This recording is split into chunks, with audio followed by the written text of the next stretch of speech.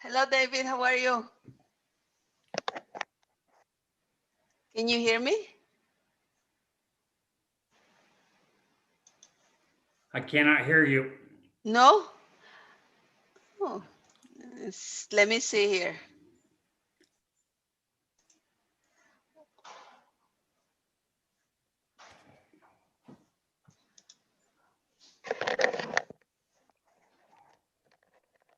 Hello, hello.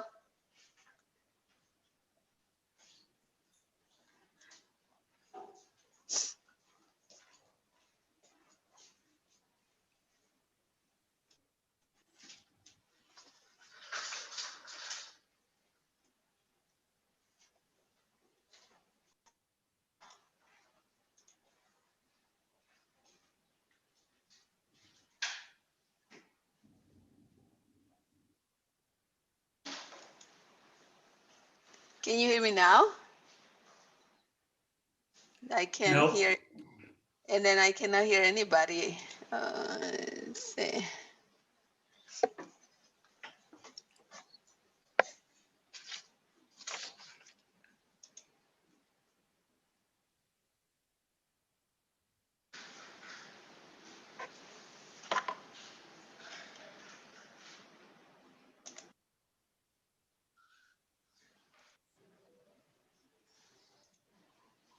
Hello, hello. Yes. Can you hear me? Yes. I cannot hear Carolyn.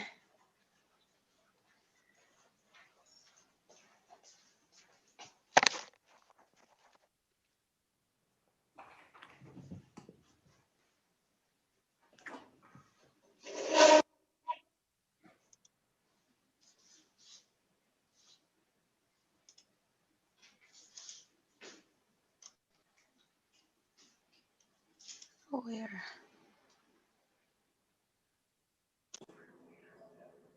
What about now? I can No? hear you. I can hear you, Anna. See, there is a problem here. And now I cannot hear David. Can you not hear me, Anna?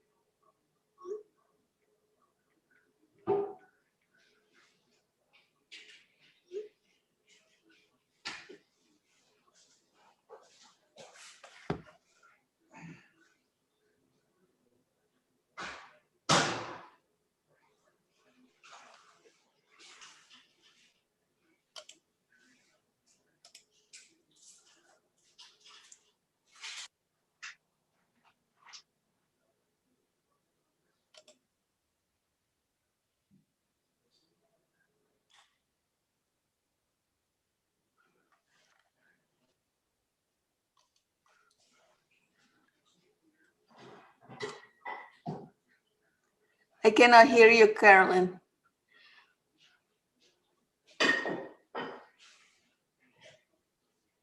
Can you hear me?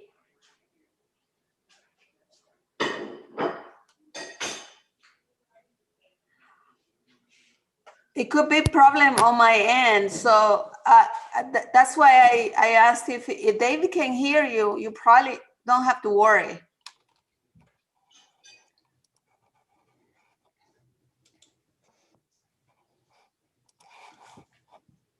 Hola.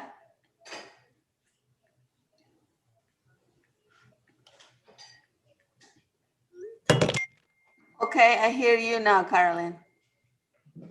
You do hear me? Yes. Oh, good. Yes. I don't know why this I don't know why this happens every morning. It's really frustrating. Yeah, so I'm not concerned about me being able to hear you as much as I'm concerned that David can hear you, because if David can hear you, everybody else will. Right. Can he? Let's see. David, can you hear me now?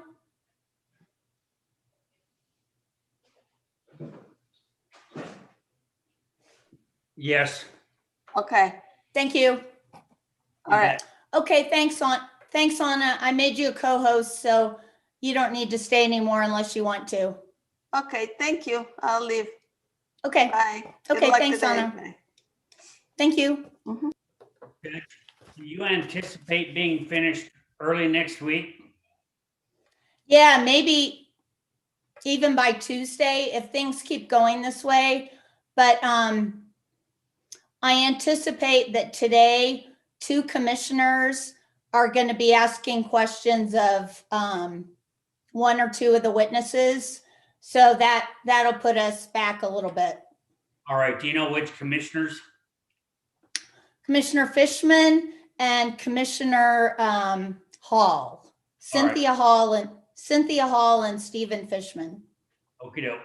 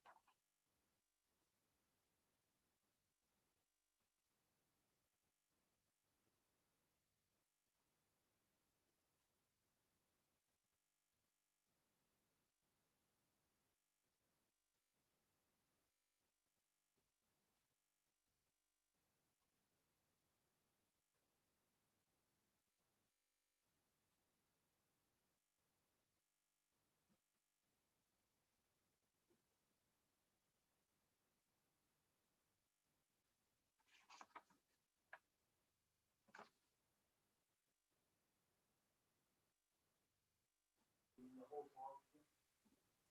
Long with the. A whole hog? Yeah. It's for Down syndrome. Okay. And they are starting their own, like, kind of a special center for Down syndrome to provide and also like education. Wow. And my friend that put together a daughter with Down syndrome. And so she's always like posting on Facebook and all this stuff. Yeah, because the whole hog is actually 10. Oh. You're on the Sylvie.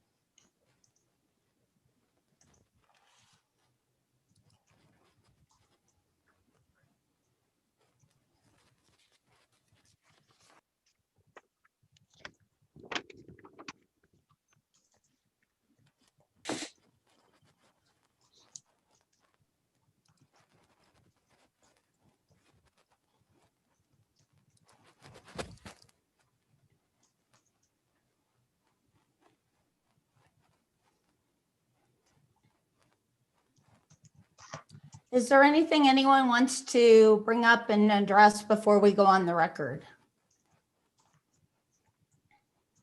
Item here, Examiner, this is John Begaka with staff. Are you wanting to discuss the situation regarding the testimony in connection with the FPPCAC now or on the? Let's do it on the record just briefly before we resume cross-examination. Thank you. Madam Hearing Examiner. Yes. This is Robert. I saw that on the Friday schedule, 2 of my witnesses are on standby. I did check with them and that's not an issue. The only thing I would mention is that Ms. Crane intends to rent private office space in order to have a quiet environment to testify from, because I believe her house or her office is under construction. So there may be an issue with her getting a quiet office space at the last second if it comes to light that she needs to testify on Friday. But Doug Gigax will definitely be available. So I just want to let you know. Okay, yeah, we discussed that at the end of the day yesterday, and you were no longer with us. So I was going to ask you about that. I think we can, if you want, I don't have a problem taking Ms. Crane out of order and keeping her on Monday if nobody else objects to that. So I would just say is at the end of the day today, we'll have a better idea of who's going to go tomorrow. And if it is likely that Andrea will go tomorrow, then she will be able to get that private office space that she needs. So I don't foresee it being that much of an issue. Okay.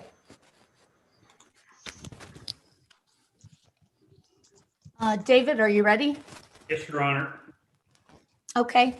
Before we resume with cross-examination, Mr. Bagaco, I had asked you yesterday to confirm my understanding that there's no staff witness who addresses in pre-filed testimony EPE's request for approval of a reconciliation of its FPPCAC for particular years. Am I correct? After review of the testimony and visiting with staff, you are correct, Madam Hearing Examiner. And the only thing I can do to attempt to remedy that would be to have Ms. Dashno prepared to answer any questions you might have in connection with that issue. No, I'm not asking for that. I just wanted to verify it. Thank you, Madam Hearing Examiner. Mr. Thank you, Mr. Bagaco, can you spell the name of that witness? Gabriella, Gabriella Dashno, D as in dog, Asheno. Thank you. You're welcome. Okay, Mr. Marks, are you ready to resume? You have 25 minutes remaining. Morning. Mr. Carrasco, can you look at your supplemental testimony at page 45, which is your chart of the distribution of system peak? What page did you say, Mr. Marks? 45. Thank you. Yes, good morning. I'm there. Okay. Your chart is based on the hours over 90% of system peak. So you're targeting the top 10% of system peak, correct? Correct. Okay. And peak in 2020 for EPE was approximately 2,200 megawatts. So if you could completely flatten that top 10%, you would avoid needing to serve about 220 megawatts of peak load, correct? I'm not sure, but I don't know. Do you know if peak in 2020 was approximately 2,200 megawatts? I'm not certain about it, but I know it was a pretty high number. Over 2,000? I believe so, yes. Okay. What year is this chart based on? It is based on years 2015 through 2019. Okay. Are you pretty comfortable that in 2019, the peak was just a touch over 2,000 megawatts? I'm not certain about the number. You would have had to know that number to make this chart, though, wouldn't you have? Yes.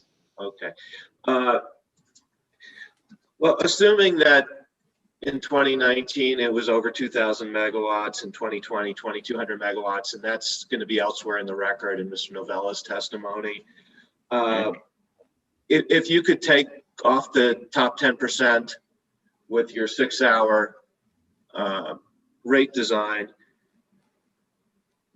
you would save about 200 megawatts of peak demand, correct? Okay, yes.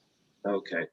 And if you could look at Mr. Bacchus's second supplemental testimony filed December 17th for the hearing, we're calling it Exhibit YBS 3.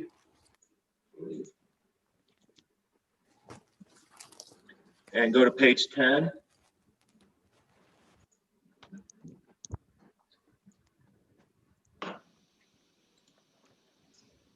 Okay, hold on.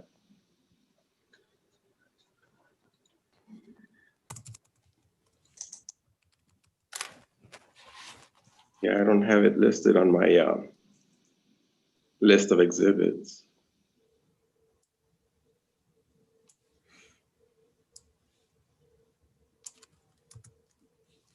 So you don't have it there at all? No, I don't have Mr. Bacchus's testimony in front of me. Mr. Rex, I think he only has the exhibits before him that were identified for potential cross-examination for him. Do you have the ability to give him that exhibit?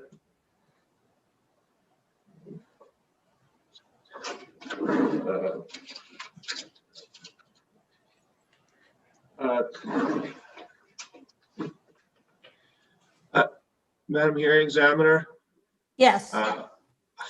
could we go off the record for a second? Yes. Yes, I can, it would take me a minute or so, but I could put the exhibit on a thumb drive and share the screen on this computer. Or EPE could give their witness the exhibit. It's usually customary that Mr. Carrasco did respond to my witness on rate design stuff, so I assumed he had it there. I've actually got it up and I can share it right now. Okay, so let's do that. I'm going to put it up right now. Let's go back on the record. Which page, Mr. Marks? It should be page 10 of the page numbers. It's page 11 of the PDF. You'll see a Got it? there we go. That's it there. And that's, can you go up just a little bit so we can see lines? Oh, okay, perfect. Mr. Carrasco, thank you, Madam Hearing Examiner. Do you see, looking at lines 8, 9, and 10, Mr. Bacchus's analysis focused on the top 5% of peak hours? Yes, it shows that it's top 5%, and it looks like it's just 2019. Would you see in line 10 and 11, he also looks at line 20 at 2020? Okay. So you would agree, based on what's represented in the testimony, you looked at the top 10% of hours, and Mr. Bacchus, in supporting his 4-hour peak, looked at the top 5% of hours, correct? Correct. Okay. And if you could completely flatten the top 5% of EP's system peak hours with a time of day rate, if it's around 2,000 megawatts of peak, saving the top 5% would avoid the need to serve around 100 megawatts, correct? Yes, And that's still pretty material, wouldn't it be? it's a small amount, yes. It'd be, hey, going back to your analysis, Mr. Marks, can I stop sharing this? yes. Going back to your analysis, to completely flatten the top 10% of EPE's peak, you would need to use a 6-hour peak, correct? That's what you found? Yes, Okay. And wouldn't you also either need 10% of all customers who are each average users to enroll in the time of day rates and then to avoid all their use during the 6 hours of peak? Or more than 10% of customers to enroll if they weren't going to completely shift all their use off peak? we didn't do that analysis, so I'm not sure how many customers we would need. Well, if you would think about it here, if you've got 10% of customers enrolled and they take all their use off of peak, that's the 10% of savings, correct?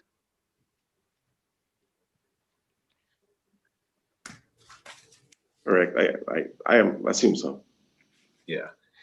And if you couldn't get 10% of customers enrolled, say you could only get 5% of customers enrolled, you couldn't save 10% of the peak, you could only save 5% of the peak at most, correct? It's a hypothetical, yes. Okay. And would you then agree with me that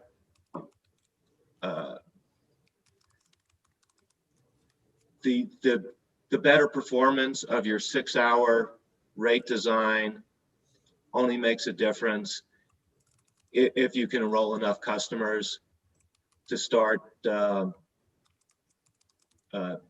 enroll at least 10% of the customers in it? It's hard to say, Mr. Marcus. I know that we would really target for customers to make a change in the consumption patterns, but hypothetically, I mean, they could make a difference. It's too. Well, let's go back to some basic principles. The more customers you can get in this, the better, correct? Correct. Okay. And so you need to attract customers to these rates. We want to do that, right? We do, yes. Okay. And you believe that one way to do this is to offer them bill protection, correct? Correct. Do you have any evidence that that will attract a lot of customers? In our Texas jurisdiction, we do have that bill protection, and we have seen an uptick in a number of customers that are opting for the time of day rate. Is that in the residential class? So we've seen an uptick in that class as well. Yeah. About how many do you have in time of day customers in Texas? Total? Yeah. I want to say, I'm not sure about the number. I'm thinking about 1,000. Okay. Would you agree that in order to attract customers to a time of day rate, they need to have an opportunity to make a material savings on their bill? Yes, I agree. Okay. And would you agree that depends in part on having a big enough difference between the off-peak rate for time of day and the standard non-time of day rate? I think that will play a factor into this, the decision, yes. Okay. And then Because that's what they're comparing. If they don't do time of day, they're paying a standard rate, and the only way they can save is if they can save money on the off-peak, correct? Correct. Okay. And also, to make a time of day rate attractive to a customer, the customer needs the ability to keep its use out of the on-peak period and avoid those high charges, correct? Correct. Okay. And I think you mentioned in your testimony that the irrigation customers didn't want an on-peak period longer than 4 hours, correct? Correct. And do you think it was for that reason? I know that from in going back just to reading the testimonies, that when it was first presented to the commission, that it was expressed by those irrigation customers that they could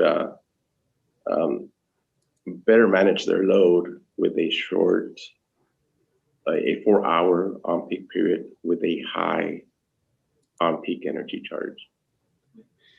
And so it's easier to avoid using power for 4 hours a day than it is for 6 hours or 8 hours, correct?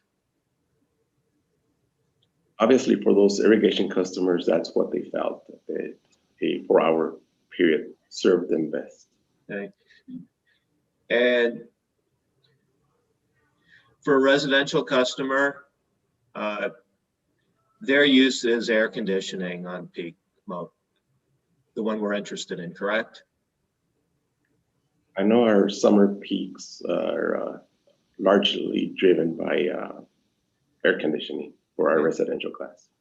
So in order to make a time of day rate work, they're going to have to turn their thermostats down or do something else, pre-cooling, things like that, to avoid using during those peaks, correct?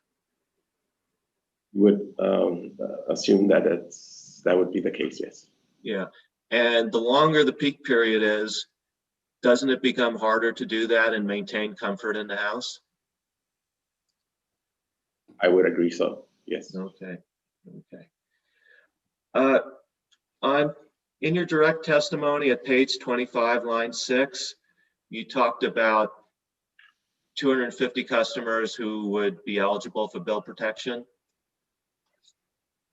Yes. Is that EPE's target for this rate, just 250 customers? Well, we're hoping that more customers will sign up for it, but we had to limit to 150 because of the analysis that's required to do the calculations. So we wanted to be able to manage that those analysis better. That's why we chose 250. Okay, so 250 is just a target or a cap for bill protection, but the company would like to see more customers than that? Yes. Okay. When you do your residential load studies and the surveys, what's the peak load of a typical residence in kilowatts? Those load studies are done by another group. Oh, I think that'd be Mr. Nov. Yes, Mr. Novella's group. Okay, I'll leave it for that. How do you, yesterday you discussed how you calculated the rates, the peak and off-peak rates, and it sounded like you added something, 60% of the cost of peak demand to some base amount. Am I recalling that correctly? Yes, we call it the on-peak adder. So what are you adding that to? What's the base amount? It is added to our off-peak energy charge. Well, how do you calculate the off-peak energy cost charge? It's pretty complicated. Yeah, let me see.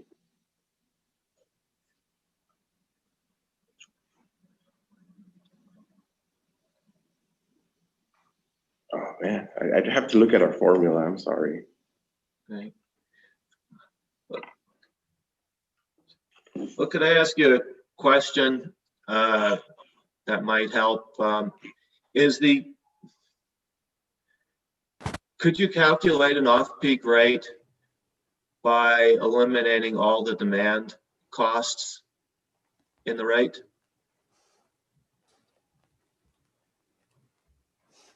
And well, if those demand-related costs are recovered through a demand charge, yes. I'm sorry, could you state that answer again? If the demand-related costs are recovered through a demand charge, then yes. What if they were recovered through the on-peak rate?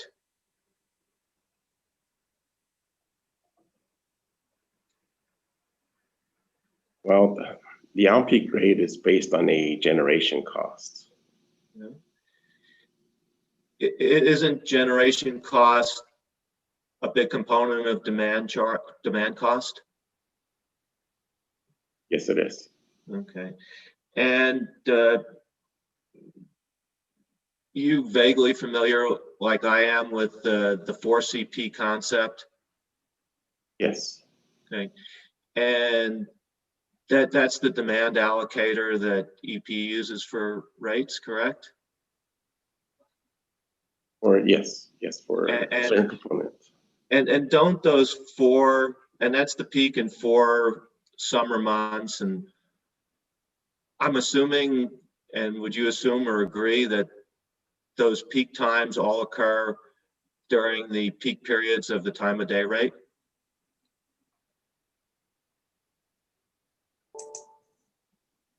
I know that we, and that's another question for Mr. Novella, how he develops his allocation factors and how he uses the 4CP numbers. Okay. is that the number 4 in CP? Yes, it is, Mr. Lee. Thank you. Go ahead. Yeah. CP stands for coincident peak, correct? Correct. Okay. So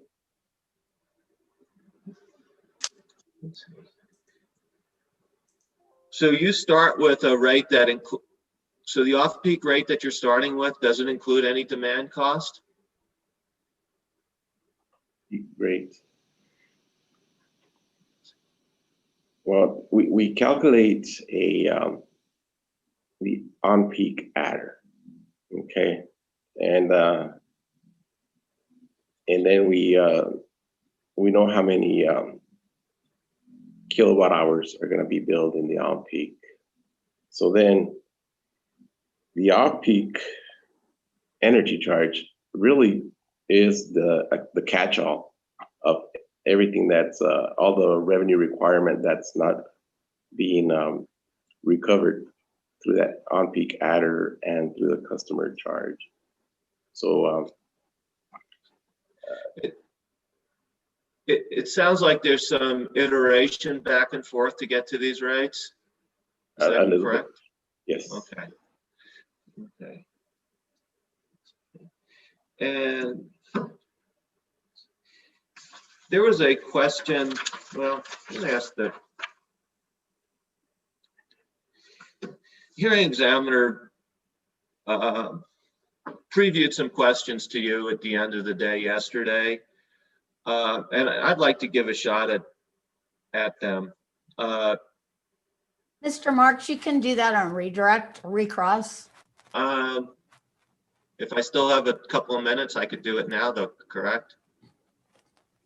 I'd rather you do it in response.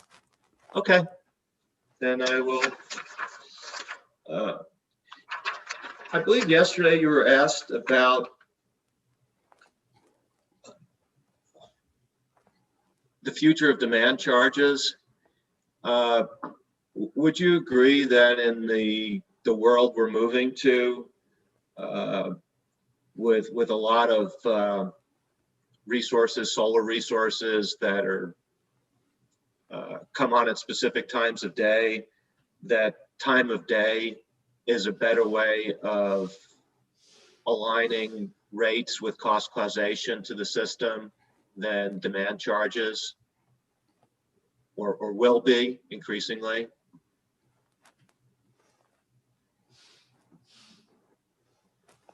Without having put too much thought into that, I would disagree. I think our demand charges are a significant component of recognizing the cost causation of our fixed type of investments and expenses.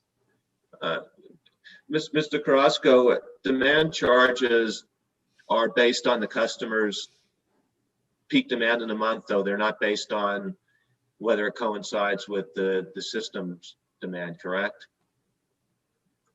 The way that they're designed right now, EPE's rates, they are based on maximum demand or the billing demand. So if I'm a customer and have a demand charge, and because of my business, my demand peaks at 9 a.m., I'm a Starbucks or something, I'm a really big Starbucks, my demand peaks maybe at 7:45 a.m. I'm paying a full load demand charge, even though I'm not really contributing to the system's peak demand, correct? Correct. Right. Whereas if the system peak is going to continue to be summertime afternoons, a customer's use during summertime afternoons is the strongest driver of demand costs going forward, isn't it? Yes. Okay.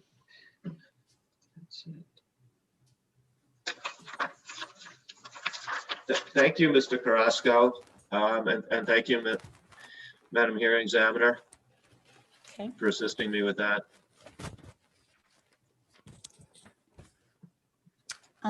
Mr. Smith, you had requested 10 minutes. Yes, thank you. I actually won't have any questions for Mr. Carrasco. Mr. Bagaco, you had requested 15. Yes, thank you, Madam Hearing Examiner. Good morning, Mr. Carrasco. How are you today? I'm fine, thank you. Good morning. Loud and clear? Yes. All right. I would direct your attention, Mr. Carrasco, to some of that pre-filed testimony that Mr. Aguirre did, which you have now adopted. Specifically, would you go to EPE Exhibit 65, which is the rebuttal testimony of Mr. Aguirre. Okay. Talking about page 29, if you'd flip there, please.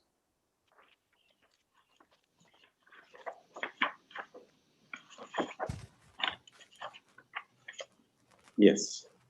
Before we start talking about that, EPE's requested residential customer charge is still $10.80. Is that correct? No, it's been revised. It's $10.77. $10.77. It came down 3 cents. 11 cents. 11 cents. Oh, you got me.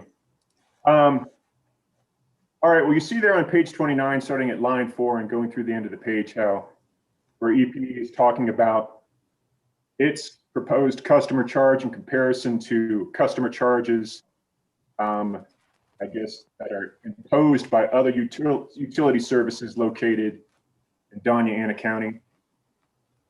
Yes.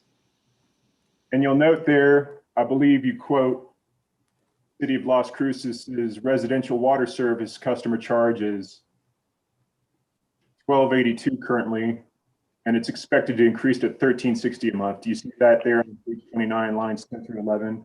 Yes, I do. And then Mr. Bagaco, you're breaking up a little bit. all right, let me see if I can remedy that. How's that, Madam Hearing Examiner? Better, thank you.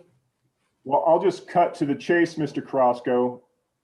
EPE, in order to justify its proposed residential customer charge, is comparing it to what's imposed by other utility services in Doña Ana County, correct?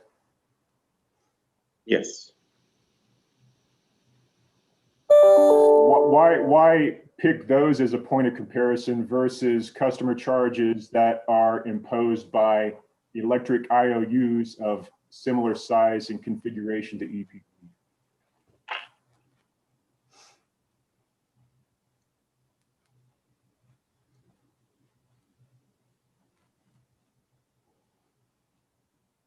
On page 30,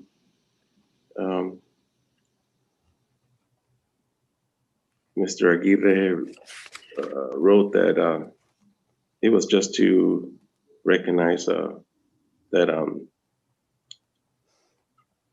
to give an idea as to how much a residential customer in the Las Cruces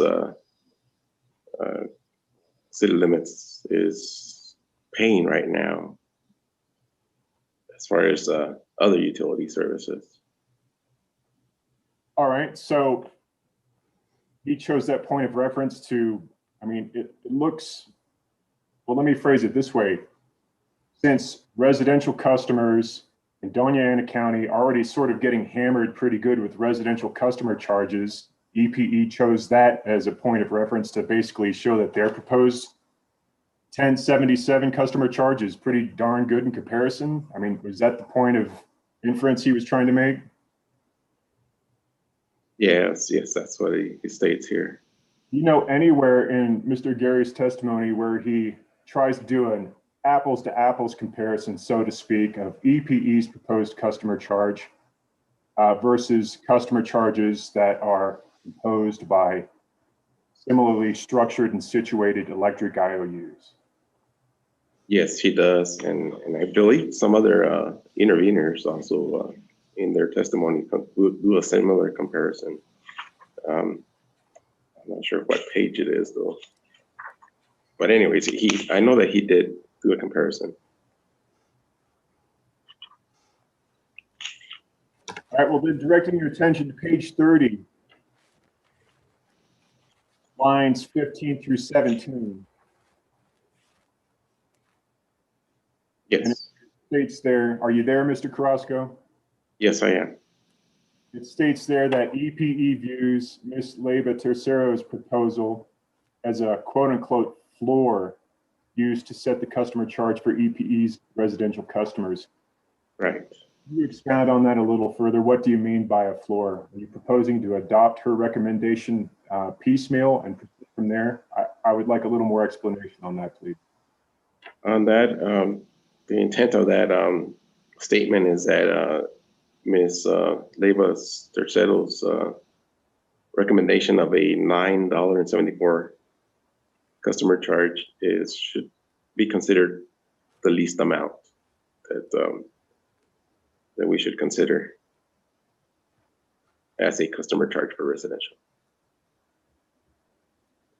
Mr. Crosco, were you present at the beginning of this public hearing when there was some public comment taken from folks in the Doña Ana County area? Yes. Do you recall that gentleman who was living with his mother and taking care of her? Yes, I remember that. Do you recall what he had to say about the imposition of further things such in the same ilk as customer charges by EPE? I recall.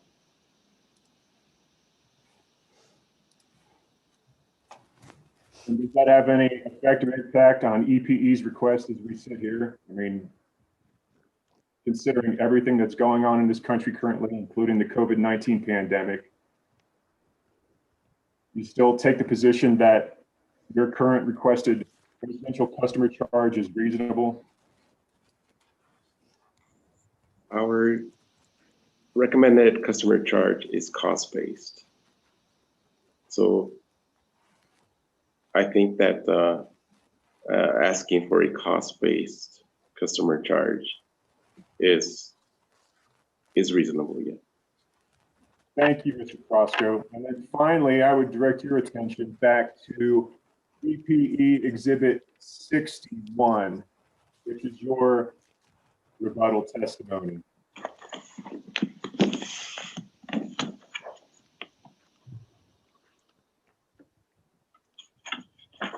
Yes. I would direct your attention to pages 3 and 4 of EPE Exhibit 61.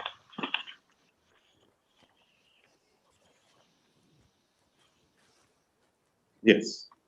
You see there where you indicate that EPE, as of the date your rebuttal was filed, was willing to accept certain recommendations made by Ms. Leyva-Tosero. Yes. Does EPE still agree with and accept those recommendations?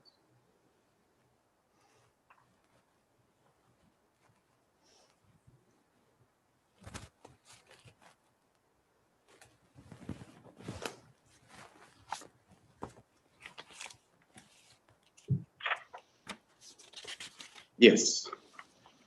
All right, thank you for that, Mr. Crosco. Madam Hearing Examiner, that's all I have. Mr. Crosco, I thank you for your time and I hope you have a good day. Same to you. Thank you.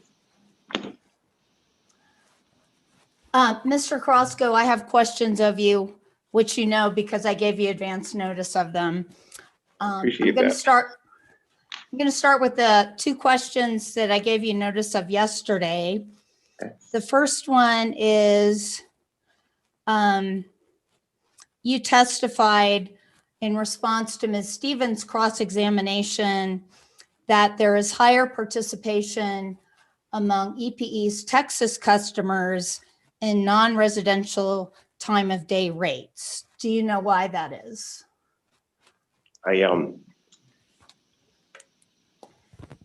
First of all, the Texas jurisdiction for our service territory is a much bigger, has a much bigger customer base. So you would expect to see greater participation where a larger number of customers exist.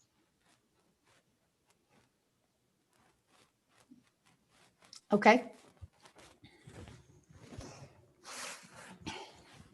My second question I gave you notice of is I quoted from Mr. Aguirre's rebuttal testimony at page 23, lines 4 through 6, where he said, EPE's proposed changes to its residential time of day rate offering provide a reasonable economic incentive for customers to consider participation and change their usage patterns.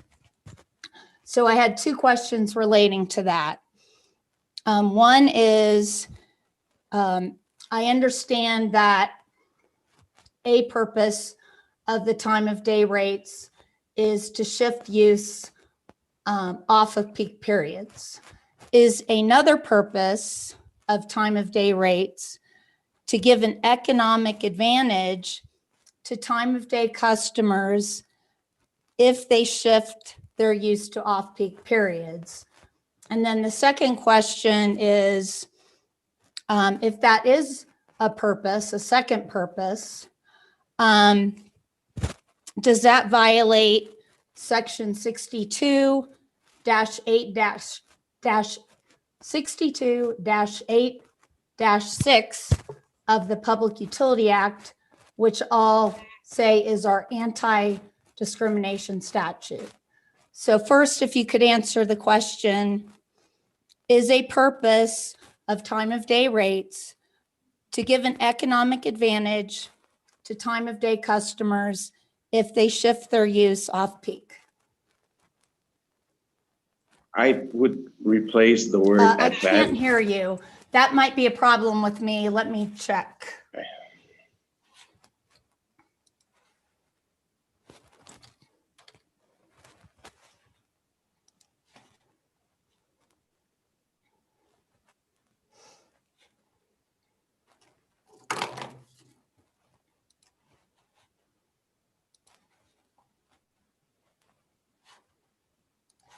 Okay, try again, say something. Yes, Now I can hear you. Thank you. okay, great. Yes, on the first question, I would replace the word advantage with incentive. Um, Our our time of day rates, as you may recall from earlier discussions, was that it is a cost-based rate. It is and it is designed to be revenue neutral. So so it offers the incentive for a customer to realize some savings if they are able to modify their consumption behavior. And given that, that kind of answers your second question that we are not, that TOD rate is not designed to exclude it or include or any certain group or person or corporation or anything like that. It is equitable, applied across the board to whichever customer wants to sign up for that rate option.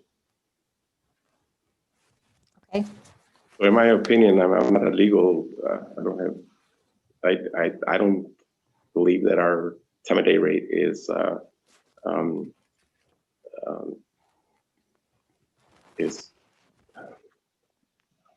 you remember the word? It is not a discriminatory rate. Okay, and I didn't mean to suggest it is. It's just an issue that it's been going around in my head.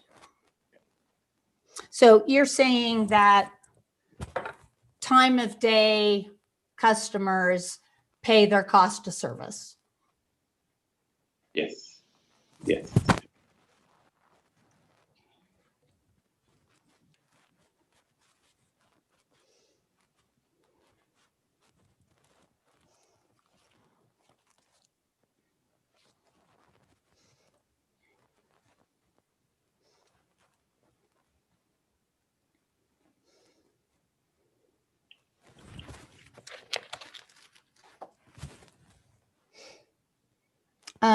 Okay, and so then I'll go to the other questions I gave you notice of. And the first one is, what is the rationale for the significant difference in the summer and non-summer bills, more significantly for the summer bill, for residential customer under the standard option versus the time of day option? For an average use, non-time of day residential customer, the summer bill under EPE's proposed rates would be $78.16 compared to $95.55 for a time of day customer. For an average use, non-time of day residential customer, the non-summer bill under EPE's proposed rates would be $69.03 compared to $62.66 for a time of day customer. Yes. On that, as we've been discussing, time of day rates have built into them a incentive to shift or reduce consumption or shift the consumption from on peak to off peak, and that's why our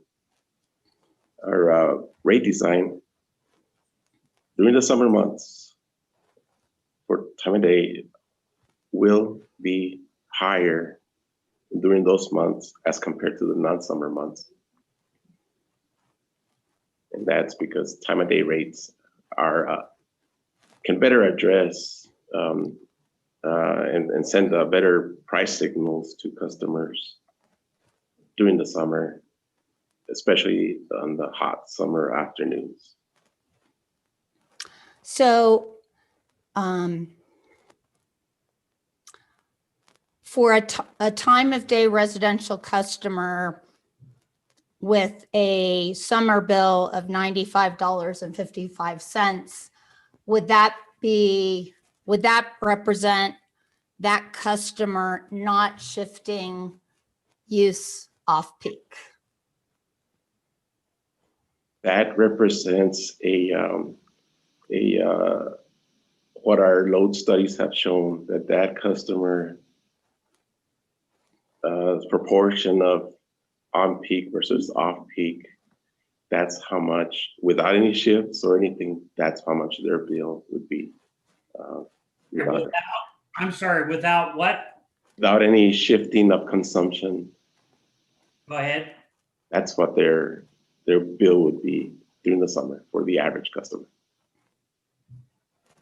So is the purpose of that outcome to send a price signal to the residential time of day customers to shift their use off peak?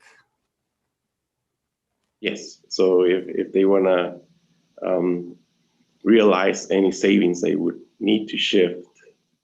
And then, of course, those savings are on top of the savings that they're gonna be realizing during the non-summer months. So that's the incentive right there. If we want to encourage participation by residential customers in the time of day option, do you agree that a $17.39 higher summer bill for an average use time of day customer is a disincentive to participate in the time of day option? No, that $17, and that is the incentive, and not really, it's not the disincentive, it is the incentive. So any savings in that the incremental amount there is on top of, like I mentioned, it's on top of the savings that they're also realizing during the non-summer months. Okay.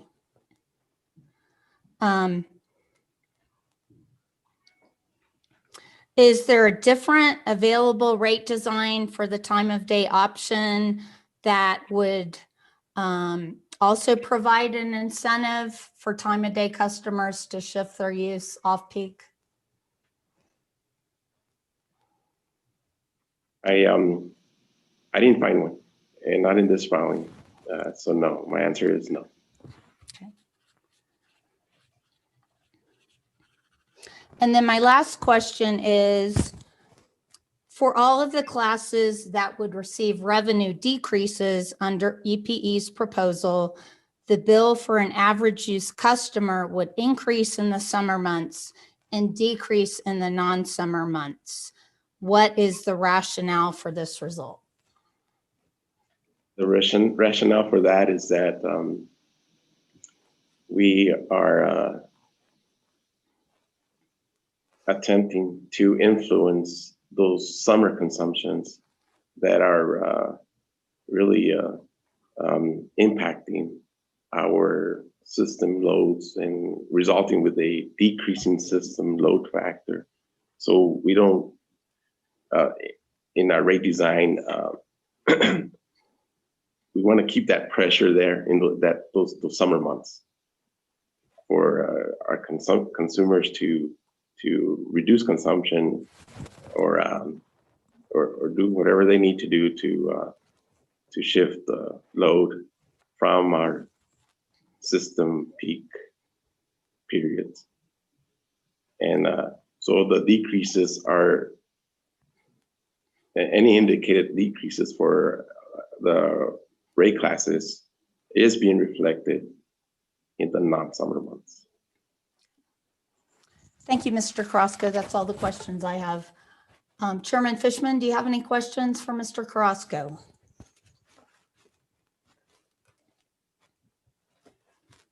You're on mute. You're on mute.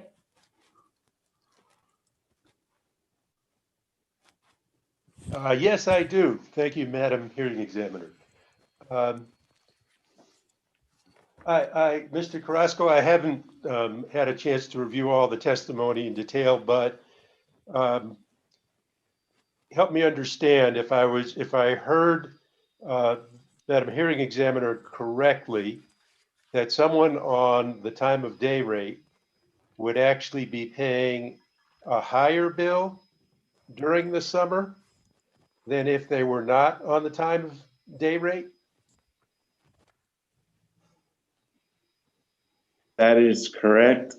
And that right there is the incentive for that customer to shift their load from on-peak to off-peak. Yeah, well, so let me phrase it because this is confusing me. So if I'm a summer customer, if I'm a customer and I'm on a time of day rate, what is my, what's the average summer bill going to be? Just to be sure I heard this correctly. Yes, I know that here an examiner mentioned the $95, I believe was the. Because just quite frankly, my take would be that someone on a time of day rate during the summer should have a lower bill if they're on time of day than if they're not on time of day during the summer. And I just want to be sure I'm clear. Yeah, and in order for you, assuming you're the customer, in order for you to get a lower bill from your time of day rate, you would have to shift your consumption from the on-peak period to the off-peak period so that you can achieve that lower bill compared to the non-time of day rate.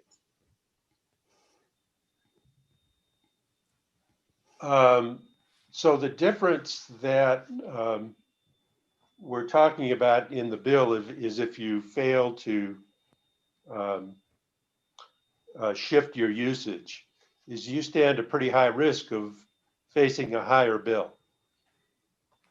Yes, and that's one of the reasons that we are asking for the commission approval to implement that bill protection provision in our rate. That way, customers can give it a try. If they are able to shift, well, good for them. They've realized some savings.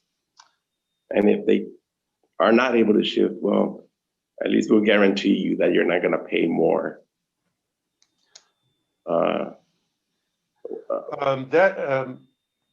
To me, it occurs to me that's a fairly big risk for that consumer to take for a higher bill. So I just want to, have you, in other programs that you've looked at across the country that I assume you have, is that a common feature of these plans? A bill protection is not something that EPE. No, I'm not talking about bill protection. I'm talking about the idea, and I'm sorry I interrupted there. I'm talking about the feature that if you fail to shift, you're going to face a significantly higher bill. Is that a common feature in other TOU or time of day programs at other utilities that you've looked at? Yes. I mean that's why time of days are much more capable of influencing consumption behaviors, because there is that risk that if you don't shift, you're going to get hit with a high bill.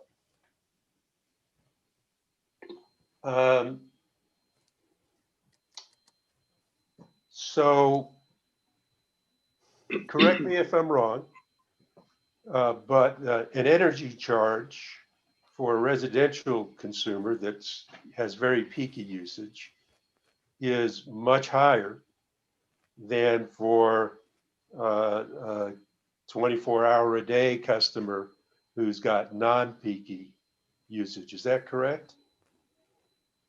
Well, it's much higher during the on-peak period, but during the off-peak period is significantly lower than the standard. So I'll rephrase that. Forgive me, I'm not doing the greatest job of being specific with these questions. So let me try and be more specific. Is under the current non-time of day rates, as a residential customer, I pay a much higher energy charge. And that's partially because of the peakiness of the average residential user versus, say, an industrial user who's going 24 hours a day and doesn't put peak demands on the system. Yes. Well, there's other factors that go into the energy rate design, and a lot of it has to do with load factors and how efficiently you're using the system. So that's a factor as to which energy charges are higher than other rate classes energy charges. So we've already built in a charge for that for residential customers, an additional charge to account for the load factor impacts they have on the system. Is that a correct statement? Yes. Okay.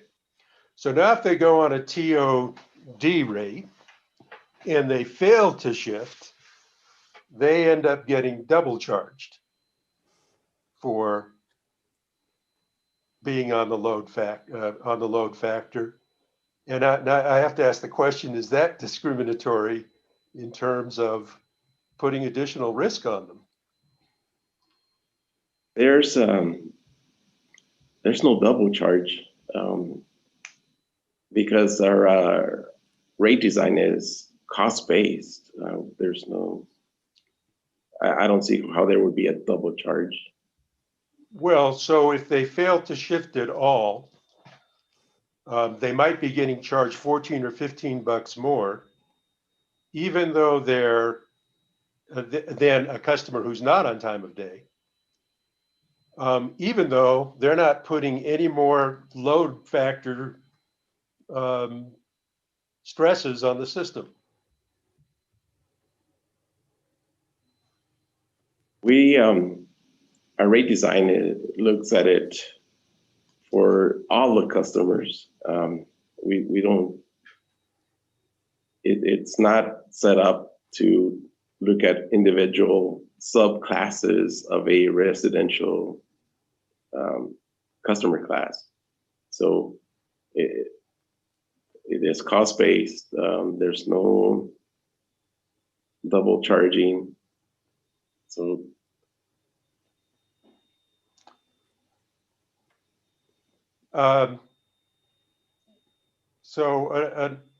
following up on that, that answer's a little bit unclear to me, but it seems to me that someone who's on a time of day rate and has the exact same usage pattern as a neighbor not on that rate ends up paying a lot more. And I wonder if that becomes discriminatory, but that leads to my next question. And I don't know the answer to that. I'm just trying to suss out what this all looks like. But my next question is does that push the way that we would design a time of day rate to look more at reducing the off-peak rate in order to create incentives than increasing the on-peak rate to penalize?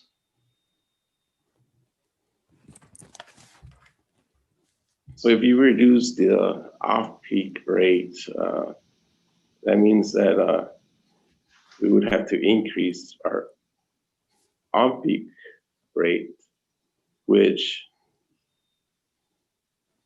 I have a belief that that's might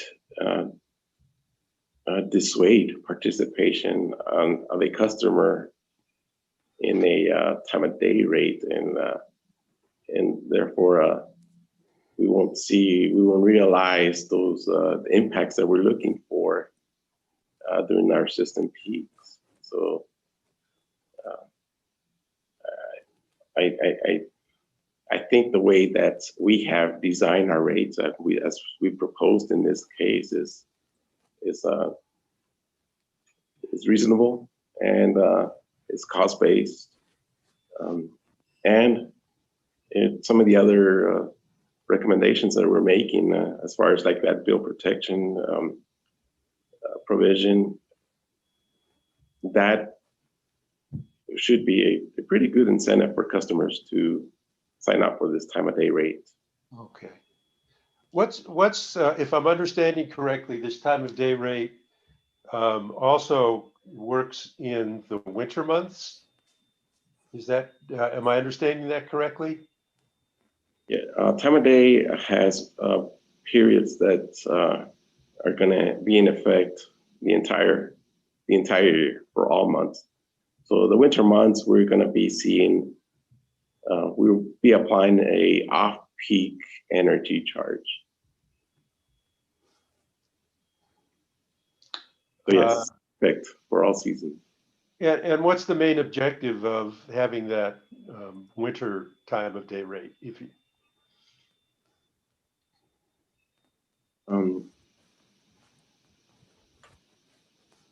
the objective of that off-peak energy rate is we have to look at it for the entire year, and that's because the off-peak energy rate is lower in the winter months, because we once again we have to meet our revenue requirements for the rate class, and that's because our on-peak energy charges in the summer are higher, and so we can reach that revenue neutrality that we've talked about. Our off-peak energy charges need to be lower, so we can meet that target. so we're talking in terms of revenue. Is there any need to do peak shaving in the winter, and are there any economic advantages to doing that in terms of total system cost? Yes, our EPE system is a summer peaking type of utility. So our rates are designed to address that peak during the summer, and we don't experience those kind of peaks or anywhere near those peaks during the winter months. Mm-hmm. In marketing a time of day program, you've got the projections of how much it costs if you don't change your behavior. In marketing this program, do you plan to show customers how much they might save under scenarios of the amount of energy saved if they shift, or the amount of peak that shifted? That's right. That'll be will be included as part of our marketing effort, just to show them what their possible savings could be if they shift. Okay. And have you thought at all about how you're going to present that? And if you've, I presume you've done some modeling on that, have you calculated what percentage of peak shifting a customer has to do in order to realize those savings? We looked at like an average customer, and we saw that about a 16% shift is what would be needed for that customer. Average customer would have to shift their usage to realize a savings. Okay. And have you done a similar analysis for high use customers? No. wouldn't the system impact be more profound with the high use customers? And wouldn't you then want to examine that carefully to see what impact you're having? I agree that the high use customers should be a big target in our marketing efforts.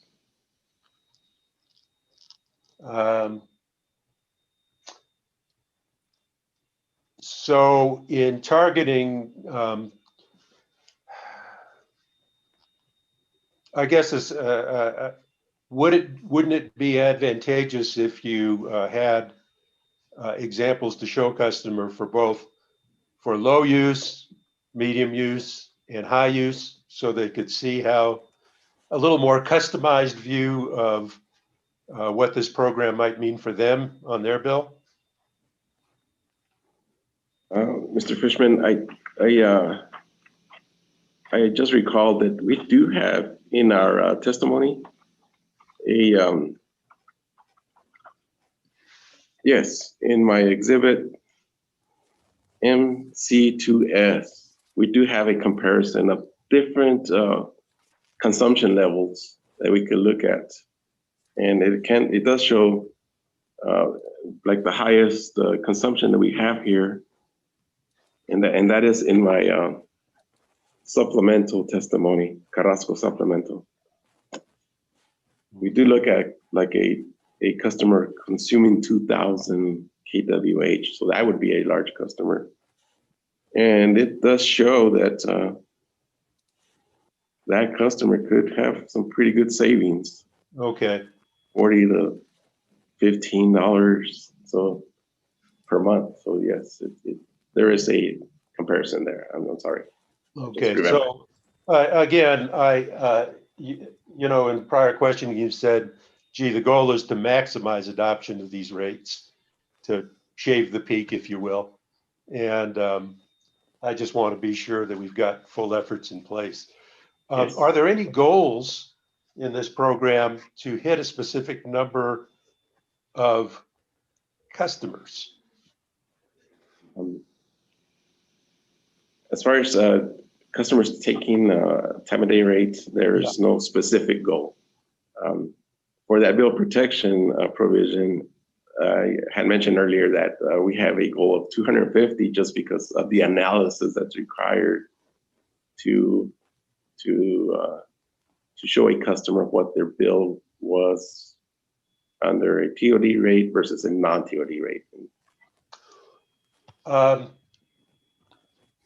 So in the past, very few customers have picked up residential customers or small commercial have picked up time of day rates. It's 100 or less.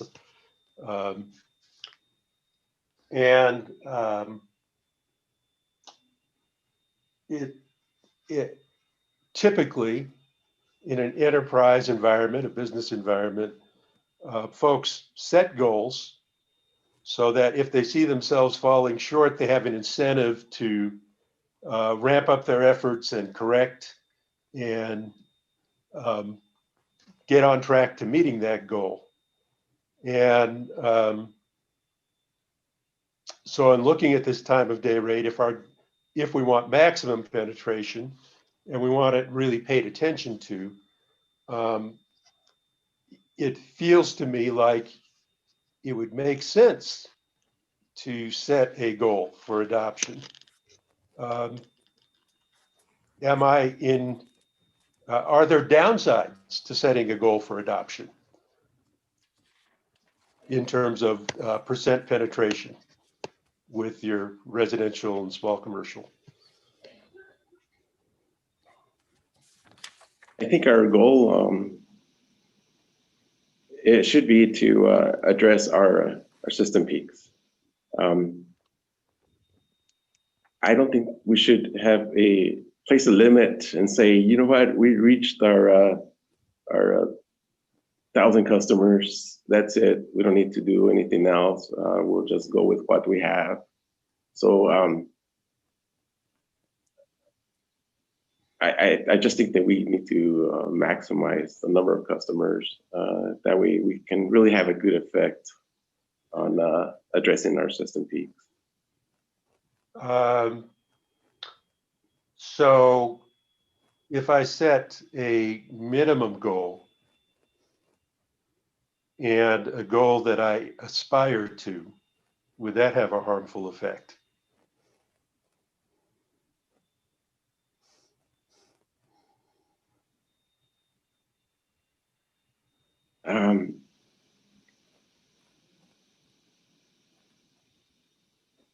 I haven't thought that far as to what if we don't increase our customers and time of day rates. I mean, I don't have much more to add to that. I just think that we need to just focus on maximizing our number of customers. Which I think is a good goal, but I think, my concern is that we've looked at numbers under 100 for past, evidently poorly designed, if the goal was to get customers onto it, time of day programs. And I don't want that low number to happen again, because we're trying to mold customer behavior, create price signals. And it seems to me that setting a minimum goal might ensure us from, again, getting, if we set 5,000 customers or 8,000 or 10 or whatever it is, that might create more incentive for the utility to be sure that it happens, rather than just kind of throw up their hands and kind of go, oh, it's not working, which seems to me is what happened in the past, based on the low enrollment. You're raising the issue that, if we set that kind of goal, maybe we're putting a ceiling on it. And I guess I'm a lot less worried about a ceiling as I look across the industry and rates of adoption than I'm worried about not having a floor. Because I believe, as I read some of the studies and testimony, that involuntary TOD, or time of use programs, adoption tends to be pretty low. Is that correct? In fact, yesterday we looked at a study performed by the Brattle Group, where it does show that that the adoption of TOD rates has been very low. So EPE kind of fits into that mold. So, like I say, I think with the changes we're making, what we're proposing, hopefully we'll break out of that mold. Okay. I'm going to switch gears here a little bit and just talk about the timing of the TOD program, the time of day, which hours of the day that the peak pricing applies. And my understanding is that the time of the peak hours should not necessarily be tied to coincident peak. It should be tied to the hours that the system is closest to being over, that demand is going to exceed supply. Is that an accurate statement? Yes, that's how we selected our 6-hour on-peak period. We looked at the last 5 years and how close, which hours were the closest to our system peaks, and that's how we selected our 6-hour, because we made sure to include those shoulder hours where our generating facilities are ramping up or ramping down.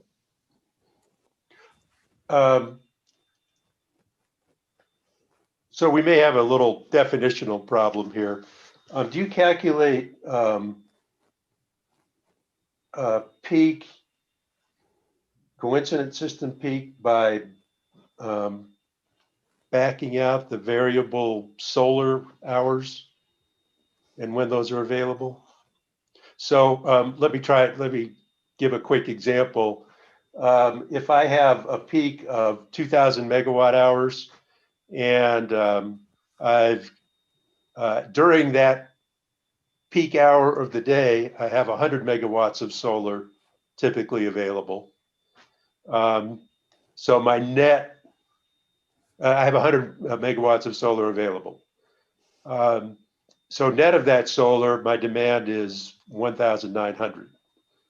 An hour and a half or 2 hours later, I might have a demand of 19 or 1,950 megawatt hours and zero solar available. So my stress on the system would actually be greater, even though that's not my true coincident peak. So my question is, have you adjusted for that that phenomenon? We in the way that you designed your hours of peak pricing. We selected our whether that solar is in that system peak, I do not know. But the way that we picked our on-peak period was we looked at the system as a whole without making any adjustments, and we then determined, okay, what were our loads, and within those 90% of that system peak. So that system peak could, I think it's a better question for our operations group, but for our purposes, we asked for the system peak. No, whether it's adjustments or not, I don't know. But that's what we use. That's our basis. Well, I guess I would suggest that if we don't kind of have that model, and I sent out a bench request which was trying to address that, and what I got back wasn't super clear, and I frankly didn't have time to follow up on it. But I just want to put out there that I think that that's something that we should have documented in terms of looking at the timing of the hours of peak, being sure we're adjusting for that impact of actual megawatts or kilowatts available based on that shifting generation from your solar resources. And that would do a much better job of adjusting the timing to really address the peak. Chairman Fishman, can you hold on just a minute? I want to go grab the testimony in response to your bench request. And I think I can do an oral bench request right now that would give you the information if you want. If you can just give me just a second. Yeah, absolutely. Okay.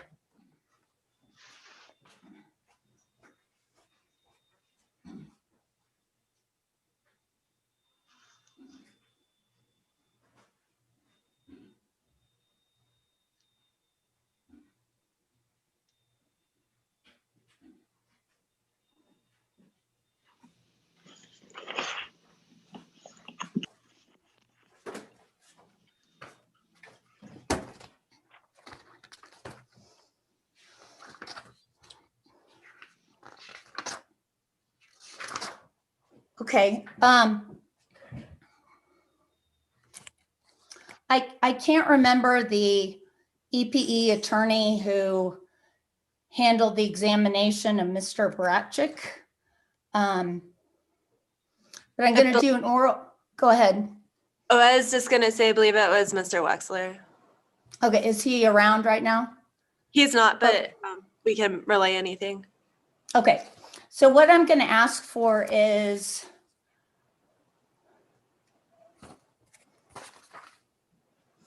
I'm going to ask that Mr. Bratchick revise his exhibits 1 and 2 to his 4th supplemental testimony. And these exhibits were in response to a bench request that asked him to provide for EPE's top 60 peak demand days in 2017, 2018, 2019, and 2020, a table showing for each hour from 2 p.m. to 8 p.m.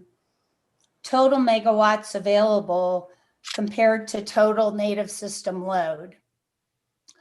And I think the reason that what he produced in exhibits 1 and 2 does not provide the information that Chairman Fishman wants is that he broke down megawatts available into 5 categories: contingency reserves, regulating reserves, generation, solar, and purchases. When I was questioning Mr. Bratchick, he said that if we want a number representing total megawatts available, it would be a total of generation, solar, and purchases. It would not include contingency reserves and regulating reserves. So the bench request I'm making right now is for Mr. Bratchick to revise exhibits 1 and 2 to provide for those 60 peak demand days in 2017 through 2020, and from 2 p.m. to 8 p.m., 2 numbers. He's already got 1 number in these exhibits. That is total native system load. The other number I want to be a total of megawatts from generation, solar, and purchases. And the total of those 3 would represent total megawatts available. And then I'd like one third line for each day. And that line would give the difference between total megawatts available and total native system load. Chairman Fishman, do you think that would get you the information you want? As usual, you're right on top of it. Thank you. Madam Hearing Examiner, Yes. this is Anastasia Stevens. May I ask a question about that? Are you asking the company to re-rank the 6 days from 1 to 60 with respect to the question that the Commissioner Fishman is asking about, basically the identifying that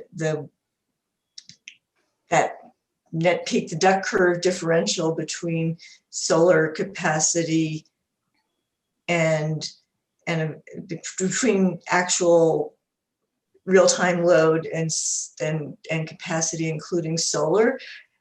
Because I think that's what we're getting at, but there's a lot of numbers on these pages, so if they rank them in the same order, we'll just have to go over to the the 2 right-hand columns to figure out which are the most notable days. I'm sure it's terribly articulated, but I think that I was just wondering whether it can be re-ranked or provided in a PDF format that would enable users to reshuffle to get those rankings. I'm trying to think if presenting the information in a rank order that would rank maybe at the top, the least differential, going to the bottom, the most differential. I'm thinking about whether that would be too confusing because you would probably be having a mix of hours. What do you think, Chairman Fishman? Are you following what I'm saying? I'm not, no, I'm not particularly clear why ranking would create confusion. I'm okay. Then And by the way,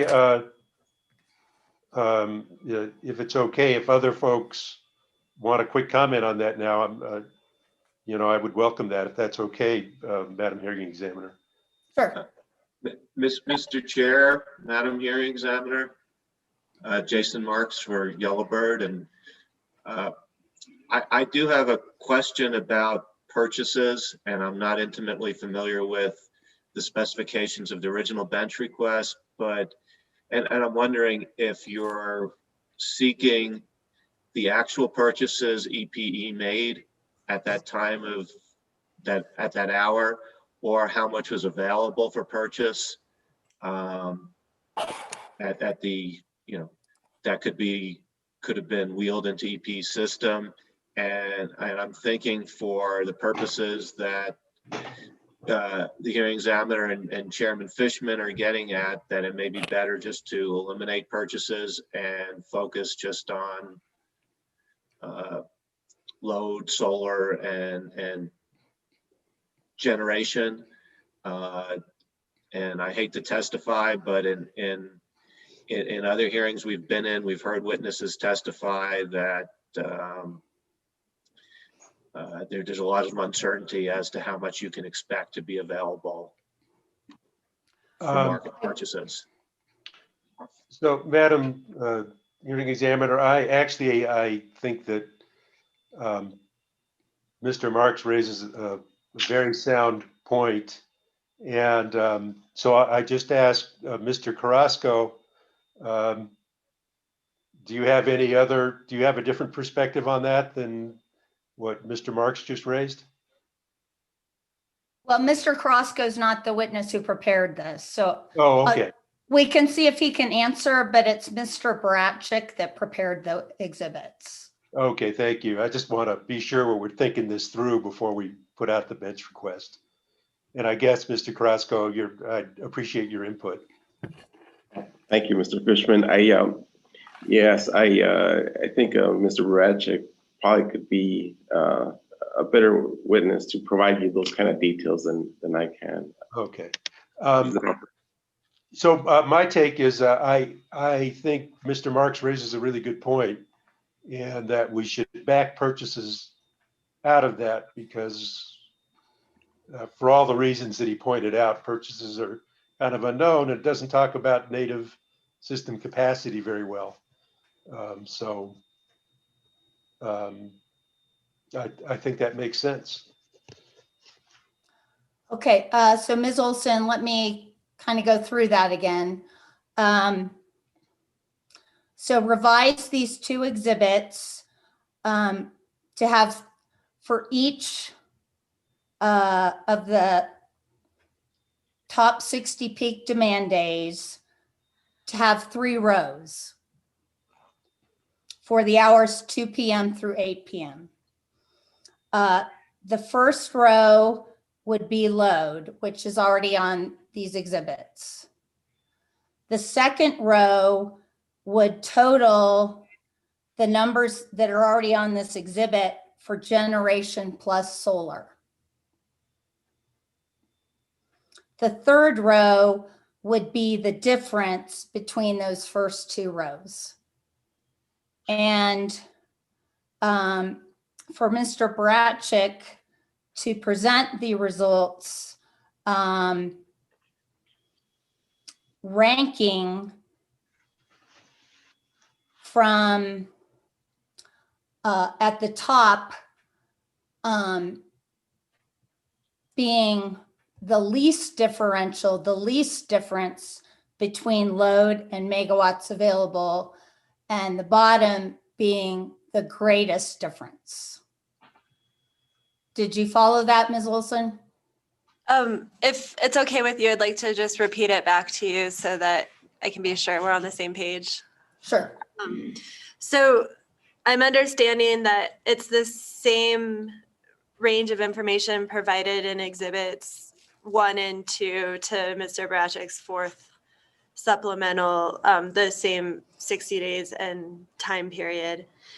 And instead of having 6 rows, you only want 3 rows. The first row will be the same as what's currently there, load. The second row will be the total of generation and solar, which are currently rows 4 and 5. So it'll just be a combined number of those 2 rows. And then the third row that you're requesting is just the difference of the new row 1 load and row 2 total of generation and solar. And then you want the order in which these numbers are presented to be ranked by number 3, the difference column, and you want it to go from the lowest difference to the highest difference. Is that correct? Correct.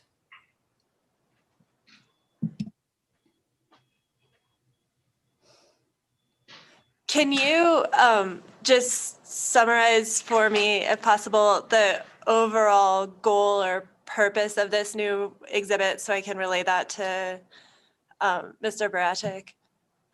I'll let Chairman Fishman do that again. Okay.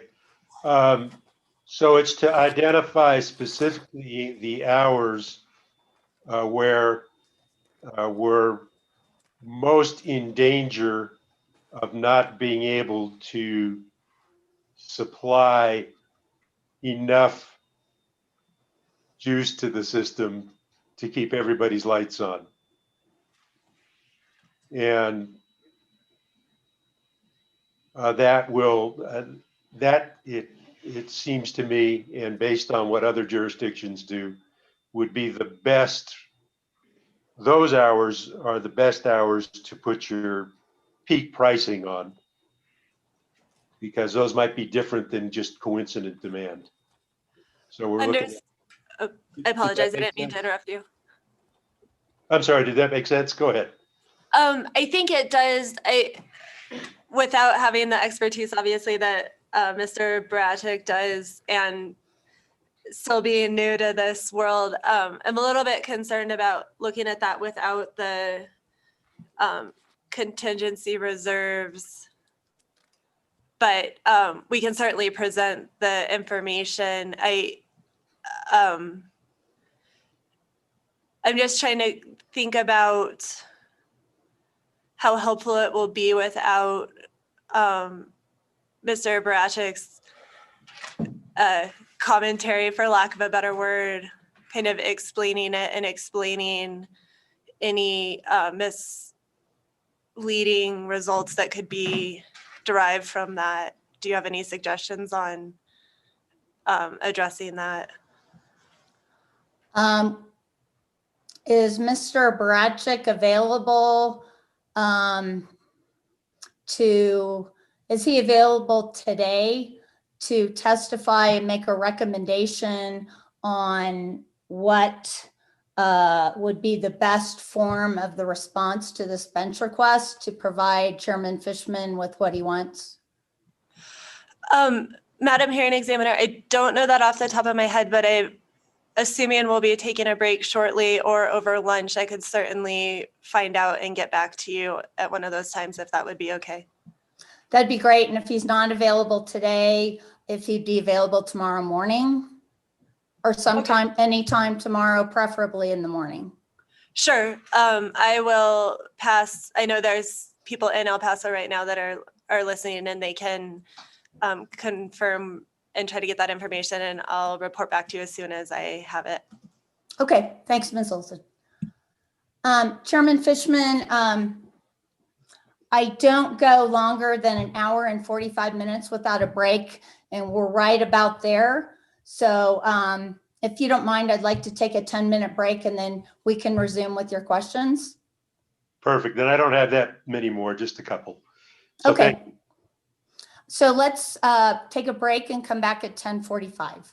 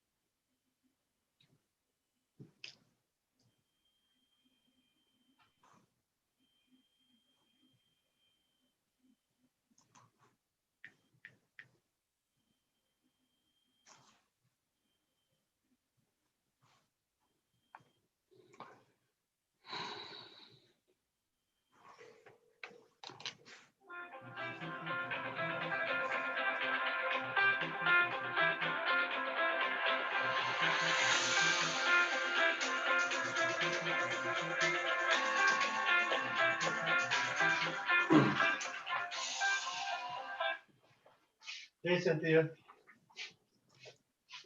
Hello? So I'm watching, but, so Carolyn just took a break. Was that the end of that witness, Carrasco? No, I've got a couple more questions I wanted to follow up on with them. And then Chairman Fishman, your mic is on. What? Sorry. Chairman Fishman, we can hear you on the Zoom.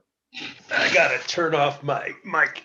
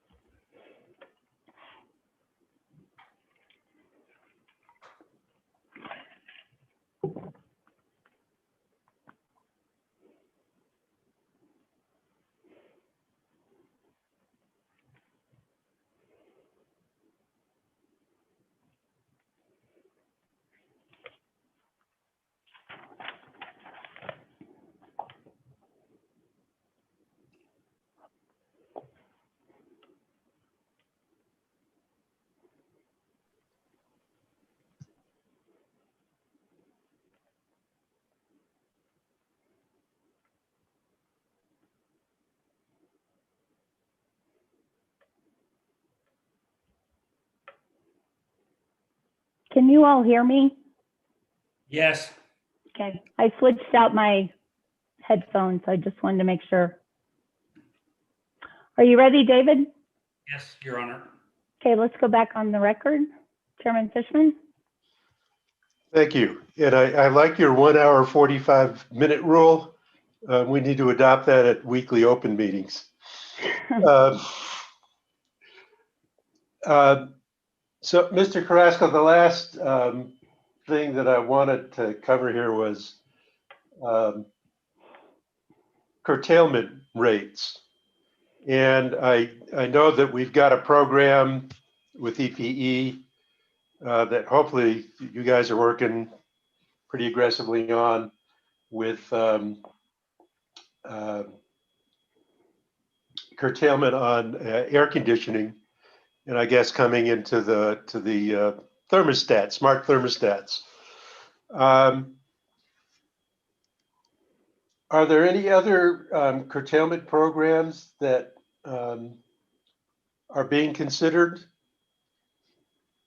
And would curtailment programs make sense for residential, and additional curtailment programs make any sense for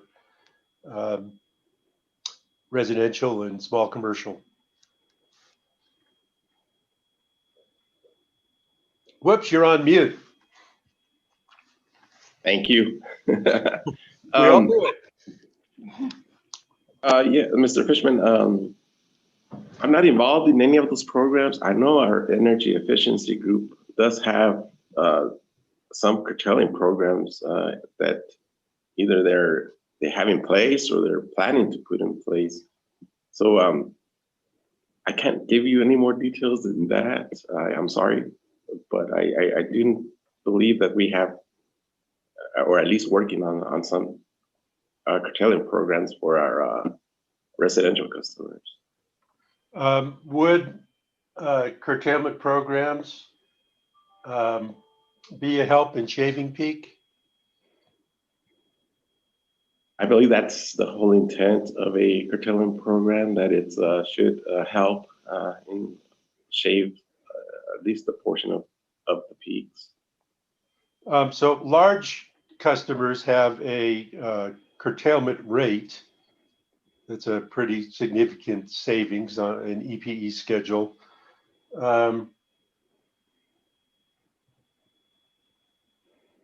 Is it, I wonder if it's potentially discriminatory that residential customers may not have the same level of opportunity. Is that something you can comment on? Well, the word discriminatory sounds to me it's a legal term. It's So loaded, I know. No, I can't comment on that. I'm sorry. Okay.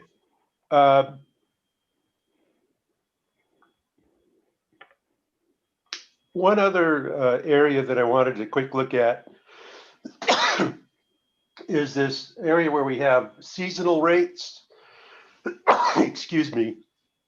And so winter seasonal rates are a bit lower than summer rates. And I'd ask this question in one of my bench requests. And the question I'd asked was, do those slightly lower seasonal rates impact consumer behavior? And the answer that I got was, in theory, but there weren't any studies or anything where in theory it should be impacting the way customers use power. And but it didn't really give any specifics other than to say, okay, they're matching costs. But my question went particularly to impacts on consumer behavior. And I'm wondering if you're aware of any information that we have that indicates that the small changes we make in seasonal rates have any impact on consumer behavior. We do not have any analysis of to that extent. So I would also fall back on the theory that a higher rate during the summer season is intended to influence a behavior towards the reduction of the consumption of electricity. So lacking evidence, it's about what the actual, or data, if you will, I won't call it evidence, lacking data on whether or how it impacts what we currently have in place and what you're proposing actually impacts consumer behavior. Part of me, quite frankly, wonders whether that seasonal difference in rates and the revenue lost as a result of it might be better used to, if you will, help fund customer benefits for being part of a time of day or a curtailment program. Revenue neutral, but now focused on sending a stronger price signal for either time of day or curtailment during the summer hours when we need it. Yes, I know that in our proposal for our time of day rates, we do have a seasonal off-peak energy charge, in which our summer off-peak energy charge is slightly higher than the non-summer. So I see what you're saying. You're saying that instead of having that marginal amount, why don't we load it up onto the on-peak energy charge? So I don't have any disagreements on that. Maybe we could do that,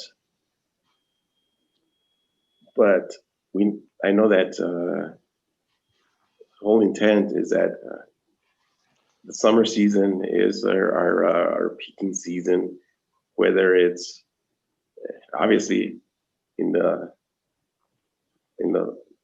summer afternoons, but even in the mornings, right, of a summer day, there's a little more pressure put on our generation systems compared to a morning in about this time of the year. So the whole purpose of that seasonality is to, even though it's not during the on-peak season, as far as a hot summer afternoon, we are also trying to put some pressure on conservation overall with our summer energy rates.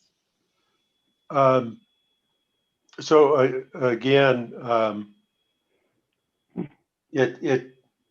and I'm kind of leveraging off the Brattle Group study that was included that I read, and they're basically pointing out when the price signal is stronger, at least in time of day, that the impact on consumer behavior is bigger.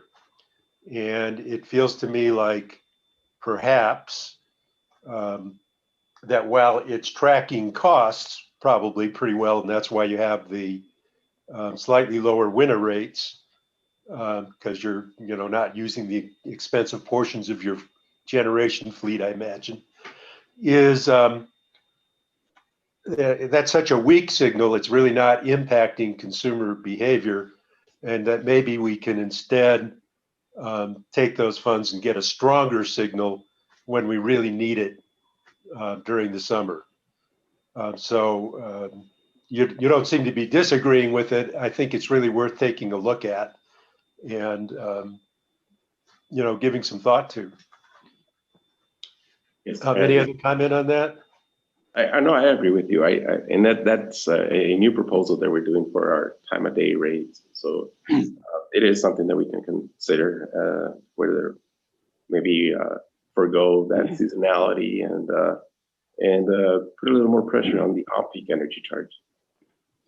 And it that price signal is stronger, but it also potentially for people adopting a time of day rate, the upside might be better for them. And, that I think that would be a good effect. So that's something I'd really like all folks to look into on this, and maybe we can adopt as part of this rate case. So that's me just kind of blue skying it, if you will. Noted. Okay. And well, with that, I'm done. Thank you. Thank you very much. Thank you, Mr. Fisher. Appreciate it. Mr. Carrasco, I have one follow-up question to some questions that Chairman Fishman was pursuing. He may have asked you this question. If he did, I apologize. I don't remember your answer. Do you have an opinion regarding the merits of setting the peak periods to correspond with the highest system load versus what Chairman Fishman is suggesting, which is tying the peak period to the hours when the difference between total load and total megawatts available to serve load is the least? I guess my preference is what we've presented in our filing, which is to address our historical on-peak hours, and I think I've over repeated this, but our analysis shows that the period that we have selected, a 6-hour period from 1 to 7 p.m. During the summer weekdays, does address those system peaks. And so I think it's of course I'm biased because we did that study, and we think that that's the best approach that we should take. Do you agree that there's merit to setting the peak period to correspond when there is the least amount of resources available to serve load. Would that be a time period when it would be good to shift load? I think that I would need to look at the data, and I know that you've submitted a bench request, and it's not until I see that data that I can say, oh yeah, that's maybe a good, maybe that has merit. So before I offer my opinion, I think we should look at the data first. Okay, thank you. Commissioner Hall, do you have any questions for Mr. Carrasco? Okay, Ms. Olson, I've allocated 15 minutes for redirect. Thank you, Madam Hearing Examiner. Mr. Carrasco, I just have a couple of brief questions. First, I wanted to ask you, Mr. Bogatko asked you about whether EPE had done what he referred to as an apples to apples comparison of customer charges. And I think you gave a response saying you thought it was somewhere in testimony. Could you please turn to page 32 of Mr. Aguirre's direct testimony? And that's EPE exhibit number 63. Yes, page 32. Page 32, yeah. Okay, yes. Is this the comparison that you were referring to? Yes, this is it. And so this provides the apples to apples comparison that Mr. Bogatko was asking you about? Yes. And then shifting gears, you've been asked quite a few questions yesterday and today regarding the peak period for the time of day rate. And the differences between a 4-hour rate and the proposed 6-hour period that EPE has proposed.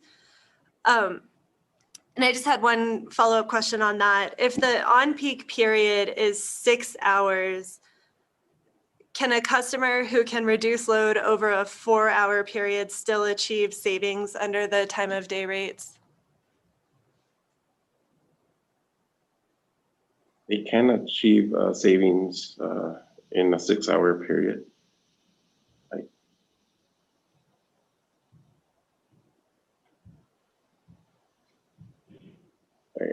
I think I understood your question. Would it help if I repeated the question? Or yes, please. Okay.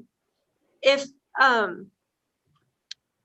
the on-peak period is 6 hours, can a customer who can reduce load over a 4-hour period still achieve savings under the time of day rates? Yes, they can. Okay. I have no other questions. Among staff and interveners, raise your hand if you want to participate in recross.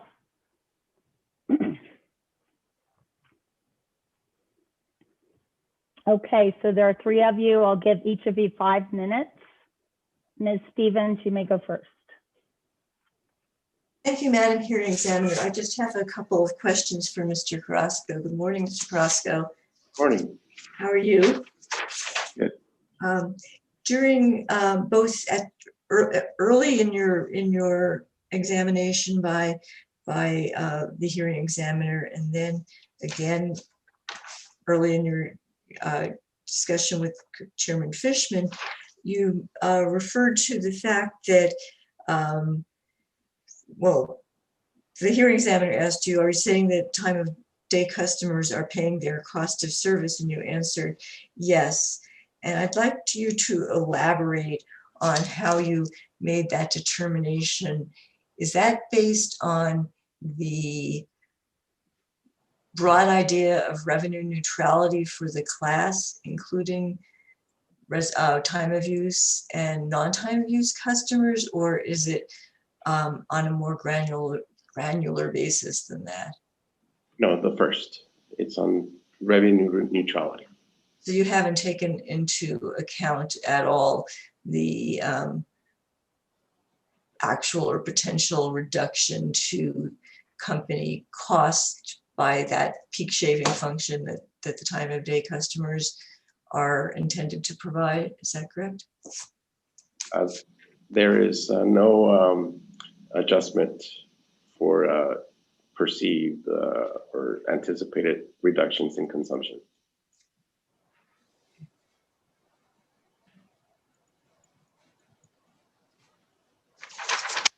That maybe give me one more second here to check my notes.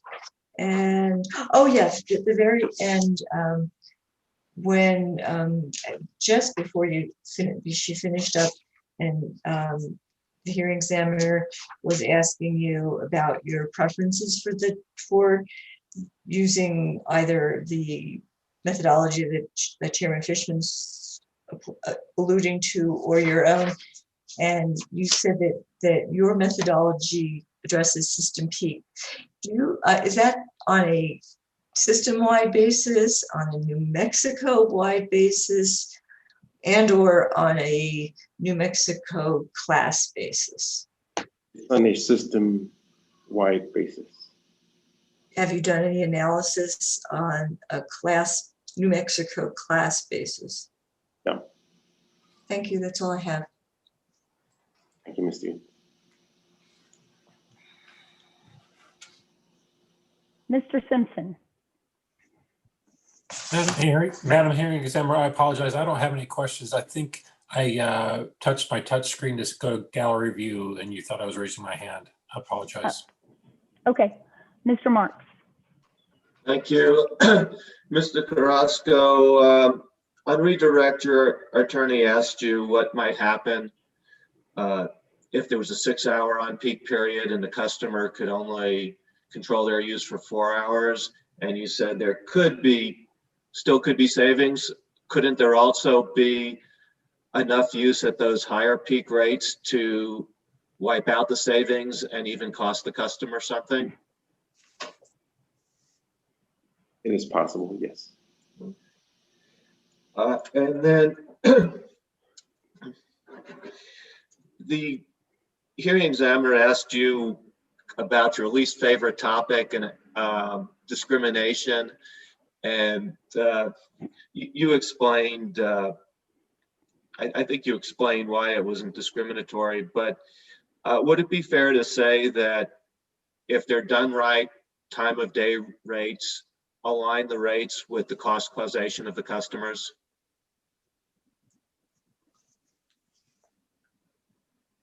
Yes, they would be. Okay. And then Chairman Fishman got into this, and I apologize if this was asked and answered, but would you agree that while it's possible for customers to move their use around between the hours of a day and potentially benefit the system and themselves with a time of day rate, most customers do not have the ability to shift their use from summer to winter? I do not know that. I think we look at it more on a day-by-day basis rather than season to season. I think you're agreeing with me, but to state it more plainly, does the average customer have the ability to not use power on January 21st and make up for that use on July 21st?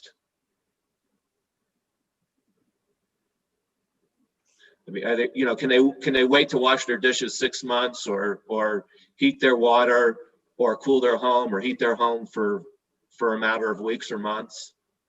Yeah, I don't think so. I mean, that's why I say we look at it more on a day-by-day basis in our time of day rate design.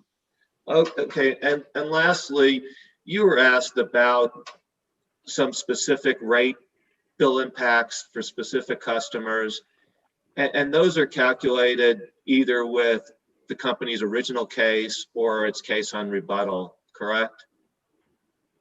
Correct. And you're aware that there's a very material difference in what many of the interveners think should be the correct revenue requirements from what the company is asking for. Yes. You agree?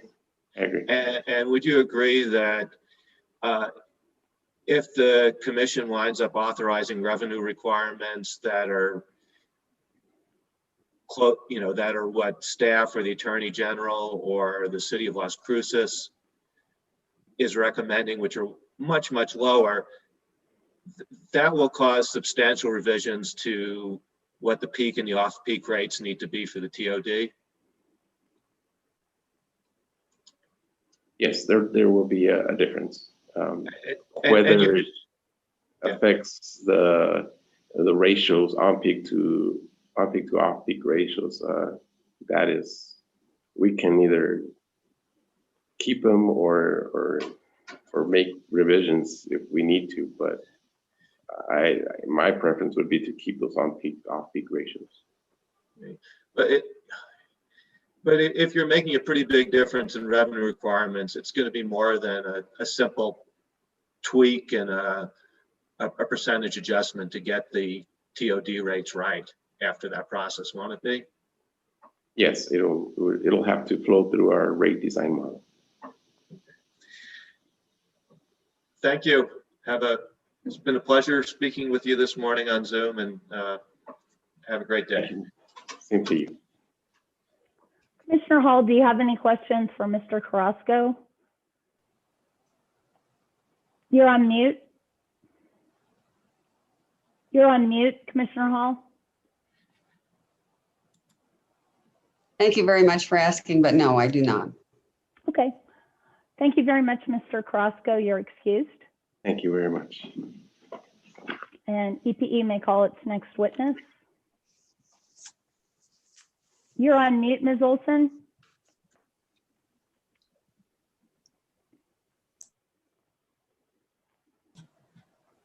Sorry about that. Madam Hearing Examiner, we'll call George Novella as our next witness, and we'll just need a minute to switch out the witness room. Sure.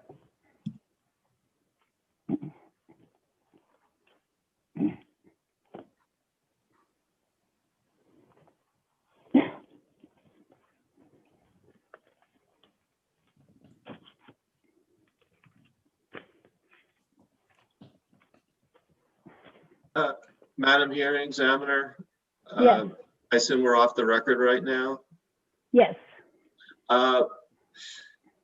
As I stated earlier, I have a schedule conflict that starts around 3 o'clock today, and we thought it might happen with Mr. Carrasco. It will happen with Mr. Novella. Would it be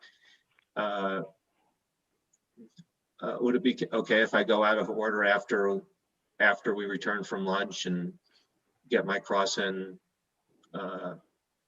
sometime beginning, beginning after 1 or 2? Do you just want to go first with your cross? I could, if that's Does acceptable. anybody object to that? No problem with that at all. Okay, let's do that, Mr. Marks.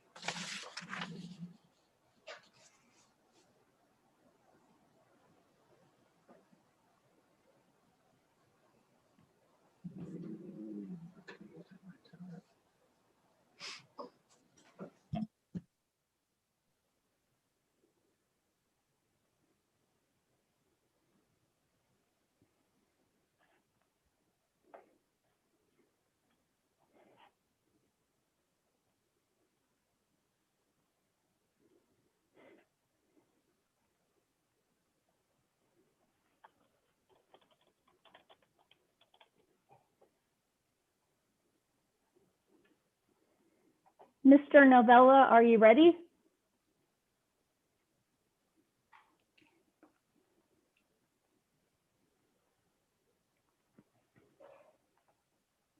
Okay. Yes, I am, Madam Hearing Examiner.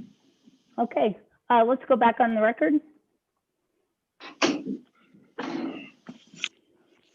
Mr. Novello, would you raise your right hand, please? You solemnly swear the testimony you're about to give in the matter now pending to be the truth, the whole truth, and nothing but the truth? Yes. Thank you.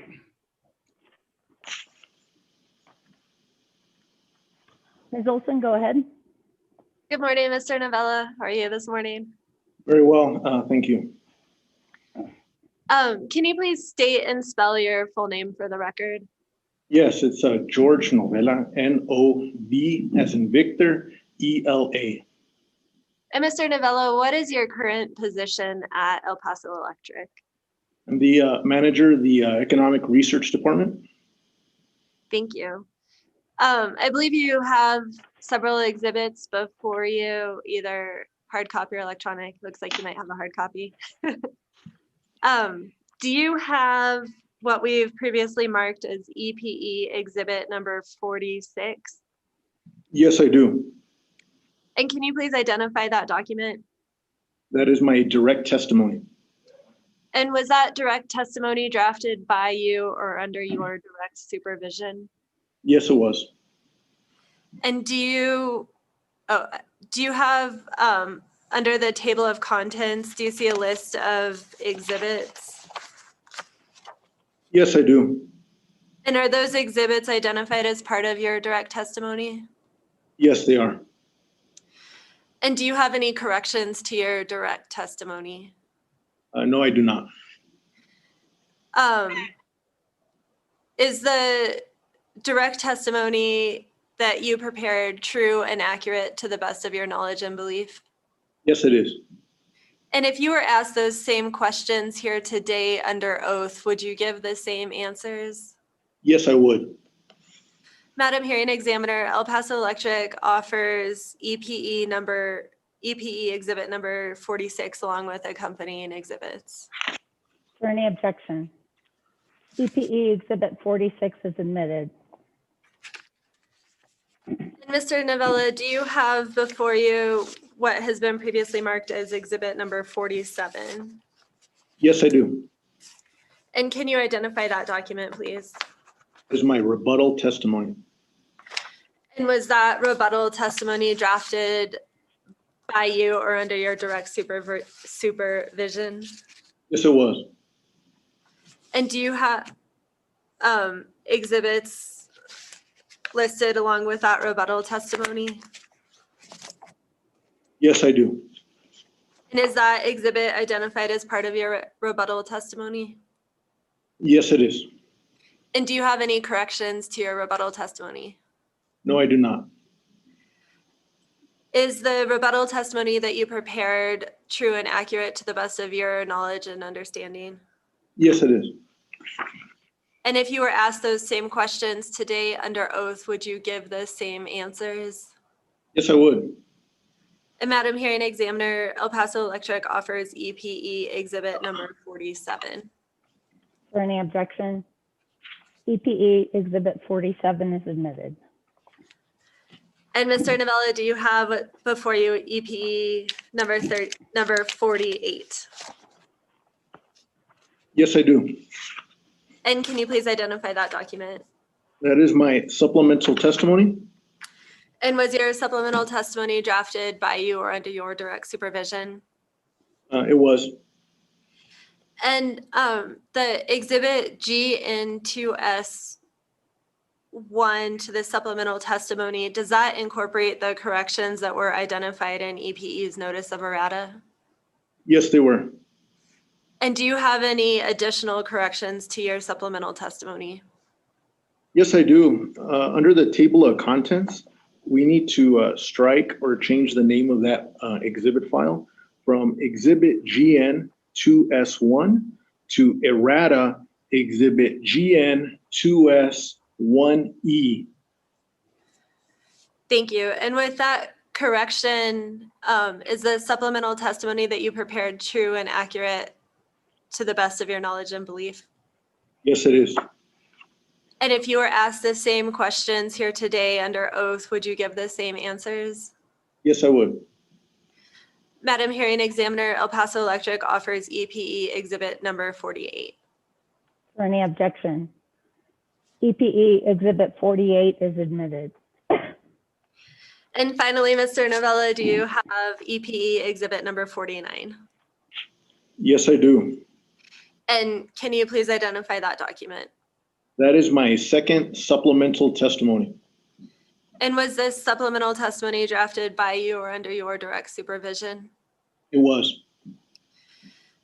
And does exhibit GN3S1 to this second supplemental testimony incorporate the corrections identified in EPE's notice of errata and EPE's second notice of errata? Yes, it does. Do you have any additional corrections to your second supplemental testimony? Yes, similar to the previous correction, under the table of contents, we'll have to strike the name of the exhibit, exhibit GN3S1, and in its place, we'll put errata exhibit 3S1E. Okay. With this correction, is the second supplemental testimony that you prepared true and accurate to the best of your knowledge and belief? It is. And again, if you were asked these same questions today under oath, would your answers be the same? Yes, they would. Madam Hearing Examiner, El Paso Electric offers EPE exhibit number 49. For any objection? EPE Exhibit 49 is admitted. At this time, Madam Hearing Examiner, we tender Mr. Novella for cross-examination. Okay, Mr. Marks, go ahead. You have 20 minutes. Thank you. Mr. Novella, can you turn to page 8 of your rebuttal testimony? Yes, sir.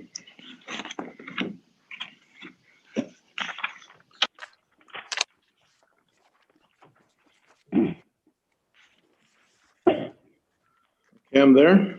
Okay. According to the chart at the top of the page, does that mean that 49.24% of demand occurring at the system peak or the system coincident peak for all New Mexico service was attributable to residential customer use?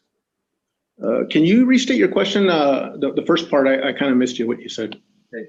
Does that first line of the table indicate that for 2019, 49.24%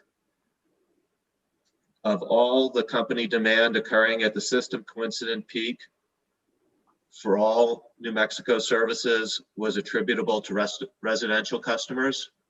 No. What does it mean? What is 49% a percent of? Well, as the testimony describes before the table, it's a table that shows the difference between using a 4 CP load factor and a 1 CP load factor in a 4 CP A&E calculation. Okay. The table sums to 100%, correct? Yes. Okay. So a 1 CP load factor, that is the power with the single highest coincident demand on the system, correct? A 1 CP alone, siloed, yes, but not in this sense. This is a load factor.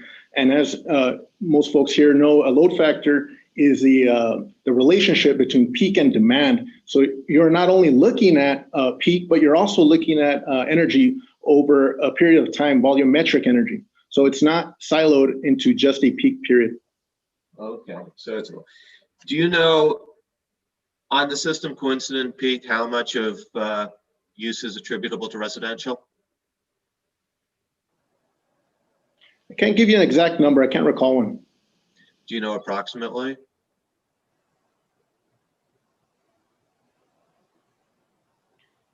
So generally, 90% of our customers are residential, and I seem to recall that they contribute about 40% of energy and demand to peak, but I am not 100% confident that number. It's just a number I've kind of recalled over the years. But Okay. if I were to venture, it'd be in that area. Okay. You do a detailed study of load profiles for a sample of residential customers, correct? That's correct. Do you recall what the typical peak for a household is? Can you define peak? What's the, when they're using the most that they're going to use, how much is it? Is it 3 kW? Is it 2 kW? What's the peak demand that a residential customer typically places on the system? So you're talking about the single highest, not a peak average over the 12-month period? Yes, but for a typical customer, not your highest use customers, but the average when you do your sample. Sure. So it would depend on a year-over-year basis. Sometimes it can be weather-driven based on that peak day in and occurred. But in general terms, typically I see it land between 2 and 4 kilowatts. 2, generally I associate it with customers that have evaporative cooling, and refrigerated air tends to be a little bit above 4 kilowatts. And on average, I've noticed over the years that I'll see on a peak day that they, on average, for the average customer, they probably pull about 3 kilowatts. Excellent. You're aware that today about 20 residential customers in New Mexico are on time of use rates? No, I'm not. I don't know the exact number. Okay. Do you believe it's a number that's much higher than that? No, I know it's a low number, but I don't know what the number is. Okay. And you'd agree with me that there are around 88,000 total residential customers in New Mexico?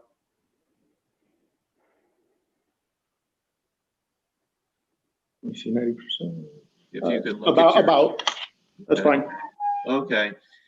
And if I'll represent to you that there's an exhibit that Mr. Carrasco has attested to that shows there's 20 residential customers on TOU.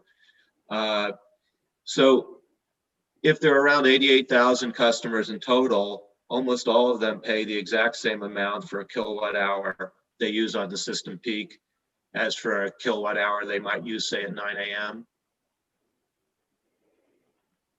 Would you agree? So I'm not a rates witness or very knowledgeable about the rates, but if I can rephrase your question so I can make sure I understand, are you saying that for the most part, all residential customers pay the same volumetric energy charge, kWh, regardless of the hour in the day? Yeah. Yes. Okay. And so they have no reason to sacrifice their comfort on peak when they don't pay anything more for it, do they? Well, in terms of economic incentives and rates, again, I'm not a rates witness, so there might be some offerings and some things that I'm unaware of. I know there's residential thermostat programs and things like that that can change a customer's usage. I know that, as you mentioned, there's a time of use rate, although you mentioned it had a low amount of enrollment. But there might be some other programs. I'm just not involved in those discussions and or strategy from a building perspective. Okay. But if those programs are optional, you would agree that the customers who are not on that, they have very little reason to avoid using power at times of system peak because they pay the same as off peak.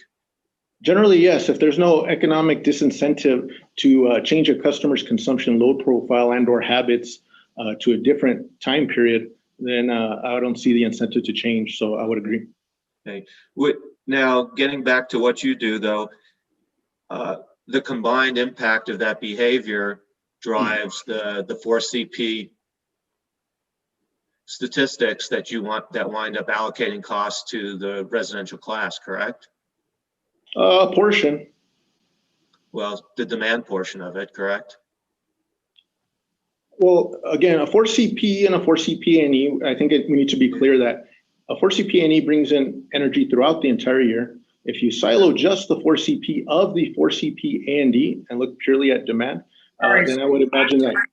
I'm sorry, sir. If you silo and slow down a little bit, I apologize, sir. If you silo the pure 4CP portion of a 4CP A&E, then yes, that would be a peak period, time period that I would imagine these types of programs were incentivized or be made to incentivize to reduce load.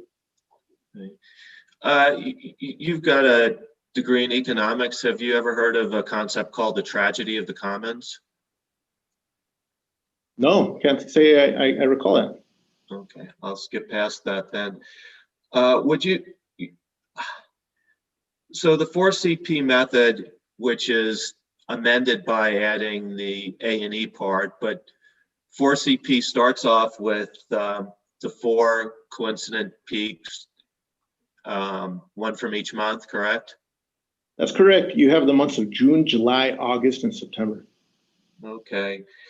And you're not a rate design person, but if I told you that the company's proposed time of day rates have a summer period that runs from May through October, the 4CP months fall within that period, correct? Yes, they do. Okay. And is it true that the hour that you wind up seeing the peak coincident demand in each of those months is an hour that falls between 2 and 5 p.m.?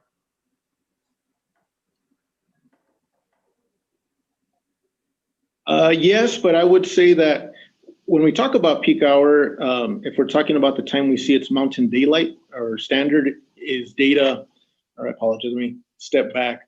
A lot of times you'll see hourly data in standard form, but assuming that you're referring to daylight, yes, typically within 2 to 5. It's typically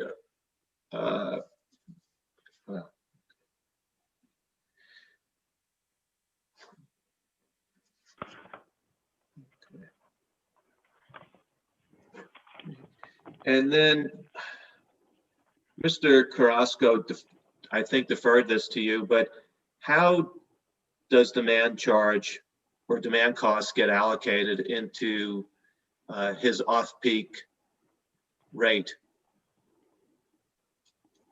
Well, with regards to rate design, they design the rates for energy and demand. So I'm kind of unclear, and unfortunately I couldn't hear Mr. Carrasco's testimony today. Can you be more clear on the question? I asked Mr. Carrasco I think I asked him how demand cost was specifically allocated into the off-peak time of day rate. And he kind of deferred that to you. And maybe he would defer it to someone else, but he was not familiar with the allocation statistic used for that. So the way to think about it on my end, and this may be helpful to council, is we provide a variety of allocators to the rates department, and they use them in the rate design process. And as we create these allocators, a lot of them will have a demand component or be purely demand in the manner of the 4CP that you mentioned. So we'll create those allocators, but in how they get used and implemented as part of creating a rate design, I don't do that. Can we look at your second supplemental testimony at page 8?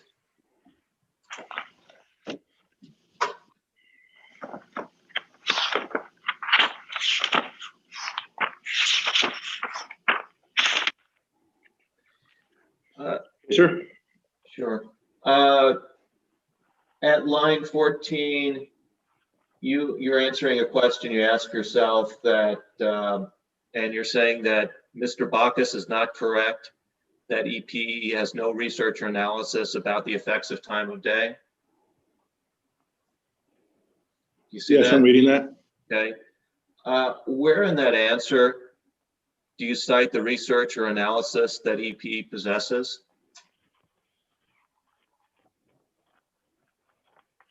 I think what I'm trying to get at here, council, was that we never showed any to begin with. That wasn't the intention of my testimony. And Mr. Bacchus stated here in this question, they didn't submit any research or analysis. Well, we never contended that we did, but we have done some we've done several sensitivities around the subject.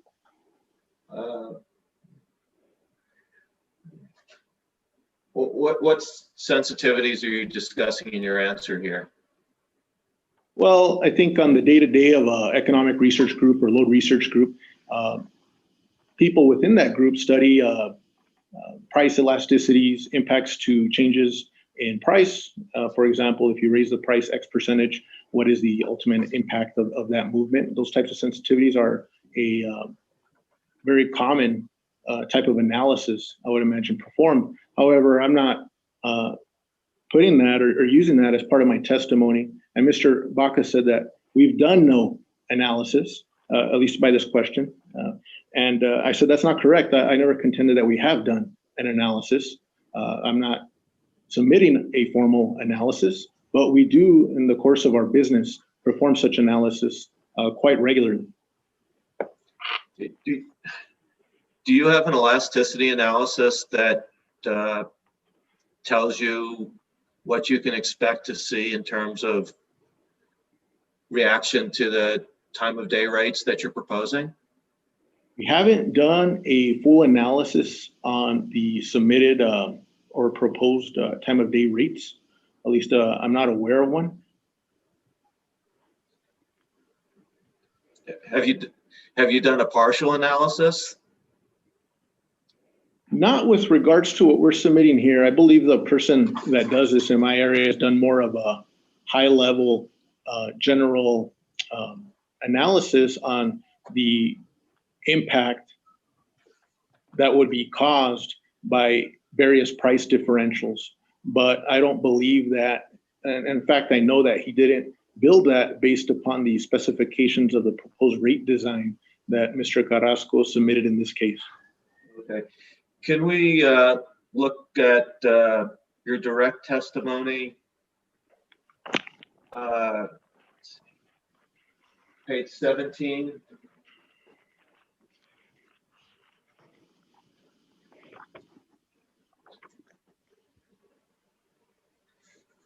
And this is where you're talking about how you did weather normalization. On line 8 to 10, you talk about looking at a number of linear regression models that were examined, and the models were tested for statistical strength and reasonableness. Do you see that? Yes, sir. Okay. In the equations that you actually use to adjust test year kilowatt hours, are there any independent variables other than cooling degree days and heating degree days?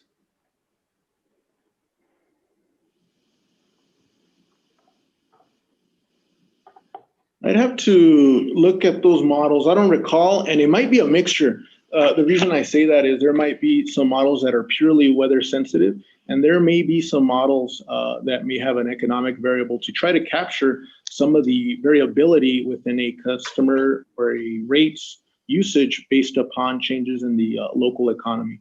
So I have seen in the past that we do use a mixture. There may also be some demographic independent or right-hand side variables that help us explain changes in volumetric consumption.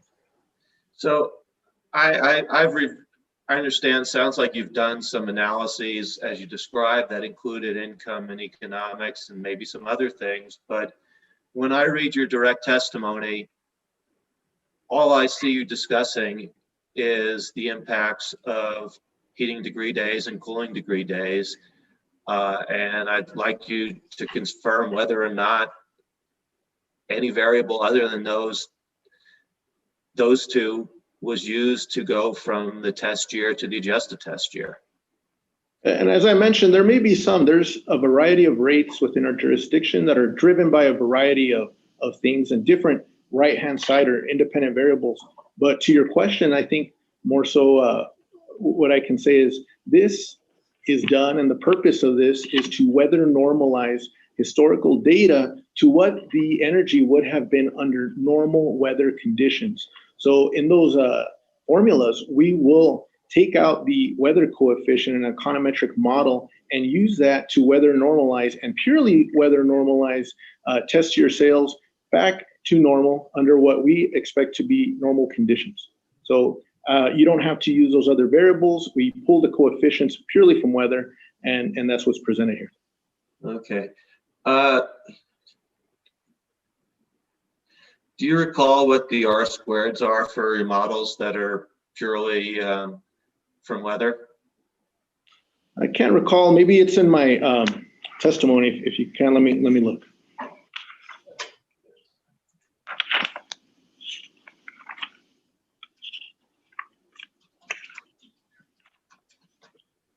I don't see them, but generally, and a R squared, or a coefficient of determination, as they call it, or the percentage that you've explained in your model, we tend to have fairly high R squareds. I can't tell you off the top of my head what those R squareds are, but we do look at them. I'm sorry, high what? R raised to the power of squared, so R squared.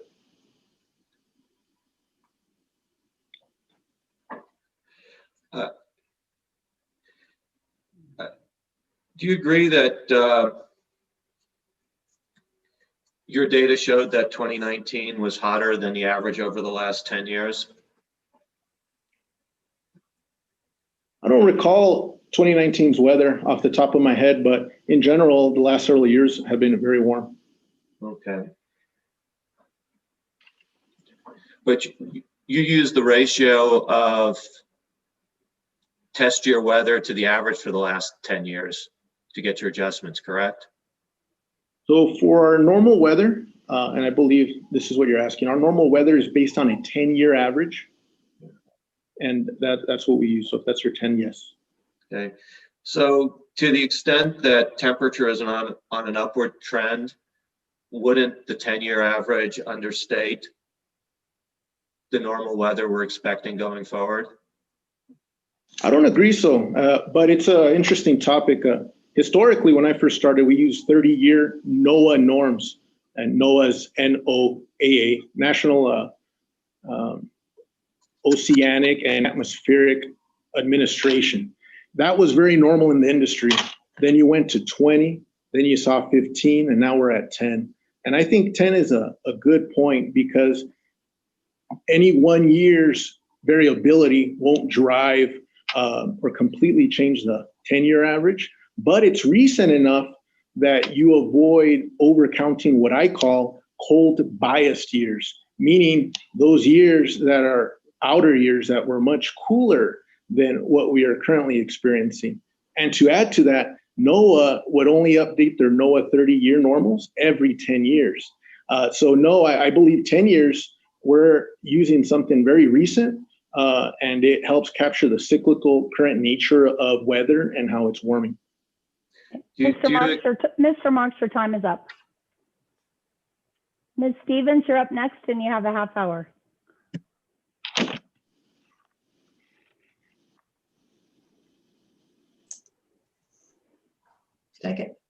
Good morning, Mr. Novella. Can you hear me now?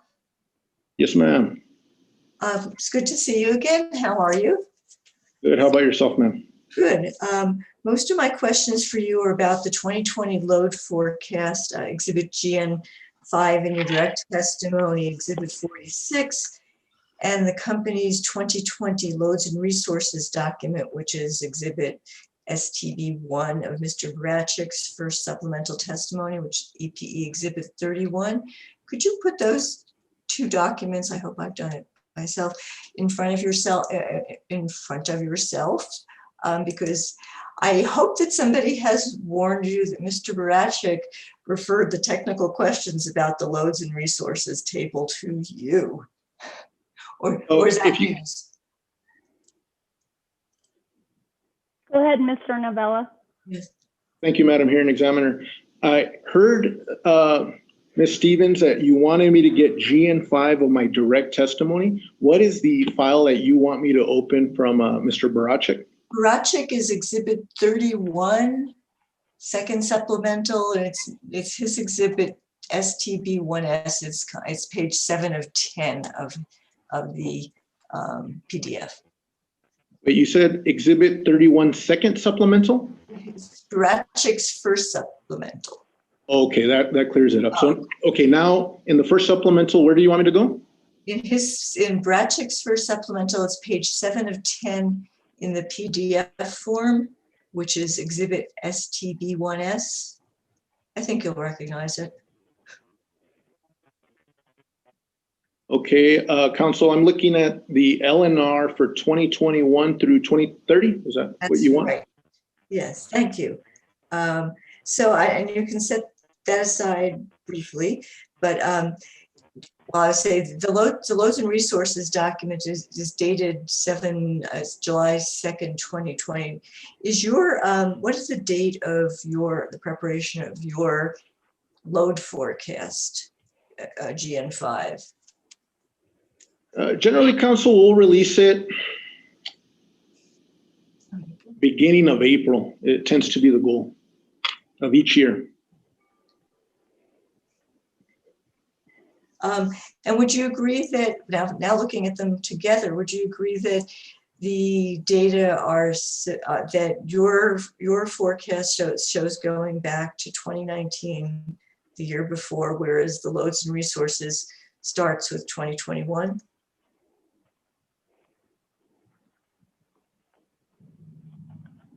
That's correct. So if we're doing any comparisons, is it appropriate to just focus on starting with 2021 because that's what the loads and resources table begins with? I think they're more comparable, but what I'd warn is that the Exhibit GN5, my forecast is an input to this LNR. I don't work within this group that prepares the LNR, but I know they have several inputs. So although you may see data on mine, I know it gets altered and changed for a variety of reasons. So they might not exactly match even if you're on the same year. I understand that. We'll get to the specific differences. Do you remember telling me in testifying in case number 19-00349 UT last summer, the first PRC Zoom hearing, and about the 2019 load energy and demand forecast? I don't recall. You don't recall testifying in that case? I recall testifying, but not the second part of your question where you said that I talked about the 2019 forecast. Oh, isn't that what the main part of your testimony was in that case? You know, if I recall in that case, I talked about several forecasts, and what I mean by recalled is the exact conversation you and me had. Well, do you recall that during our conversation, you told me that the company that in doing your load forecast, you're not bound to start with the previous year's actual peak load, and you have the discretion, and in fact have gone lower for the next year if you think that was not representative? You recall that testimony? I recall the questioning. I think it was there's some confusion there because we have a historical year in the GN5. In this case, you have 2019, and that's just historical data. And I was just trying to clear up for you that we don't just grow off of that one number. And is it true that in fact you did between 2019 actual on your GN5, you did select a lower starting point for 2020 despite the record high that you had experienced in 2019? I don't understand your question, Council. You're saying that the 2015 and 2020 is lower than the 1985 and 2019? I'm saying that the 2020, I now need to find your GN5 myself. That in fact, in these years, you did abide by your testimony, and despite a record high load, I'm looking at GN5 now. Despite this hitting a peak of 1,972 megawatts in 2019, you did for 2020 project a lower figure. Is that right? No, it's not. It's not, isn't that 19, am I not looking at 1972 in column, second line from the bottom, 2019, 1972, 2020, 1964? Ms. Stevens, I apologize. I'm having a hard time following. What are you looking at? I'm looking at GN 5, page 1 of 2, the second line from the bottom on the actual table, not the footnotes. So the expected, and I understand the 1972 figure to be the actual peak that the company experienced in 2019, right, Mr. Novella? No, that's wrong. No? Okay, well,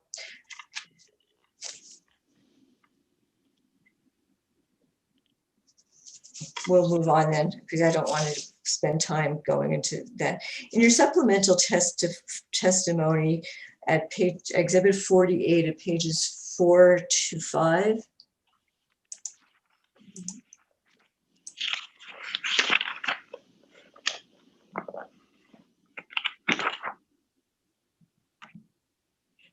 you testify that EPE does not currently have, the term you use is additional out-of-model load reductions for either time of day rates or load management programs in its L&R document. Does additional mean in addition to what is embedded in historical demand data? Can you point me to where I say LNR in my testimony? Yeah, it's maybe you're talking about the law. I'm wrong. You're talking about the forecast, but the additional out of model reduction, does that mean, what does out of model mean in this context? Sure.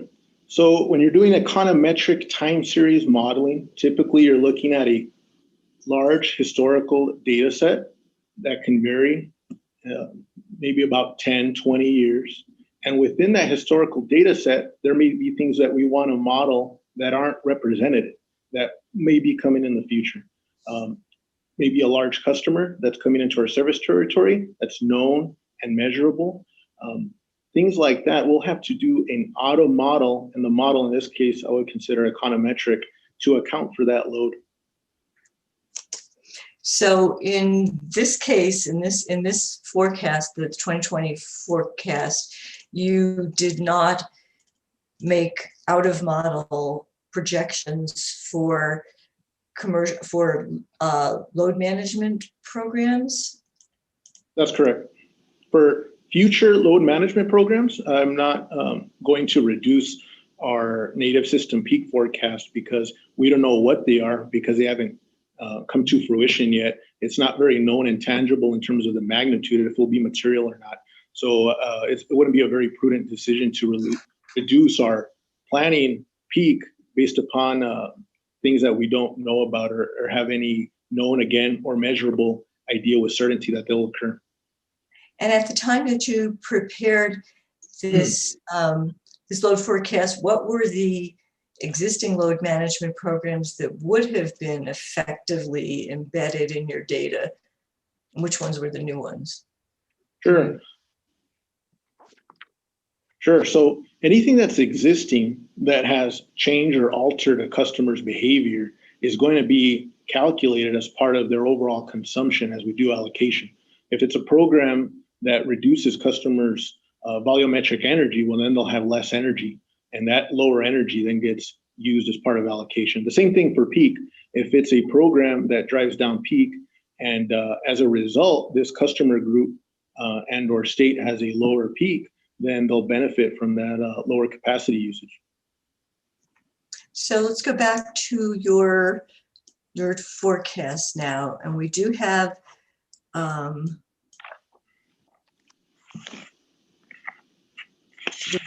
lines for on the demand for, well, actually on the energy and the demand, but on the demand side of that forecast, there are lines for less DG and less EE.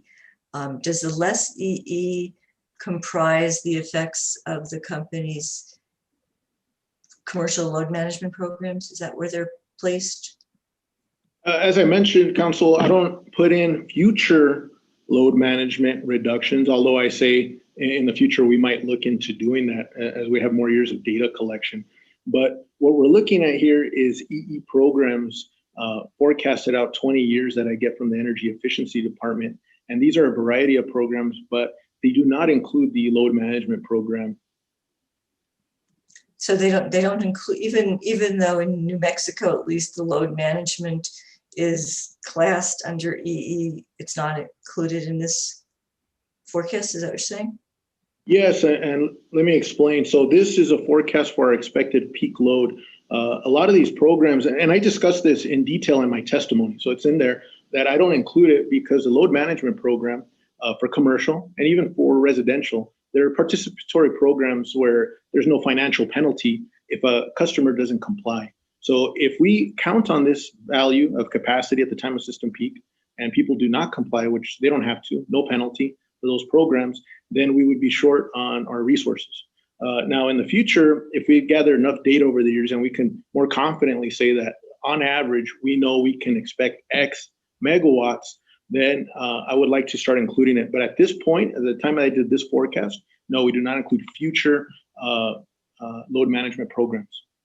I understand, thank you. Now let's, and while we're still there, let's look at the DG line. That's distributed generation, correct? That's correct.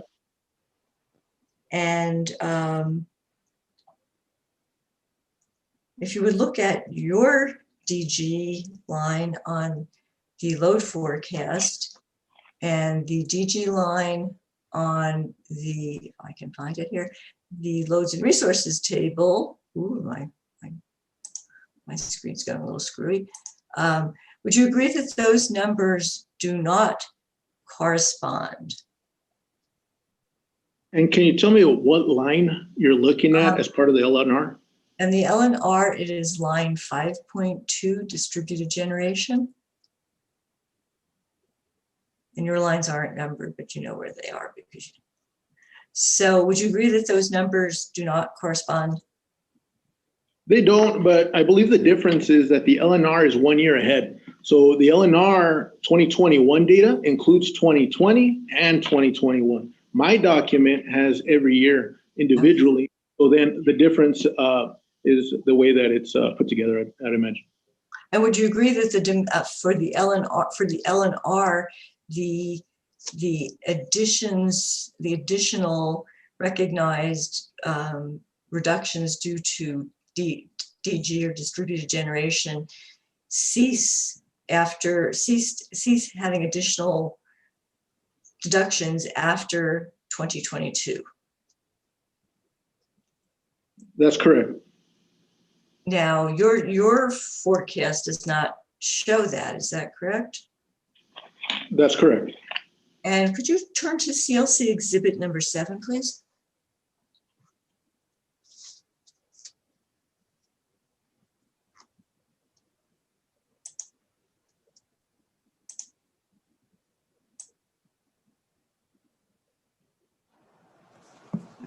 Have you found that? 7, is that an RFI console at CLC 63? Correct.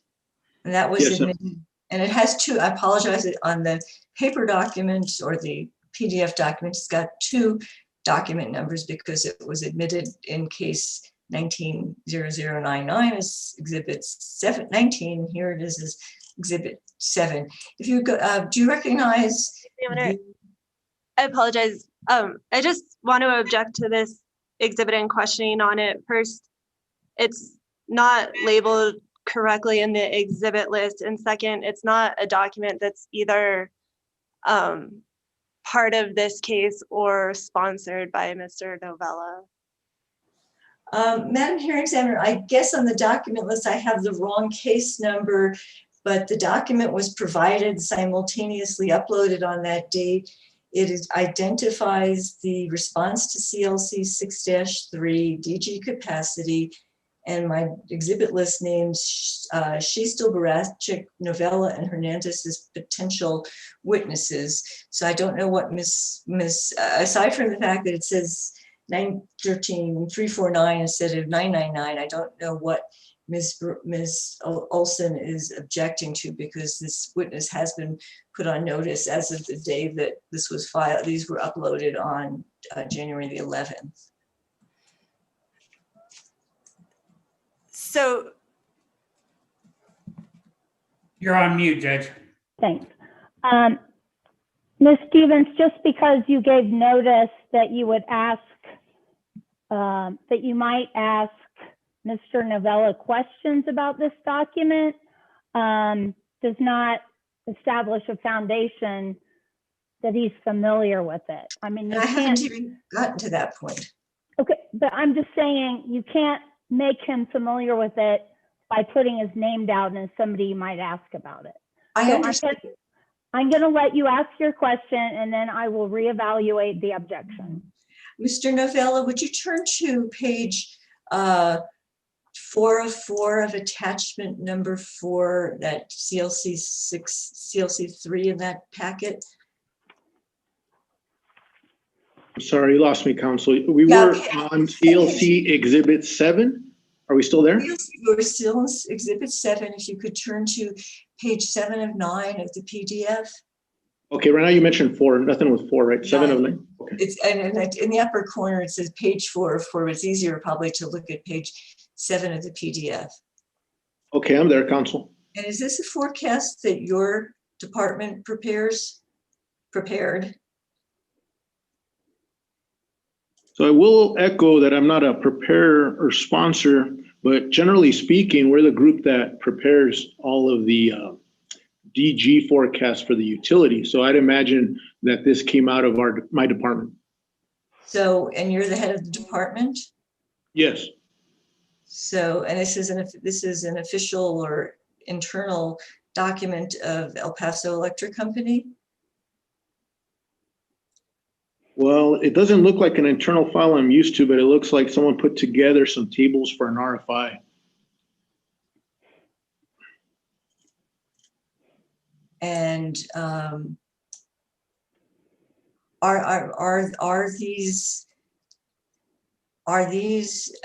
the numbers, the block on page 7 of 9 of the exhibit, do these represent your department's analysis of the annual DG coincident peak demand additions, both Texas, New Mexico, contributions to peak demand, both in New Mexico separately from Texas and on a total basis?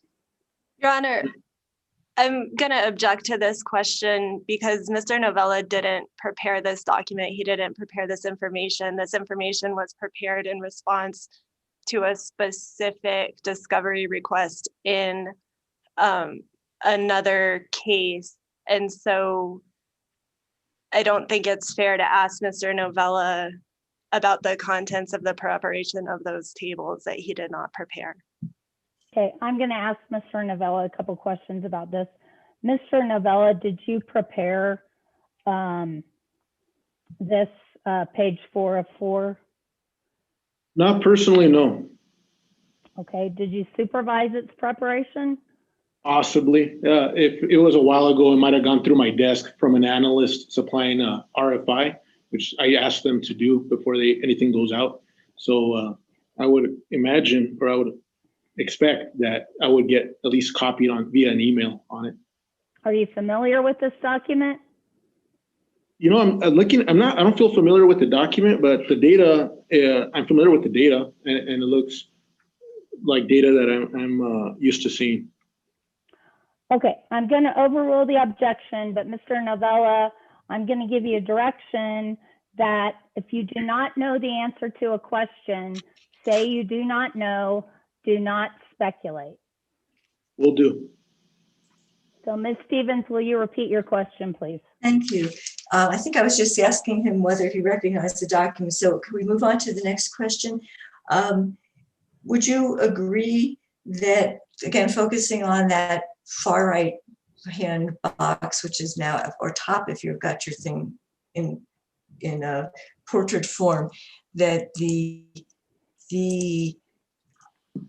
the annual DG coincident peak demand forecast shows, coincident peak demand forecast shows that the contribution, the contribution of DG from New Mexico and or from Texas and New Mexico is steadily growing, will steadily grow from 2017 to 2036. I don't see 2017 on there unless the table I'm looking at is just 2020. I'm sorry, Yeah, you're right. I flipped Don't back to talk over one another. Let him finish. Okay, sorry. 2020. So with regards to the table for 2020, I definitely see consistent growth over that forecast period. And would you say that roughly the growth is about 7 or 8 megawatts per year, with what appears to be a somewhat bigger bump in the 20 years 2020 to 2021? I don't see an average growth rate calculated on the table. Not average, just eyeball. Again, Ms. Stevens, let him finish. Go ahead and finish, Mr. Novella. Thank you, Madam Hearing Examiner. But looking at it and just looking and doing some simple arithmetic in my head, it looks like it's growing at a faster rate at the time of coincident peak in the earlier years versus later. But turning back to the load forecast, the loads and resources table, the loads and resources table shows it ceasing altogether to grow after 2020. Is that true?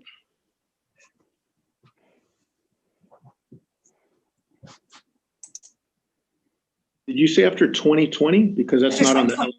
After 2022, 2020 isn't even on the loads and resources table. Starting in 2022, it looks like the number, the line item 5.2 for DG remains constant. And can you explain why that happened, why that is shown on the loads and resources table that way?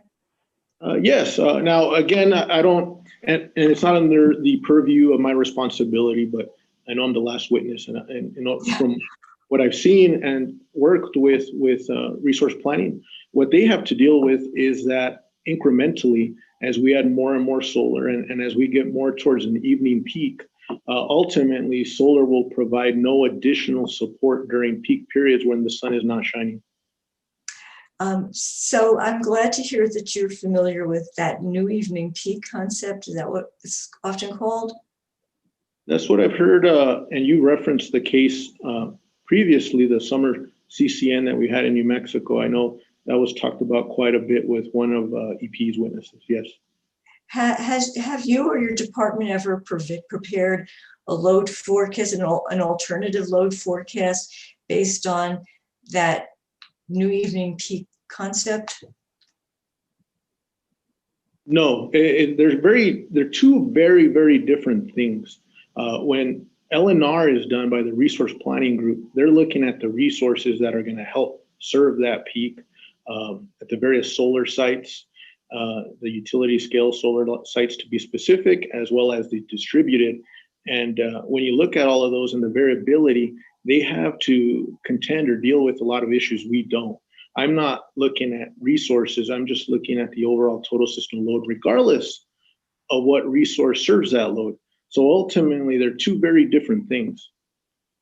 Okay, Madam Hearing Examiner, I'll move to admit exhibits, CLC Exhibit 7 at this point. Any objection?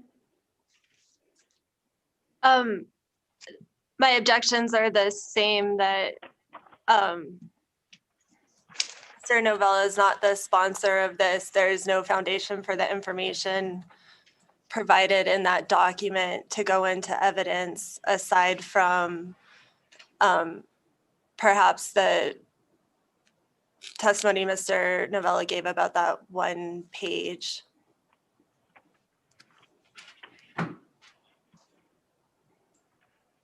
I'm overruling the objection. CLC Exhibit 7 is admitted. And going back to the loads and resources table, Mr. Novella, as you just didn't acknowledge, you're the last witness, and also Mr. Barachik did defer questions to you.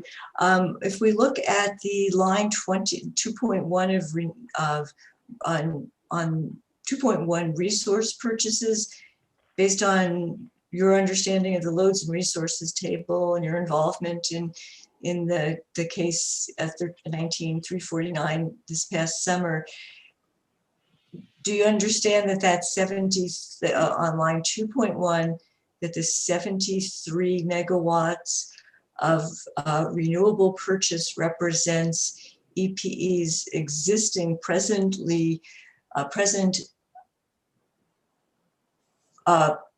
solar purchase power agreements, assuming a 70% capacity factor?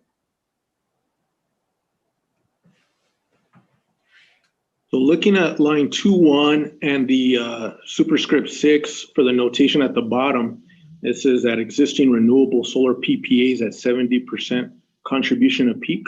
So yes, I would agree with that. And would you turn quickly to CLC Exhibit 8, please?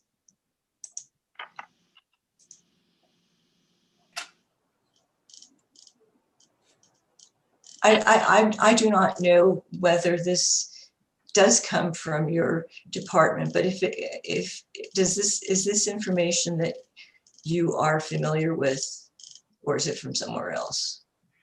So this data, I'm somewhat familiar with it.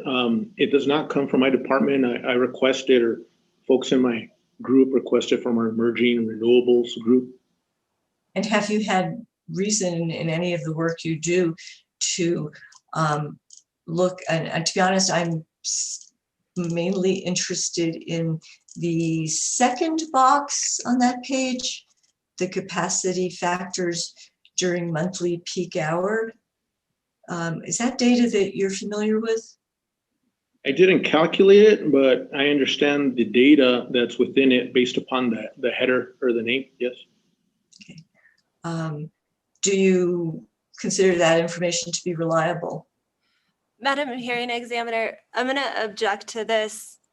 Again, this is it looks like it's taken from an RFI in another case. We don't have the question or the answer provided with this exhibit, so it's hard to know what assumptions were made in putting this data together. And I'm not seeing a year either to explain. Stephen? So. Yeah, I'm sorry, I cannot address the year question, but Mr. Novella just sort of acknowledged that was information he was familiar with, and I think if he has objections to its accuracy or its meaning, he can speak to them himself. I guess I wonder whether I'm wonder about EPE having objections to the use of company documents, which, as you can see, it was admitted in the previous case, 1999, as CLC Exhibit 26, why the company is objecting to use of their own documents in this case. Okay, wait a minute. Number one, your time's up. So the last thing I'm gonna do is consider whether to admit this, and I have a couple questions for Mr. Novella before I make that decision. Mr. Novella, do you know who prepared this document? Yes, generally we requested from a gentleman named Ruben Quiroga within the, and I forget the name of their department, but I think they're called Renewables or Emerging Technology. Okay, is this an EPE document? Yes. Okay, do you know what year this is for?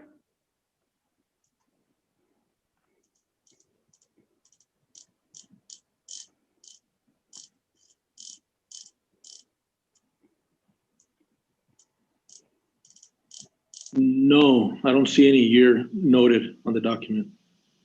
Okay, then I'm granting the objection. I'm not going to allow admission of this document.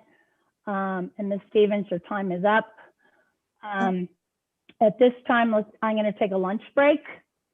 Let's go, let's see, let's come back at 12:55. Let's go off the record. And Ms. Olson, do you have any information about when Mr. Barachik would be available?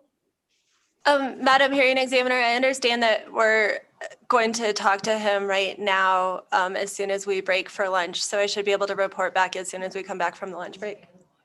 Oh, I'm understanding from Ms. Burns that he is available after lunch. Okay. Chairman Fishman? Would you be available about 12:55 to have Mr. Barachik come in and make a recommendation to us on that bench request? Sure. Okay. Let's do that. So, Mr. Novella, we're going to briefly interrupt your testimony. And then after Mr. Barachik testifies, we'll come back to you. That sounds good, Madam Hearing Examiner. Thank you. Mr. Okay. Novella? Mr. Novella? Yes, sir. Can you spell Ruben's name, the gentleman you just mentioned? Q-U-I-R-O-G-A.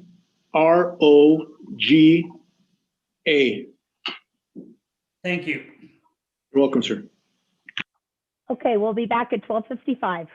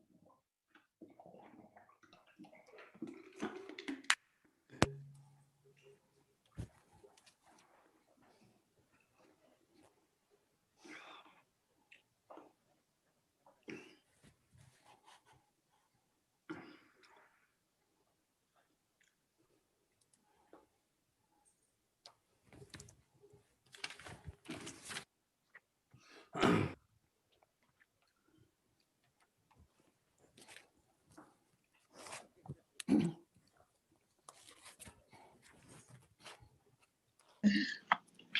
then you know how to get your schedule, Mhm. your testimony? I got it right here. Oh, you're not gonna use that? No. Okay. It's still on there, so I'll figure it out. Thank you, Linda.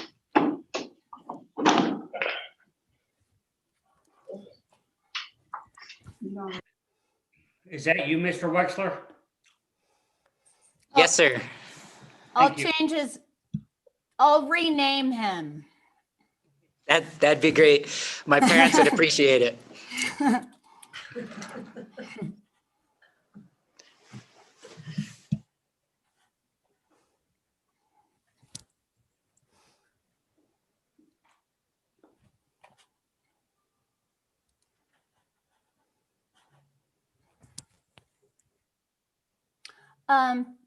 Let's see. Chairman Fishman, are you with us? Okay, I think he's, I'm here. okay. David, are you ready to go on the record? Yes, Your Honor. Okay, we're back on the record. Mr. Brashik, thank you so much for coming back. I apologize for bringing you back after you were excused. You probably went out and celebrated after you were excused, and then you got this unhappy news to come back. So what we were talking about earlier is having you revise your exhibits 1 and 2 to your 4th supplemental testimony.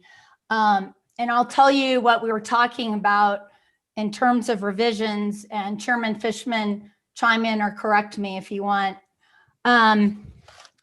So what basically the information we want to get out of this is for the top 60 peak days for the years indicated and the hours indicated, we want to have for each day one number of peak load, which you already have, one number representing total megawatts available to serve that peak load, and then another number showing the difference between those two numbers.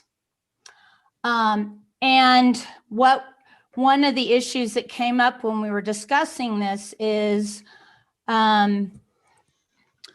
of the categories: contingency reserves, regulating reserves, generation, solar, and purchases. Which of those should be included in determining total megawatts available to serve load?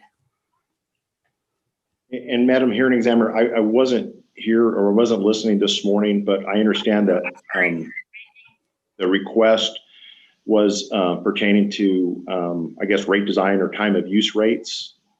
Is that correct? Chairman Fishman, could you answer that? Yeah, it was to basically with the focus on looking at the timing of when we have peak Okay. hour rates. Yeah. Okay. So I hear the bench request, and we can certainly put that information in the format requested. I do have some thoughts that, given what you're using it for, that might be more useful.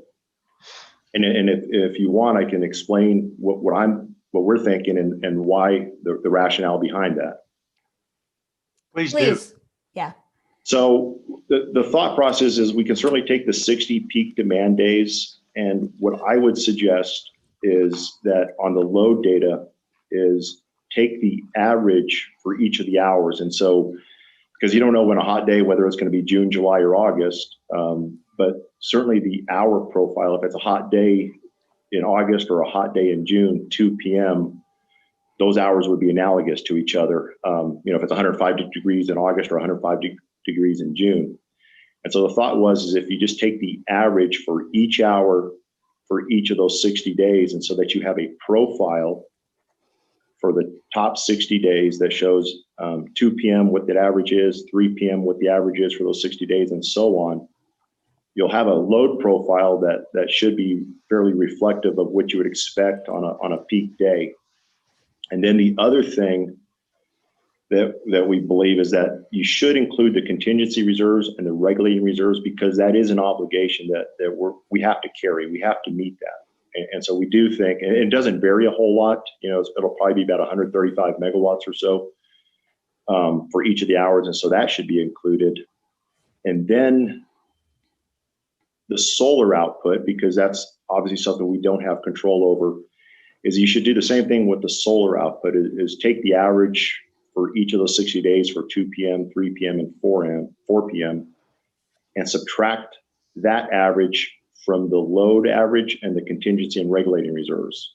And that would give you a profile. And so the generation that we have, like I said, we can include it, but in reality, we should have, the expectation is that all of our generation is going to be available at time of peak.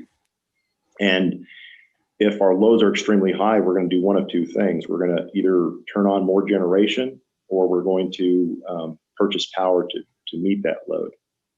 But again, if you're trying to get to a time of use or time of day type of rate design, we think that probably makes the most sense.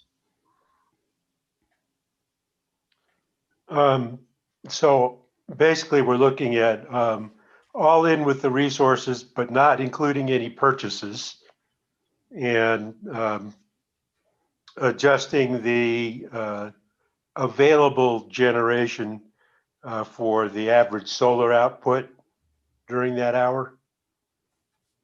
Yeah, well, and so maybe if I just step through an hour and I may just use hypothetical numbers, and just so, let's say that we average 2 p.m. and it comes out to say 1900 megawatts for all 60 days for 2 p.m. And our regulating and contingency reserves are 135. And so you would take the 1900 megawatts plus the 135. We'll check and see what happened. Okay.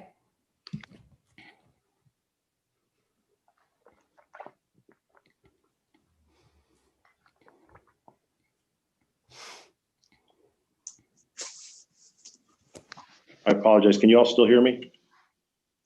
Yes. Okay. Because screen just went blank. So I'm not sure where I was at, Madam Hearing Examiner. Do I need to start over? Yeah, why don't you start over with the 1900 megawatts, and what does that represent? Okay, so if for the 60 days, if we take the 2 p.m. hour and we add up all 60 load hours for that day and divide by 60, and so we get an average of, so we can do the math simple, let's say it comes out to 1900 megawatts. And is that load or is that generation?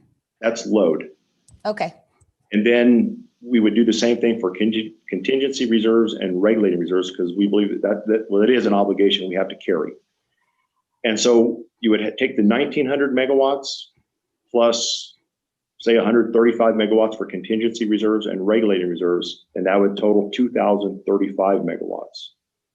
So that's the obligation on average that we need to meet at 2 p.m. on our 60 peak days.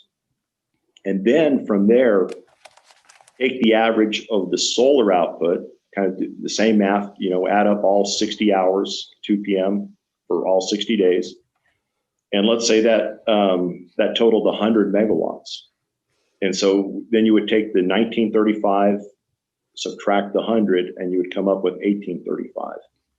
And you do that for all I guess 7 or 8 hours, whatever's in the exhibit. But then you would have a profile that would take into account the solar, that would take into account what our obligations are.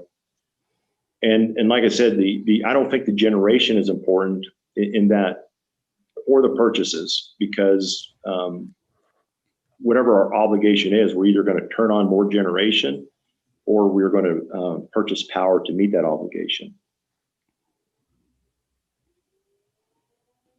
So the 1835 megawatts is a number representing load, right? Yes, ma'am.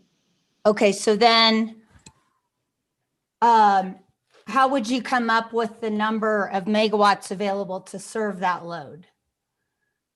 Well, so the number of megawatts available to serve that load would be essentially our generation that we we have that's online or that's installed. And so certainly during our 60 peak days, our expectation is that we have most of our generation is available. I mean, there's always going to be forced outages, but those forced outages, I mean, they're difficult to predict when they're going to occur. And so if the exercise is trying to determine a time of use rate, we think it makes sense to look at the load data and let that drive your time of use rate.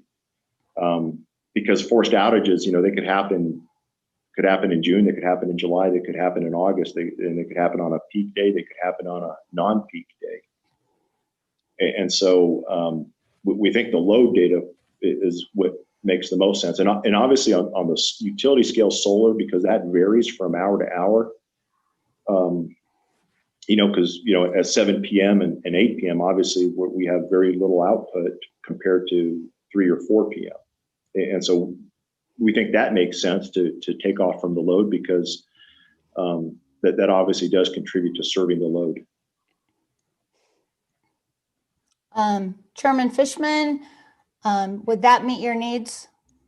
It's I'm kind of at the point where I just sort of need to see an example of it to be sure I understood exactly what you said. But for me, the key issue here, and I'm pretty good with the idea of generating the profile. I just want to be sure that we adjust for the varying solar output. And if that's what you're describing, then I think we're going to be on solid ground. Yes, sir. And Chairman Fishman, we can include the generation data as well, certainly.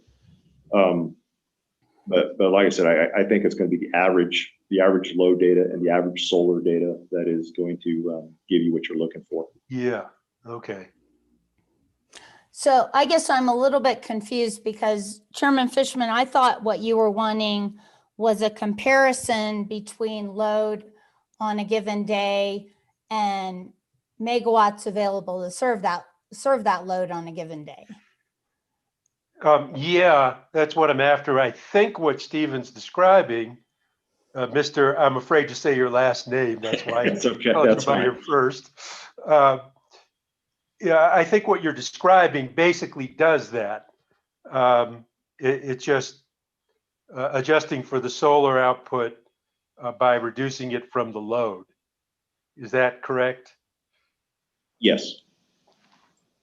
So I think it achieves the same purpose, just a slightly different way of calculating it.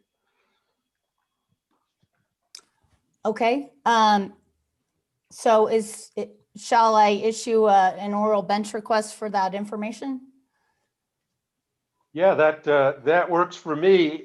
And again, I'll check in with Mr. Marks because I know you'd had a couple comments on it. Is what Stephen is describing make sense to you? Mr. Chair, I mean, it's fundamentally your request. The one thing I would note is that as originally propounded, you would have been targeting individual hours on days. And as we know, ultimately the utility builds for its peak hour. And Mr. Barachek is recommending you look at the typical summer day at particular times, which sounds like useful information to me too, but it's not the same information as the specific hours that would tell you the peak that they're building to. And I keep doing this. We're not here. Attorneys are not here to testify. This is obviously a complex matter that the commission is getting interested in, and I would refer the commission to take a look at the portfolio modeling that occurred in the San Juan replacement case and occurred to some extent in EPE's Newman 6 case, or at least discussed, that at some point there's a lot of moving parts. So I thought that this was going to be by hour. It's just that the hour was going to be an average of that hour for the 60 days. Madam Hearing Examiner? Wait a minute, I want to get this cleared up. Mr. Marks, I thought you were just Yes. criticizing this because Yeah. it wouldn't be by hour. Well, we're both right, Madam Hearing Examiner. What Mr. Bracek said he would do is he would give for an average hour, and I was distinguishing that from the original request said for the top hours on the top 60 days.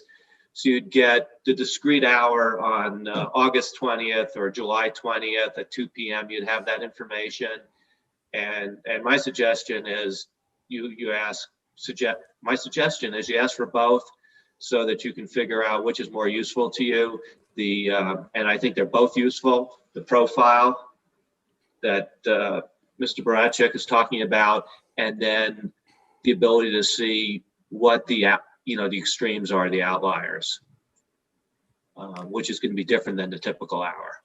And thank you, Jason. I think that actually makes sense because that more granular data lets us know if the TOU rate is likely to achieve its purpose on those most critical days. So I think there's a lot of sense in what Mr. Marks is suggesting. So let's do the profile and then the 60 days. And that data has already been generated, so it's not like it's some big new task. Would you agree with that, Mr. Stephen? Mr. Stephen T. Oh, No, Mr. Chairman Fishman, and that's, that was what I was suggesting actually is, we're going to take the average hour for each of those 60 days.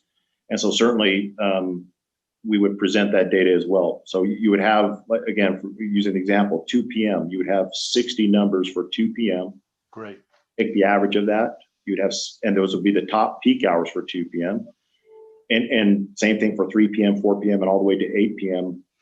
My only suggestion is why I think that the average makes more sense. If you look at the data, those peak hours, they're all in June, July, and August. And so even if you take the top hours and let's say that some of them are weighted more heavily in August, that does not mean in any year that we couldn't peak in July or June. So our system peak, our native system peak has happened in all 3 months.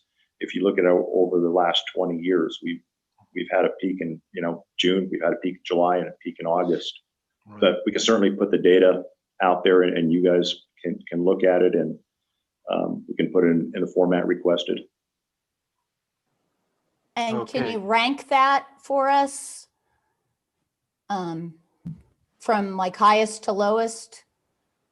And so I have a question on by ranking. Is that, would we rank the hour from highest to lowest, or just the days from highest to lowest? And so what I'm meaning is that you may have the peak load in a day, let's say it's 2,000 megawatts, but maybe at 2 p.m. it was 1,800. And so do you want me to take an average of that day and rank it, or is it just based on the peak? Rank each day individually, so day 1 through day 60 from the highest load seen on any particular day? Chairman Fishman, I'll let you answer that. Yeah, so that would be for the highest peak hour. Okay. In terms of that, on each of those days. We can certainly do that. Ms. Stevens, did you want to say something? You're muted. There you go. Thank you, Madam Hearing Examiner. I think my comment was going to be the same as Mr. Marks, is that average data without the underlying, individual numbers, you lose the averaging function loses these high points, but it sounds like we're getting lots of information, and thank you both. And thank you, Mr. Barachek. Welcome. So Chairman Fishman, does that sound like it's going to work for you? Yes, it does. And thank you, Mr. Baratsik. Welcome, Chairman Fishman. Thank you. And thank you to Ms. Stevens for helping me know how to pronounce your name. Thank you, guys.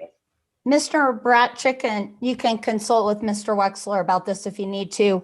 Do you think you could have this ready so that your attorney could email it out to everybody by 5 o'clock Sunday? So everyone would have a chance to look at it before Monday morning. Yes, ma'am. Okay. Yeah, we'll make that happen.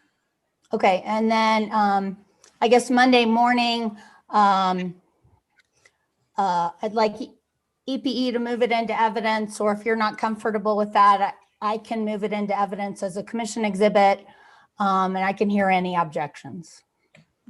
We're happy to move it, Madam Hearing Examiner. Okay, thank you. Okay, Mr. Bratchick, hopefully this is the last time. Not that I mind seeing your face, but hopefully it's the last time you'll have to appear. Thank you, Madam Hearing Examiner. Thank you very much.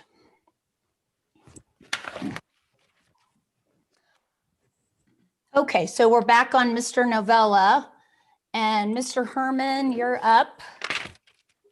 And you have 20 minutes. Thank you, Madam Examiner. I don't have any questions for this witness, so I will pass on it. And as we're working through that, Madam Hearing Examiner, we're just cleaning the spaces, and it'll just take a moment. Oh, sure, sorry.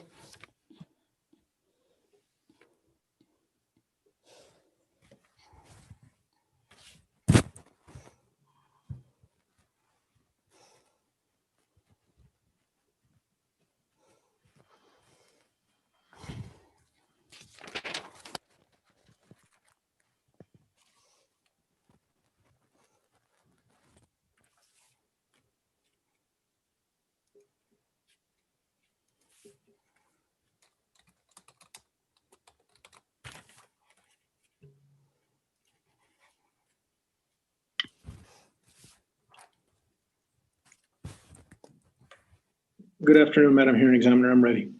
Okay, thank you. Okay, Mr. Smith, you have 20 minutes.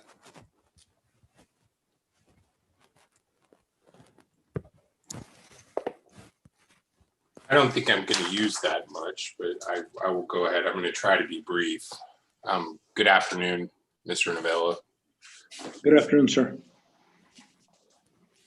Did you have an opportunity, I think in your rebuttal testimony, you respond to Ms. Tomchik's testimony, DOD's witness, is that correct? Yes, sir. And you describe the allocator that's being used in this case and discuss the use of the 4CP A&E allocator in New Mexico, or in EPE's last New Mexico raid case. Is that correct? Well, there's several allocators, but yes, I believe the witness from the DOD only talked about well, I believe she talked about the 4CP A&E and the 4CP. She may have just done the 4CP and A&E, but I feel like I recall both. Okay, what allocators were used in the last New Mexico EPE raid case? So, Counsel, that's a very vague question. And I say that because we provide, in any rate case, a buffet or an assortment of allocators to our rates department, and they use several. So if you can more clearly define, I guess, your question, because there are, for example, 4CP, 4CP A&E, 12CP, 12CP A&E, and they could go beyond that. So I'm sorry, 4CP A&E, you need to slow down. I apologize, sir. 4CP A&E. Okay, I would direct you to your rebuttal testimony at page 3 of your rebuttal and the response to the question starting on line 1.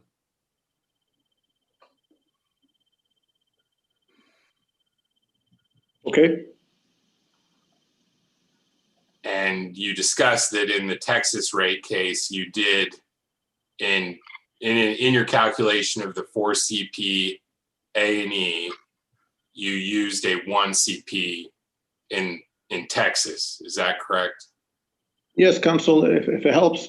In 2015, in a Texas case, I submitted just like in this case, using a 4 CP load factor in a 4 CP A&E. Ultimately, that was settled, and we went with a 1 CP. There was a large customer there, customers that advocated for that move because they benefited from a lower allocation.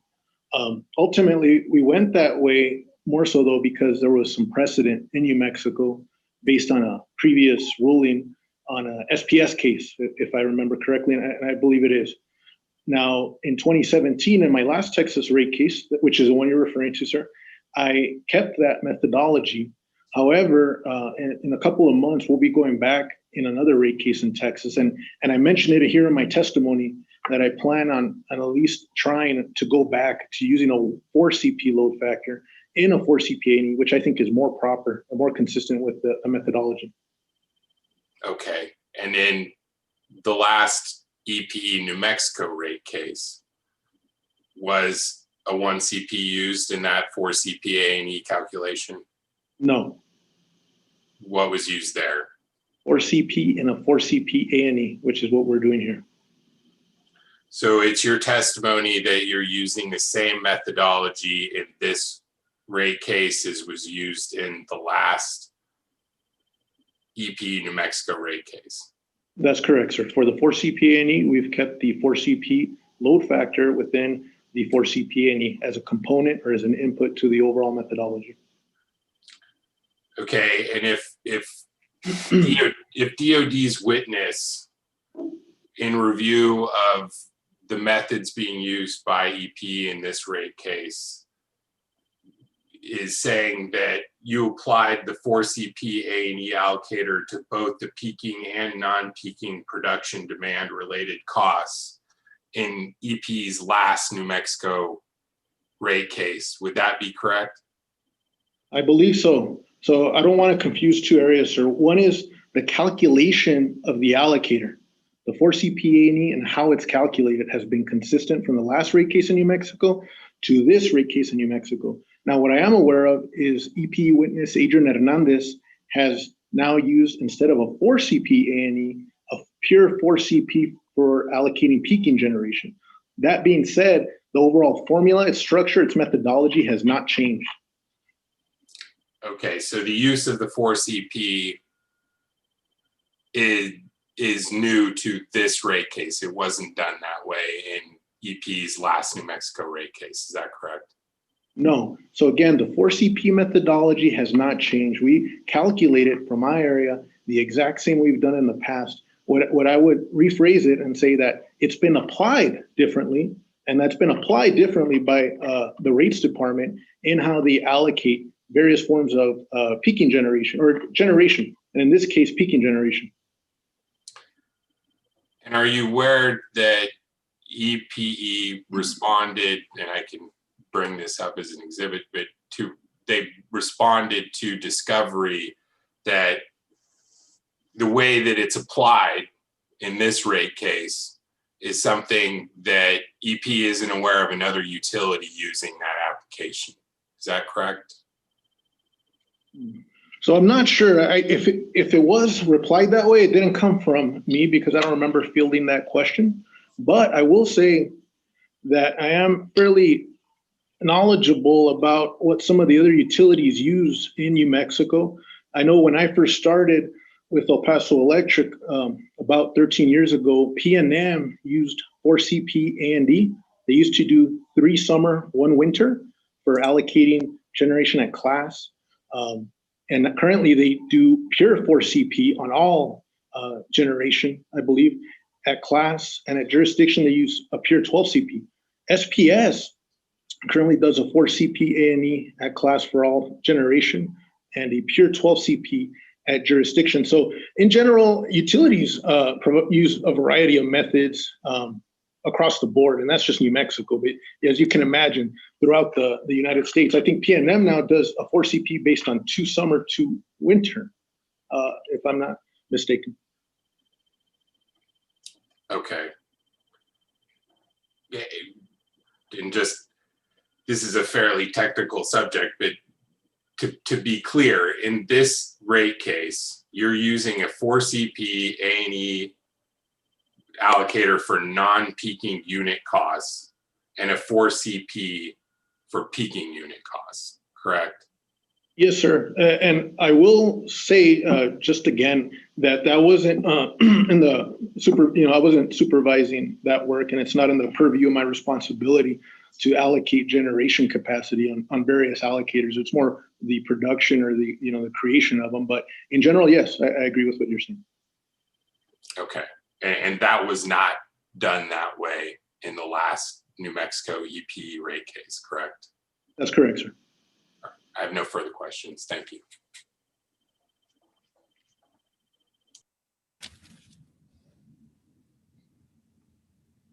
Mr. Simpson, you have 15 minutes. Thank you, Madam Hearing Examiner. Good afternoon, Mr. Novella. It's been a while since we've seen each other. Good afternoon, and Mr. Simpson, I was thinking the same thing, sir. I would like to go to EPE Exhibit 01.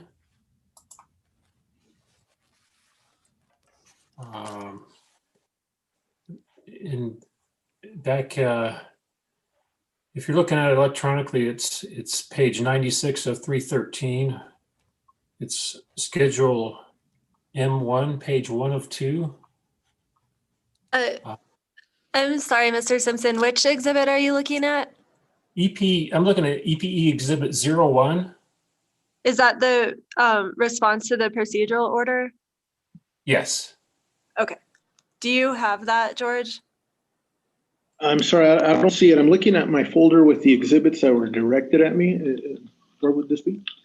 It might take a minute because I don't know that that's in your witness folder, but do you have access to all of the exhibits, George? Yes, I do. Go to the exhibit folder. Do you all, I have it right in front of me. I can do a share screen. Do you want me to do that? And then go back to exhibit folder.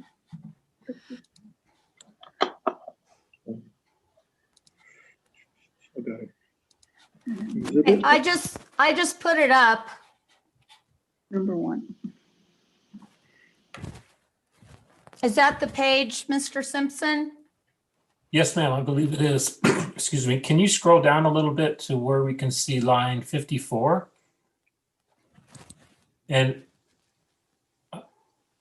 so, Mr. Novell, I'm asking about this revenue deficiency allocator, and this occurs on this page. And then, Madam Hearing Examiner, if you could go to the next page, here you'll note that the values are 1, 1, and 0, and on this next page the values are, I think, 0.1, 0.85, and 0.15. Can you discuss what that allocator is and why it's different between these two pages? Okay. I'm sorry, the file that you're referring to is co-sponsored by the Rates Department, most likely Manny Carrasco and Adrian Hernandez. This portions of this file is something that they do. I know they, in addition to our allocators, they also produce, I believe, what they call dynamic allocators and several things like that. And I'm unfamiliar with this revenue deficiency line item, so I can't answer that. Okay, let's move on then.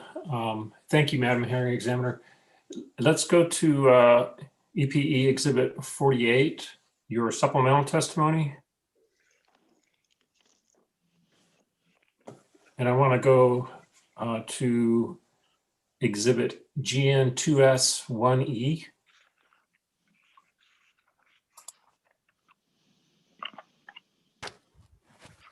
And just kind of a technical question. Are you there? Yes, sir. For the column labeled 2 p.m., is this data for 1 to 2 p.m. or 2 to 3 p.m.? In other words, is it hour beginning or hour ending?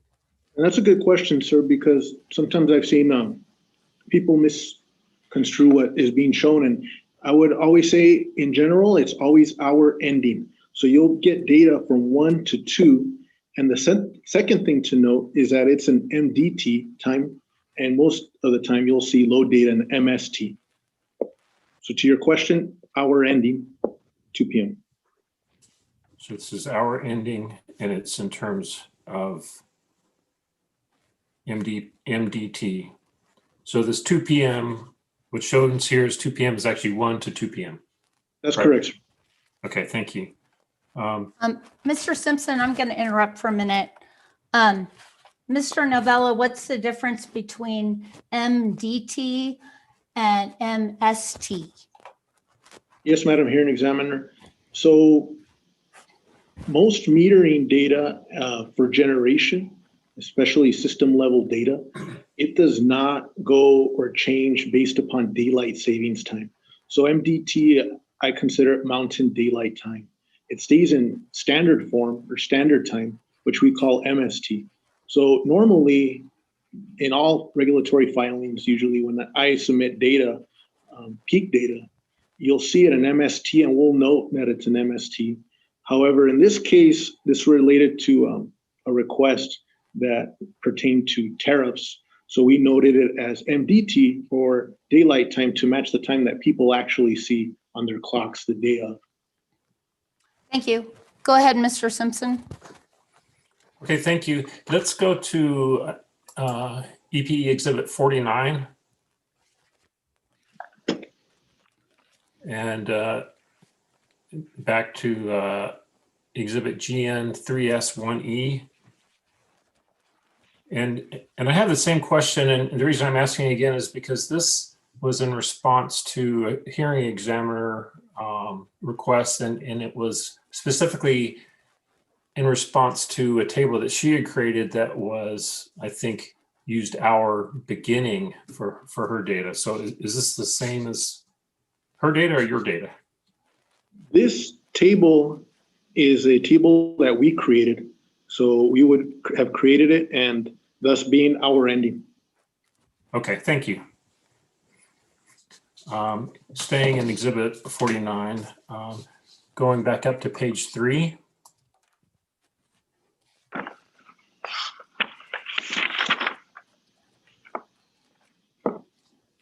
I'm there, sir.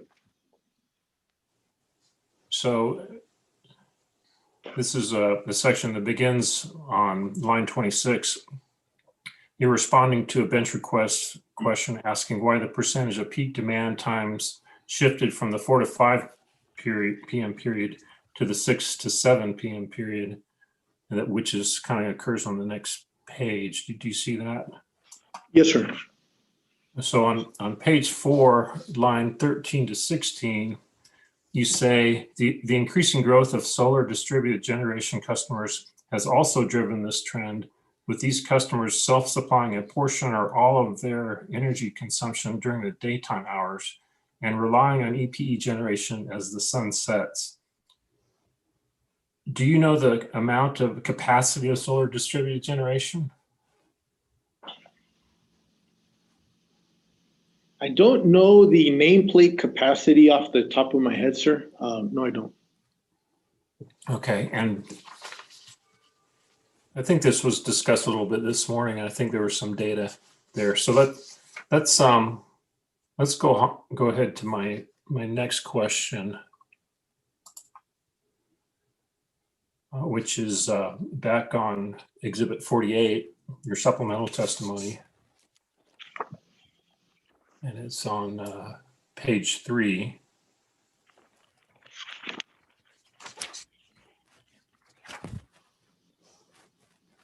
I'm there, sir.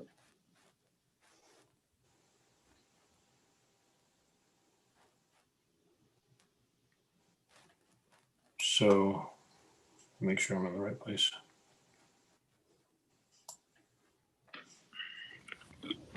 So down on line 19, you say EPE's Energy Efficiency Department is offering a commercial load management program that is designed to reduce electric demand or kilowatt during the EPE's peak demand periods as necessary. This program is performance-based and offers incentive payments to customers for curtailing electric load upon notice. But then on the next page, on line 12, you say load management programs do not currently have an additional out-of-model reduction in future periods because they're performance-based programs, and customers, in the case of the commercial load management program, can choose not to comply without a financial penalty. And my question is, wouldn't those customers lose the financial incentives that motivated them to participate if they did not participate? Most likely, I would agree with that. But I think the part that we must take into account is that we're planning an electrical system, and we have to know if we can count on that generation, especially at the time of our system peak, and knowing that they're reducing capacity and that they don't have to do so and there's no financial penalty, I think would be inconsistent with being prudent with regards to making sure that generation will be there when called upon. Well, okay, but my question is, wouldn't losing an incentive also be a financial penalty? I mean, whether I'm paying $10 or whether I'm getting $10 taken out of my pocket, it's still a financial incentive or a penalty if I lose that incentive, correct? Well, I understand your question, sir. I would say that they're both, partly, I would agree with you.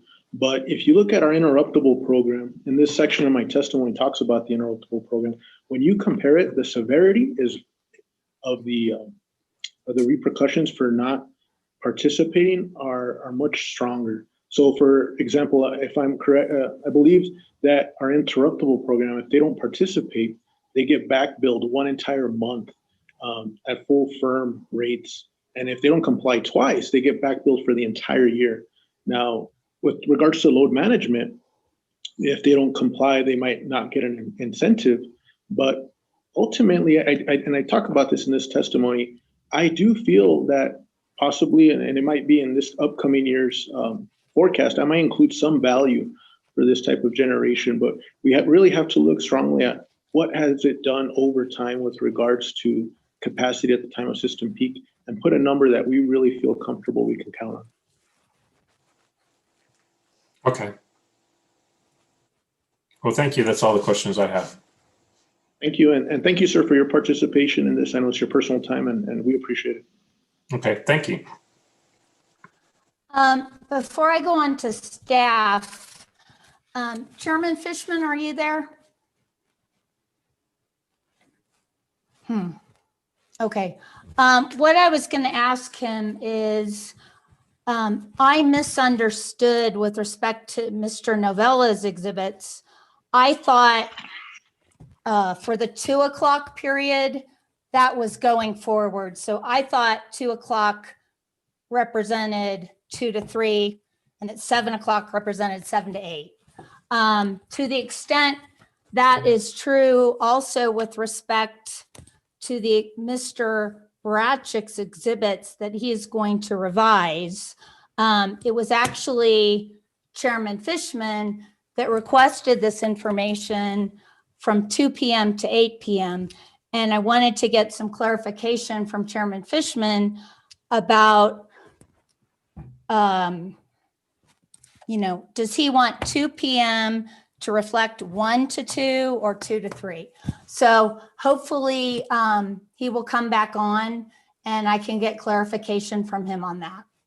And so I can direct Mr. Bratchick exactly what hours to reflect on that revised exhibit. So anyway, hopefully he'll be back. Okay, so Mr. Rogatko, you're next. Staff no longer has any questions for Mr. Novella, but we thank him for his time. I pass the witness. Thank you. Okay. Thank you.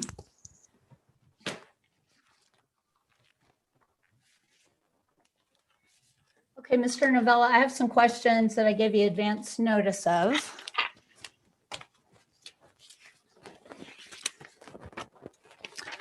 So the first question is, regarding your second supplemental testimony at page 4, lines 4 to 19, why has the increased use of cooling systems caused the high load hours to occur later in the day? Yes, Madam Hearing Examiner. So I'll stay just to the cooling systems, but I will mention that it's multifaceted.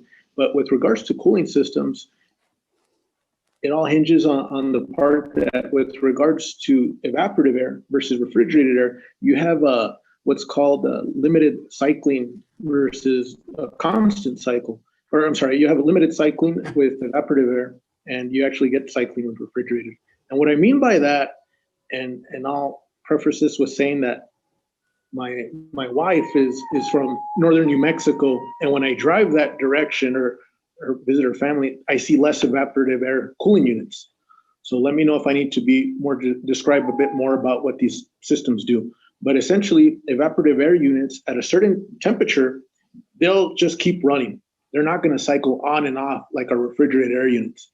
So at a certain temperature, depending on your house, generally my personal experience qualitatively at the houses I've owned or had, once it hits about 85 degrees or so, that unit is not going to turn off. It cannot cool the house below 85 degrees. Essentially, pads that are being soaked with water and pushing air into the home. Now, unlike that system, you move to refrigerated air. Those systems use a lot of electricity because of the condenser they use. Typically, we see about double of the demand. But the difference between evaporative air and refrigerated is that refrigerated air will cycle on and off, even during a hot day, unlike evaporative air, which will stay constant over the entire peak period. Okay.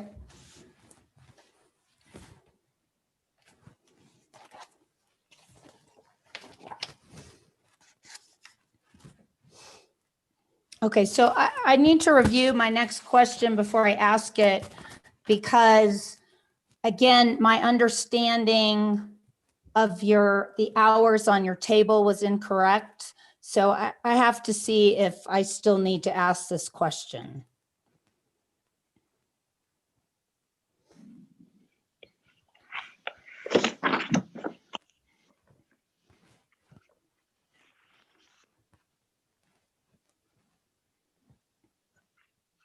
So let's see.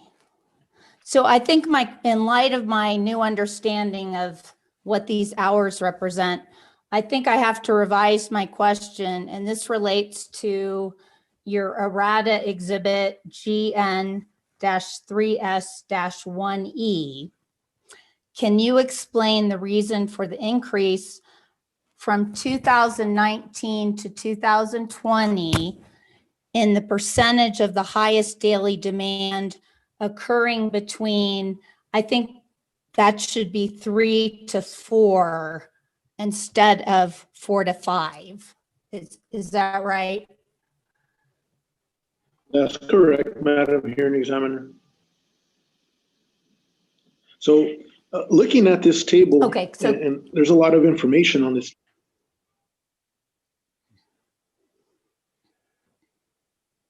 I apologize. Would you like me to continue, Madam Hearing Examiner? Yes, please. Looking at this table, there's a lot of information. And as you noted, if you're looking at the hour that you mentioned, hour ending 4, you'll see a 18.33%. And I believe that's what you're referring to. And yes. A couple of things to note, I think, of interest is I've talked in this overall regulatory filing that the peak is being moved a bit to the right. And some things I'll point out here. You could kind of see that with regards to the hour ending 6 p.m. hour. It used to be 1% of hours occurred there, then 5, then 10, and you see 15. Now, to your point, and ultimately to your question, it's 18 has gotten bigger year over year versus 8%. And that has been taken really from the 5 o'clock ending hour. You see pretty consistently 80, 75, 80, and then 65. So once you submitted your question, I had a couple of analysts look at this question, and we looked at it deeply. And what we found was on a year-over-year basis, based upon several metrics, specifically. I'm sorry, based on? Several metrics. Volumetrics? Just metrics. There was that change in consumption, but it was primarily driven to weather on a year-over-year basis. Interestingly enough, in 2020, we saw warmer weather when looking at max temps over the entire summer period, but during specific months, we saw quite a bit of an increase. We looked at the average of every day over all 4 summer months, and we noticed on a year-over-year percent change, we saw some months that increased by 2 degrees for every day. That may not sound like a lot, but when you have 90% of 450,000 customers, that might kick on a automatic thermostat. You know, you might have less cycling for refrigerated air at the time of peak. We also looked at consecutive days over 105. On a year-over-year basis, we saw a substantial or material difference on a year-over-year basis, not just on max temp, but consecutive 105 days.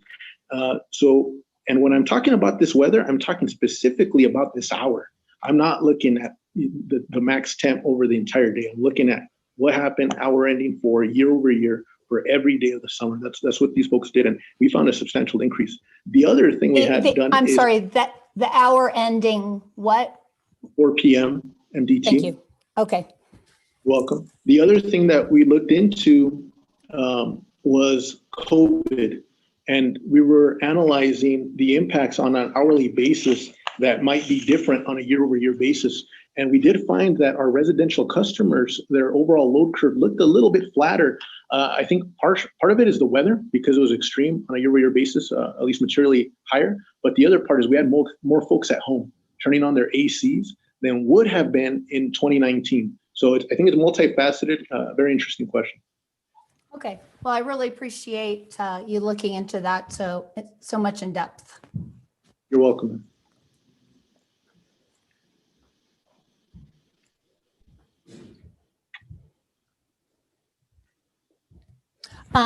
So before I ask you my next question, I had gotten a text from Ms. Stevens.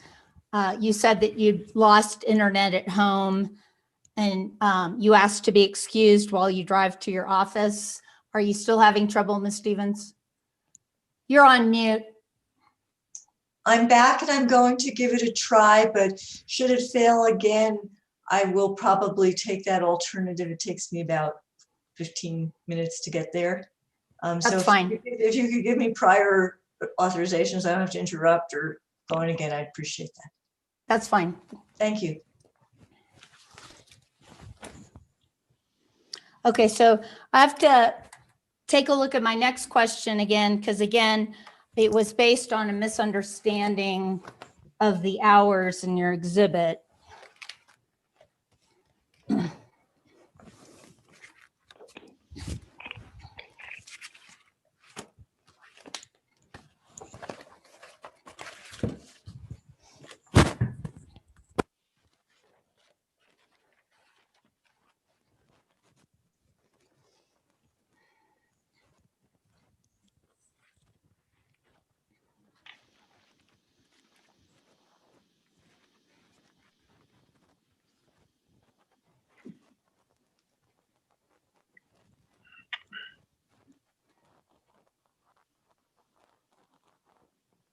Okay, so I had said in my question that your exhibit errata GN 3S-1E shows that in 2020 through October, the hour of highest daily demand occurred between 5 p.m. and 6 p.m.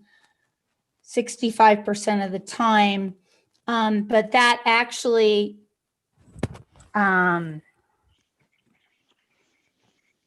should say, am I correct, that should say, per your exhibit, the hour of highest daily demand occurred between 4 p.m. and 5 p.m.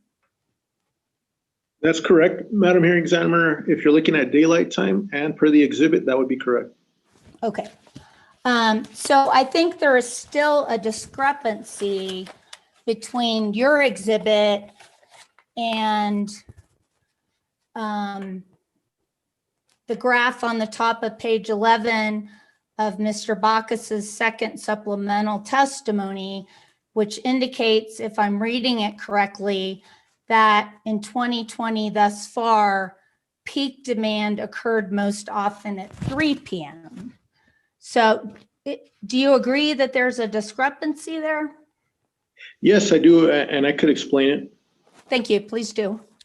And I apologize, Madam Hearing Examiner. I'm pulling up the, I want to pull up the graph that you just noted. Is that in direct or rebuttal? That's in his second supplemental testimony. I can bring it up too if you'd like. No, ma'am, I already pulled it up. Thank you. Okay.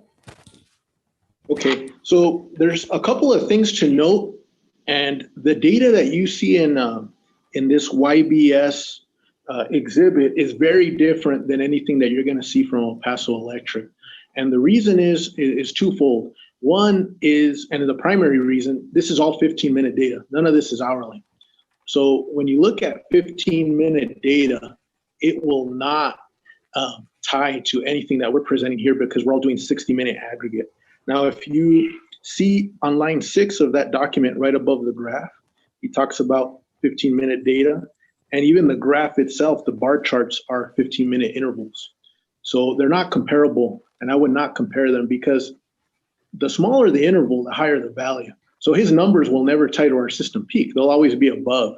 And you see that when he says that we had a peak in 2020 on line 8 of 2197.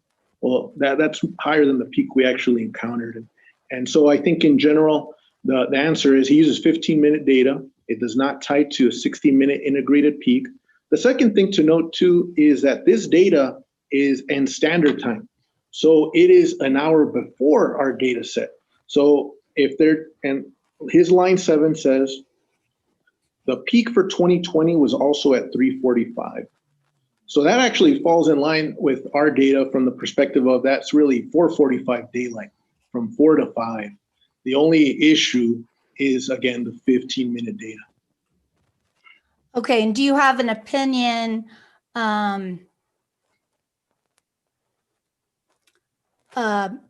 whether looking at 15-minute data or 60-minute data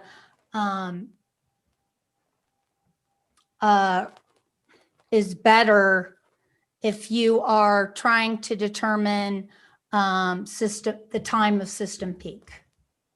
Yes, I do. And I would say that it's better to use 60 because it ties to everything in this filing with regards to allocation, the discussion we had about 4CP, 1CP, everything is done in an integrated 60-minute basis. So if you were to bring in this type of data, it's not comparable. It would not tie to anything. Okay. Thank you very much. That answer particularly was very helpful to me because I was struggling with how to reconcile the two. You're welcome. That's all the questions I have for you. I really appreciate it. Chairman Fishman, are you there? No? Commissioner Hall, are you there? I have no questions. Thank you. Okay. So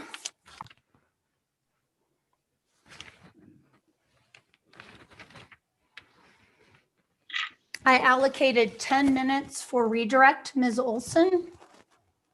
Madam Hearing Examiner, I do not have any redirect for this witness. Okay.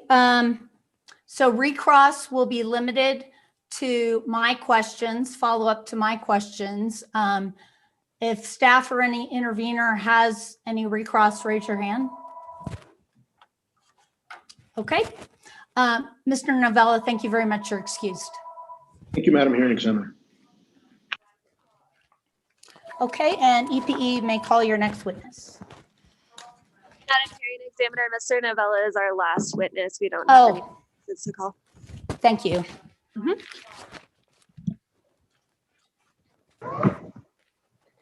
Okay, so next we have Mark Garrett. And Madam Hearing Examiner, we're just going to switch out real quick. Sure. Yes, Madam Hearing Examiner, Keith Herman with Doña Ana County.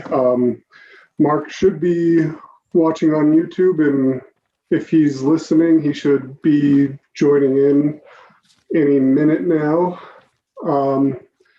Procedurally, I was going to present and defend Mr. Mark Garrett, and Ms. Stevens was going to present and defend Mr. David Garrett. However, if Ms. Stevens has another internet issue, I would also be prepared to present and defend Mr. David Garrett.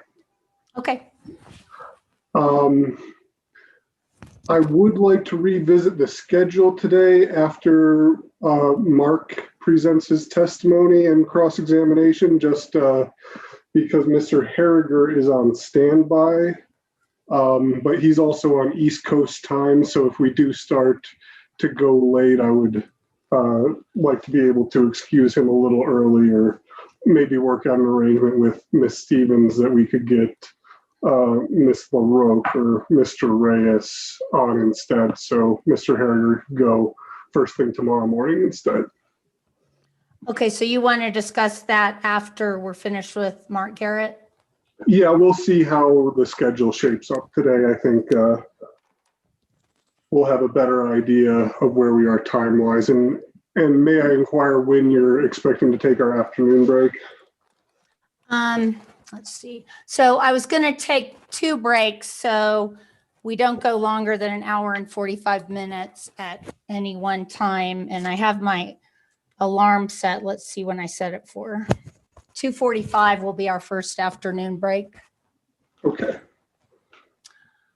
I see Mr. Garrett is present now. So Mr. Lee, if we could just test his audio and make sure he's coming in loud and clear for you. Mr. Garrett, would you raise your right hand, please? You solemnly swear the testimony you're about to give in the matter of opinion should be the truth, the whole truth, nothing but the truth? I do. Thank you, sir. Can you hear me okay? Yes, sir. Okay. Mr. Garrett, would you please identify yourself and spell your first and last name for the record? My name is Mark Garrett, MarkGarrett. And could you please state your position and place of employment? I'm president of Garrett Group Consulting, Inc., a firm that specializes in regulation of public utilities. And do you have available what's been marked CLC/DAC exhibit number 1? Yes. Could you please identify that? My direct testimony? And that was prepared by you or under your direction? Yes, it was. Do you have any additions or corrections to make at this time? No. And if I asked you these questions today, would your answers remain the same? Yes. At this time, Madam Examiner, I'd move to admit CLC/DAC Exhibit 1. Is there any objection? Exhibit CLC/DAC-1 is admitted. Mr. Garrett, do you have in front of you an exhibit labeled CLC/DAC Exhibit number 2? Yes. And do you have any additions or corrections you need to make to that exhibit? No, thank you. And if I were to ask you those questions again today, would your answers remain the same? Yes, they would. And again, this was prepared by you or under your direction? Yes. Thank you. Madam Examiner, I now move to admit Exhibit CLC/DAC Exhibit 2. Is there any objection? Exhibit CLC/DAC-2 is admitted. With that, I pass the witness for cross.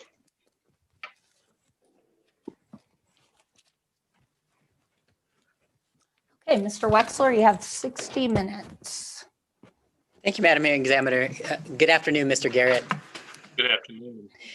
The purpose of your testimony, as I understand it, is to identify and quantify the adjustments to rate case and cost of services proposed by the CLC and DAC. Is that right? Yes, it's to it's to present my recommendations and then also to quantify the recommendations of the other witnesses. And those recommendations that you're talking about are on behalf of the city and county. Is that right? Yes. The adjustments that the city and county are recommending to rate base and capital structure, those are listed in your supplemental testimony in exhibit MG2 supplemental. Is that right? Yes.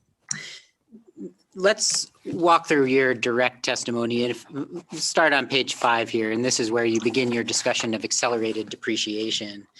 You understand that El Paso Electric's accelerated depreciation proposal is based on the requirements of the Renewable Energy Act. I understand that that's the utility's position. Yes. You've reviewed the Renewable Energy Act, is that right? Yes. And you've also reviewed the underlying regulations related to the Renewable Energy Act? I've reviewed some. I don't know if I've reviewed all, but I've reviewed the act. You're familiar with the New Mexico RPS requirements?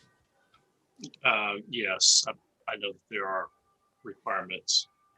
You understand that the RPS requirements in New Mexico is for zero carbon resources by 2045, is that right? Right. And that's in the statute you reviewed. Yes. You also recognize that the city and county have been strong advocates for EPE converting to renewable resources, right? I'll take your word for that. I've not been involved in with them in that issue. Were you aware that the EPE recently had a proceeding in which it proposed Newman Unit 6, which was a gas-fired resource? I'm aware of it, but I'm not familiar with it.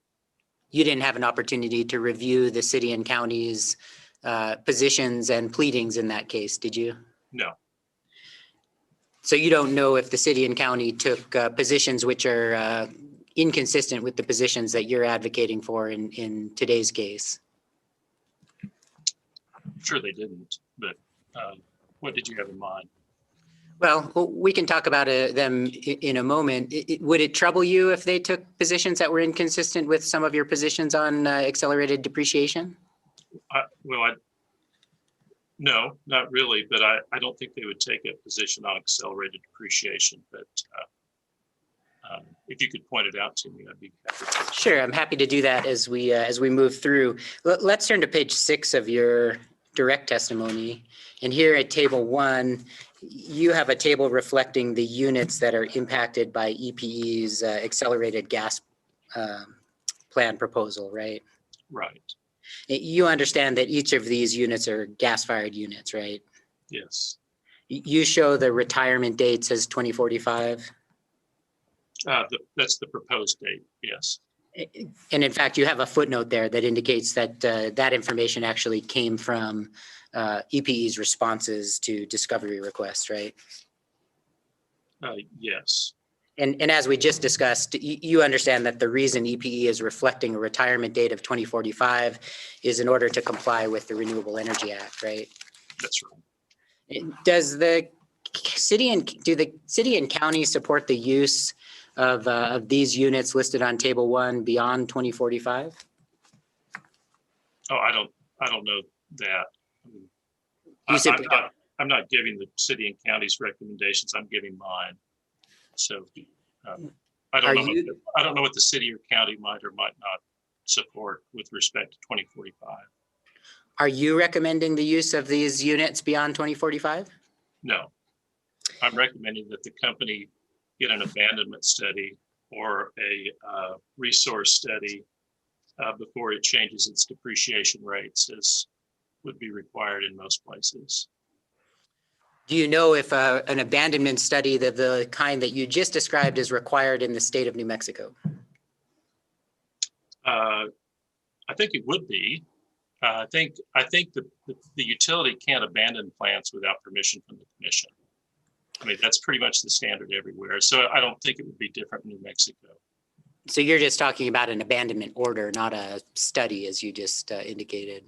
Well, you'd have to get the permission from the commission to abandon an asset that's been dedicated to public service. My understanding is you haven't done that yet. And so you can't propose accelerated depreciation rates to abandon a plant that you don't have permission to abandon yet. And for that last opinion that you just gave, Mr. Garrett, what regulation or statute would you point to? I would just say that that's my general understanding of abandonment in any state.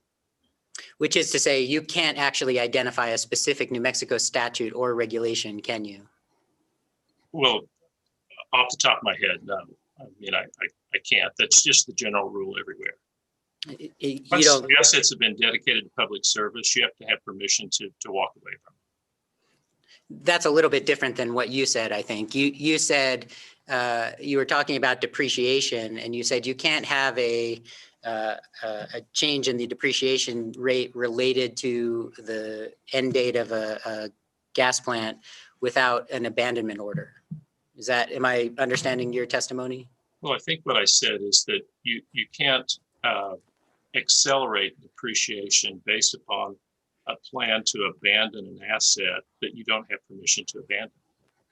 Right. And so so that we're on the same page, you can't cite a single regulation or statute for that proposition. Not as I sit here today, off the top of my head, no. Well, I'm certain the city and county will include that in their briefing if they can find one. If you turn to page 7 of your direct testimony, you're talking about abandonment here. And on page 7, line 18, you talk about an approved plan. Are you talking about simply approval in an abandonment case, or are you talking about something different? Well, I would think there would need to be a resource plan or an abandonment plan with respect to what will happen with these plants, what you'll do with them, when you will abandon them, and if the commission gives you authority to do that or permission to do that. So I think there needs to be a resource plan that deals with these assets. Something like an integrated resource plan? Sure. Have you reviewed EPE's filings on the integrated resource plan? I have not. Do you know when EPE first began indicating to the commission that several of these units would be abandoned? I don't know precisely when, no.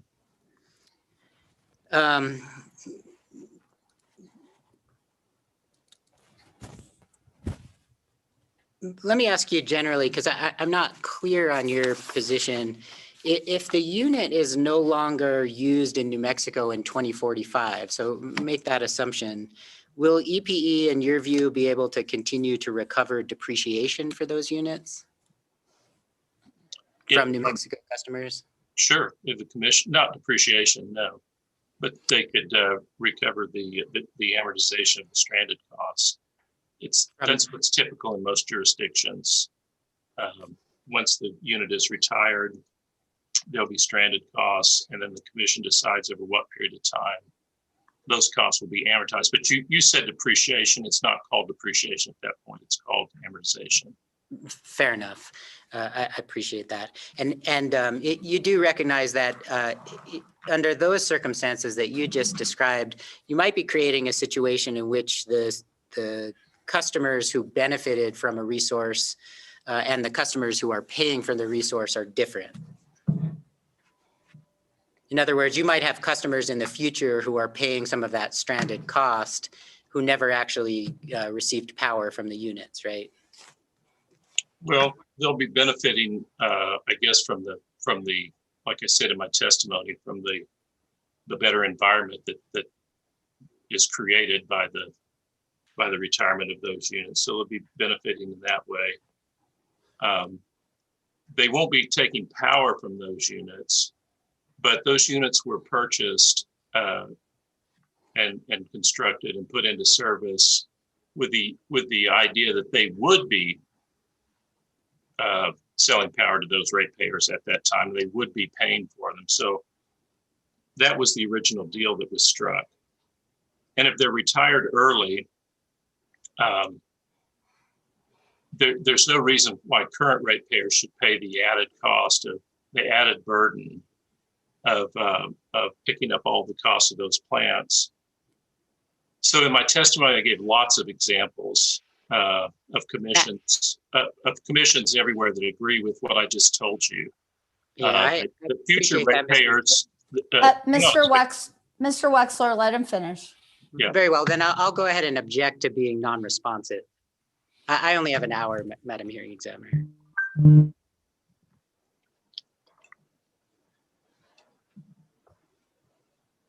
So, yeah, I'll cut you off. Yeah, I'm cutting you off at this point, Mr. Garrett. So go ahead, Mr. Wexler.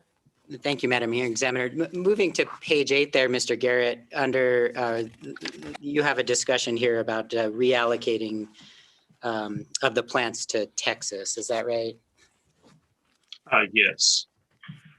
And we just talked about prior to your filing testimony in this case, you did not review the positions of the city and county in the Newman 6 case, right? No, I didn't. But again, this is not my position. It's a position that I'm just alerting the commission that this is something that could happen. It's an alternative. It's not something I'm recommending. I'm just saying that it's a possibility. Are you aware of a provision in the Renewable Energy Act that it instructs the commission to prevent carbon dioxide emitting electricity generating units from being reassigned, redesignated, or sold as a means of complying? I talked about that at length in my testimony. Turning to your testimony on page 9, starting at line 16, you talk about third-party purchasers, right? Yes. In order for another entity to purchase a plant, that would require commission approval, right? I'm sorry, Mr. Wexler, I'm going to interrupt you and see if you can point me to the section of testimony you're referring to. Happy to. Page 9 starts at line 16. It continues on to page 10, line 6. Okay, thank you. Sorry for that. Did you understand the question, Mr. Garrett? Right. I think that's what I've been saying all along, is that you need commission approval to dispose of the plants. You also need a willing buyer, right? In this situation, you would. You understand that in other utilities, at least in New Mexico, electric utilities would also be subject to the REA requirements, right? Yes.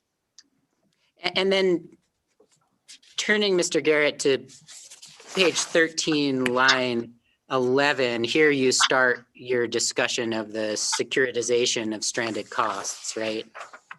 Yes. And turning to page 14, at lines 1 through 3, you indicate that New Mexico allowed securitization for coal plants as a part of the Energy Transition Act, right? Yes. And you recognize none of the units that EPE has are coal plants, right? Right. Yes. I think I mentioned that in the testimony, but. And in fact, the ETA, I think as you recognize, defines qualifying generating facility with reference to coal-fired generation, right? Right. No, I think I discussed that in the testimony. I use that as an example of a really good solution for stranded costs that New Mexico implemented for the coal units. And there's no reason why it couldn't be done for other units as well, because it saves ratepayers a lot of money and doesn't hurt the company in any way. And when you say there isn't any reason, are you talking about there's no reason that the legislature couldn't pass a statute? Right. Okay, let's talk about your testimony about the TCJA, which I think that testimony starts on page 23. And then if you turn to page 26, that's the first place where I have a question. And here you include a definition of the normalization requirements, right? Yes. And you agree with me that a normalization violation would occur if you returned the what you call EDIT, and I'll just refer to excess ADIT to ratepayers faster than the amounts would have been paid to the IRS if the tax rate had not changed, right? Yes. You understand that a normalization violation could have some serious consequences for a utility. Well, I understand that a normalization violation could have consequences to utility. I also know it's extraordinarily rare that one occurs because the utility is usually given plenty of time to cure. The only time I've ever heard of a normalization violation is when a commission issued an order that caused a violation and it refused to change the order. So I think they're pretty rare, but to answer your question directly, yes, it could have ramifications. What are those ramifications? Well, you lose your ability to take accelerated depreciation on your plant assets, which was a pretty big deal when the tax rates were 35%. It's not as onerous now at 21%, but it's still would deprive ratepayers and the utility of a substantial amount of cash that right now that the tax code provides that the company can use to buy other assets and to use to run its company. And I'm sure you'll agree with me that a prudent utility is trying to avoid a normalization violation, right? Yeah, I think it's prudent to avoid that. It's really it's the commission that wants to avoid the normalization violation because they're pretty hard to trigger. You recognize that a normalization violation is defined by the IRS, right? Yes. And the IRS decides whether or not a normalization violation occurs, not the commission. Right, but it's based upon commission orders. Do you have your supplemental testimony before you? Uh-huh. So that's Exhibit 2, and I want to look at page 7, line 20. And I think this reflects your position on the normalization violation. And here you say, page 7, again, CLC DAC Exhibit 2, lines 20, and I'm going to carry over into page 8. You say, protected EDIT for which the ARAM reversal period has already passed, parens years 2018, 2019, and 2020, can now be treated as unprotected EDIT and can be returned to ratepayers over any period of time prescribed by the commission without causing a normalization violation. And that's your position, right? Well, it is my position, and it's the general position across the country that I know of. However, Ms. Prieto disagrees with you, correct? I think she does disagree. And you indicate that other commissions have agreed with you, and you do cite another case here, but you haven't identified any private letter rulings or other IRS guidance supporting your opinion, have you? Well, I've cited numerous cases that have followed that treatment. There haven't been any normalization violations that have resulted, and some of that treatment's been going on for several years now. So there would have been plenty of time for that to develop. So no, I'm not concerned at all about a normalization violation from giving back protected EDIT for which the ARAM period is passed. It won't trigger a violation. Well, I'm not sure whether or not you're concerned is necessarily the big issue in the case. And I think my question was, you have not identified any letter rulings or other guidance from the IRS supporting your position, have you? Well, a letter ruling would be specific to a utility that asked for one. So, yes or no, have you identified a letter ruling? I know of the. If you have, please point it out in your testimony. Well, I guess have I identified one in my testimony? Yes. No, I mean, I've addressed the issue several times in the other utilities, but El Paso Electric does not have a letter ruling. Have you identified any other letter rulings from any other utility? No, because they don't seek a letter ruling. You have to seek a letter ruling. Okay. Have you identified any general IRS guidance that supports your position? The Tax Act does. That's your interpretation of the Tax Act. I'm asking for guidance. Virtually everyone's interpretation of it. Well, I'm not so sure, Mr. Garrett. There's a testimony in this case between you and one other individual. So again, my question, other than the Tax Act itself, any IRS guidance which you have pointed out in your testimony to the commission? Just the Tax Act. Just the Tax Act. Thank you.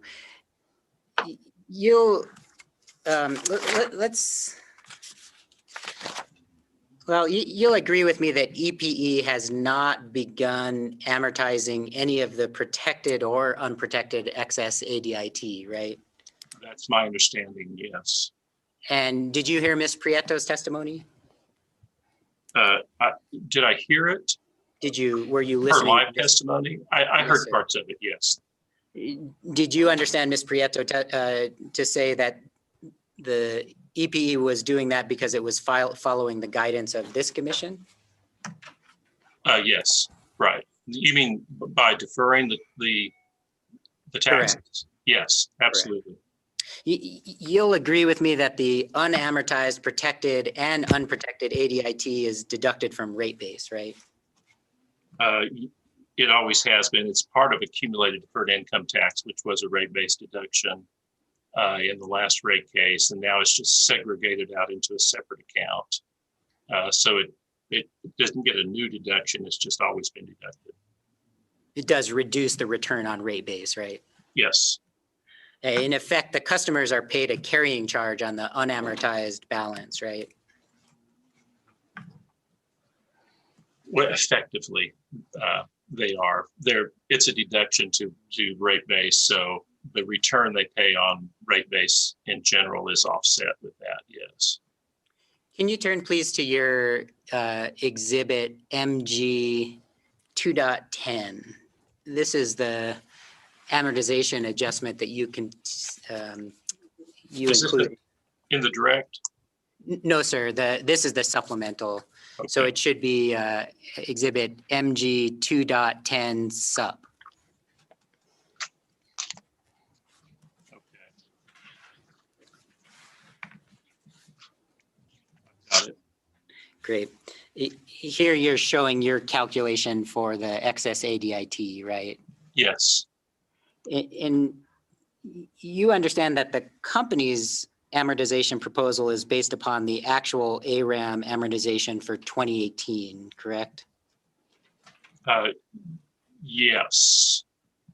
And that amount is the $845,245, right? Yes. And you actually use that number for 2019 and 2020 as well, right? Right. It's all that we asked for the information for 19 and 20, and the company didn't have it. So we used this as an estimate. So then if you look at line 4 there, you can see you take the sum of the 3 years, you use the jurisdictional factor, and that gives you the New Mexico amount of the 2.5 million, right, in the final column there. Yes. And then you have the amortization period of the 3 years, that gets you to that 845, 245, right? Right. And then you use that revenue grossing up factor to get to the revenue requirement, basically your adjustment, right? Right. The 1.183 million would be the amount that would come back to ratepayers each year for 3 years. On top of what's the 2021 reversals that would be embedded in tax expense. Right. And let's take a look at Ms. Prieto's exhibit. And so do you have her testimony before you? And I'm looking specifically at her third supplemental testimony. And I'm going to ask you to look at her. This is EPE Exhibit 24. And I'm going to ask you to look at Exhibit CSP-4-3S, which if you're using PDFs, it's page 43. Yeah, I have that exhibit. I don't have the others, but I do have that one. That's the only all one. I need. That's the only page. Yeah, I just want to walk through that. Yeah, thank you. So let's see here. So on that exhibit, your proposal is shown there in Exhibit E, at least as reflected by Ms. Prieto, right? Well, that's right. That's her understanding of it. Yes. And is there something incorrect about her understanding? For 2021, what would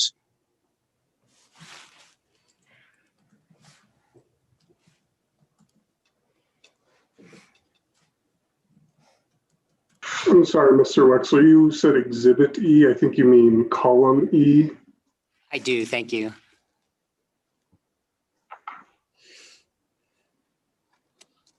Yeah, so right, there would be the 2021 amortization. I'm not sure of these numbers, but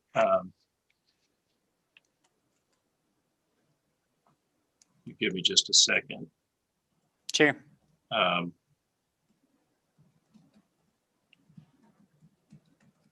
Yes, right. So there would be in 2021, there would be the reversals for 2021, which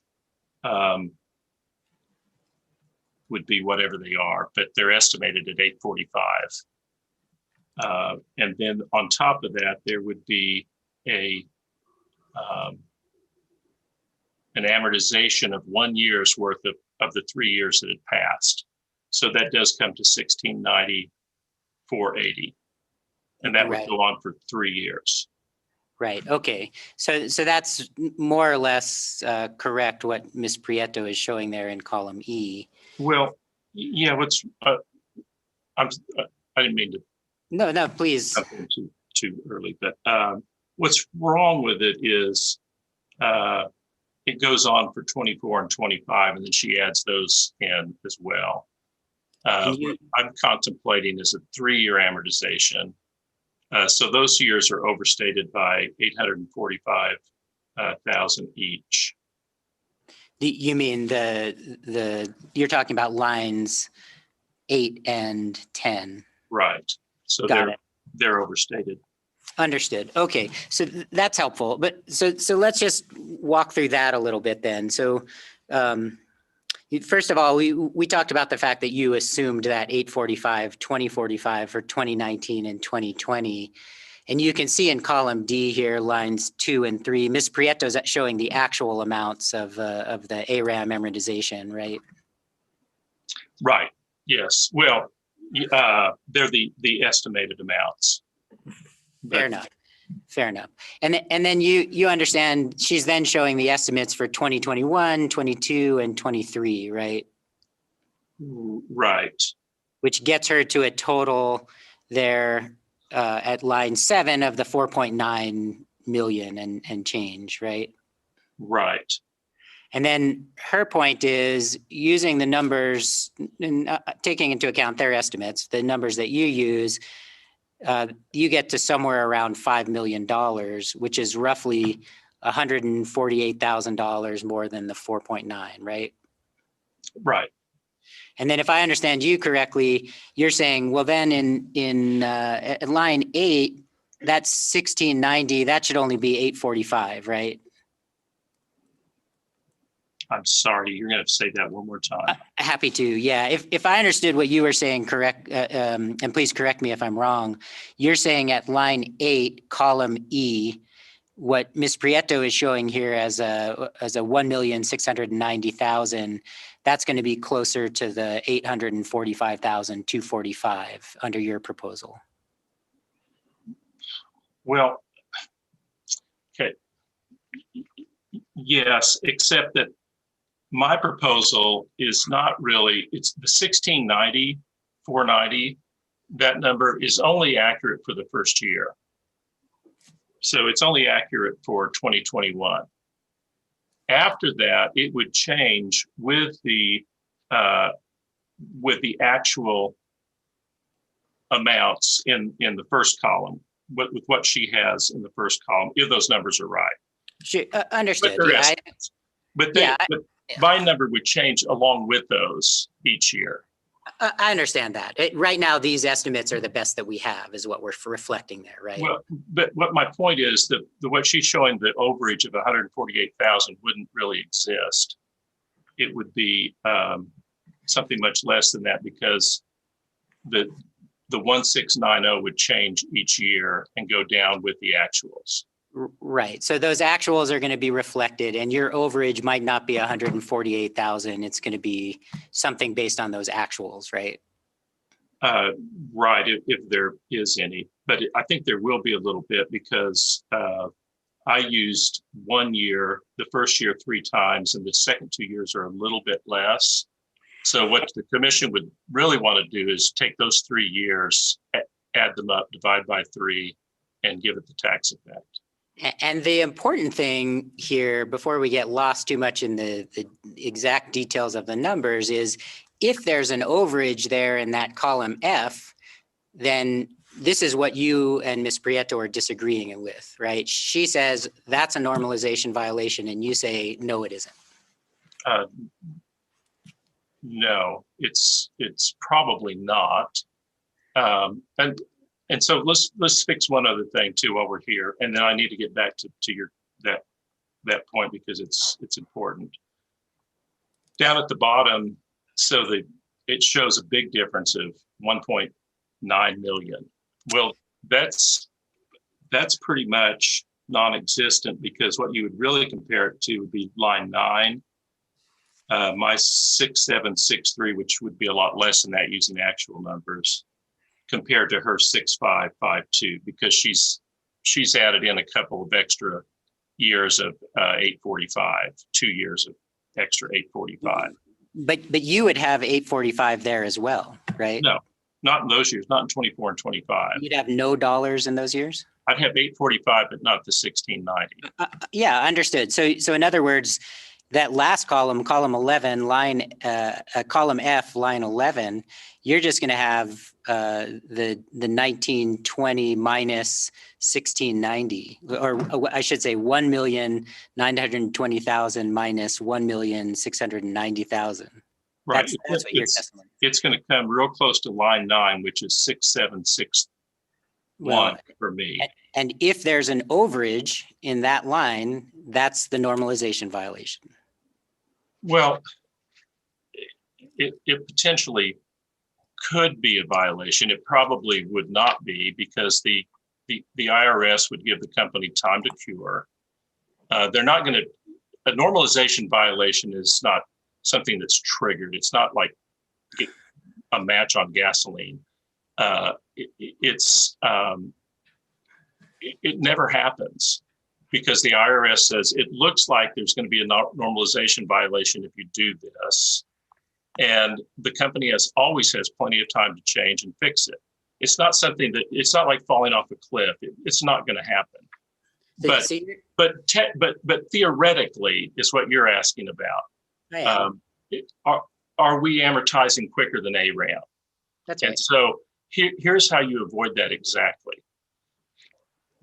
You take the 2018, 19, and 20, and use the new amounts that were finally provided in this supplemental testimony that we had asked for and didn't get. But you would use those amounts added up, divide by 3 to get an average, and you would give that back each year for 3 years. And then you would have 0 chance of a normalization violation. Well, I'm not so sure that ends up being right. But if I understand you correctly, basically what you're saying is if we take your proposal, it's theoretically it could result in a normalization violation, but it's unlikely to happen for various contingencies that are likely to happen. No, I said theoretically, if these numbers were if her numbers were right, they're not. That would be what people would refer to as a potential normalization violation. I see. If you actually use the first 3 years, though, because now that the time's passed, they know what the numbers are. The company does. If you use those 3 years, added up, divided by 3, grossed up for tax, and you give that back over 3 years, there is no chance whatsoever of a normalization violation. None. Well, I'm not sure that's consistent with what you've just been telling me, but I think we should move on because I think the point is made here. Let's go back to your direct testimony at page 29.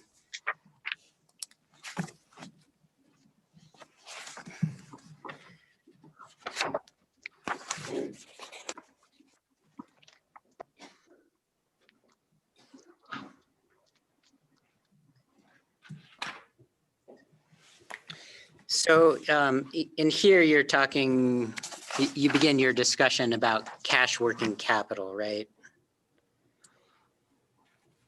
I'm looking at, I'm sorry. Did you say cash working capital? I did, cash as in C-A-S-H. And I apologize, Mr. Garrett, it actually starts on page 28. Yes, I have it. Thank you. And I have a general question, and that basically is that, do you recognize that in both New Mexico and in Texas, the practice is to exclude non-cash items from the calculation of cash working capital? So, yes, the practice in Texas and New Mexico is to exclude non-cash items. Interest on long-term debt is not a non-cash item, but in Texas regulations, it's listed as a non-cash item that is excluded. And so there it's excluded by regulation, but it's not it's called a non-cash item, but it's not. Like depreciation, there's no cash involved with depreciation expense. With interest on long-term debt, there is cash involved with that and lots of it. You understand that's also the practice in New Mexico, right? Right, and that was the point of my testimony, is that I think the commission should consider a change in this regard, because I think it would make the cash working capital, the lead lag study, more accurate. Are you suggesting are you suggesting a rulemaking then? Well, if it's excluded by rule, but I don't think it is. I think it's excluded by practice. And so all it would take is a commission order to make that change, and probably be best done in the next rate case, because what the company did here is what it's done in the past, which I think is fine. But I do think that the commission should consider making a change to include interest on long-term debt, because it is a major source of cash that's not being recognized in the lead lag study. Page 40, Mr. Garrett, and here we're changing subjects to the rate case expenses. Mr. Wexler, since we're changing subjects, I think we'll go ahead and take a 10-minute break right now. Sure. And let's come back at 2:50, and you have 20 minutes and 22 seconds left. Thank you.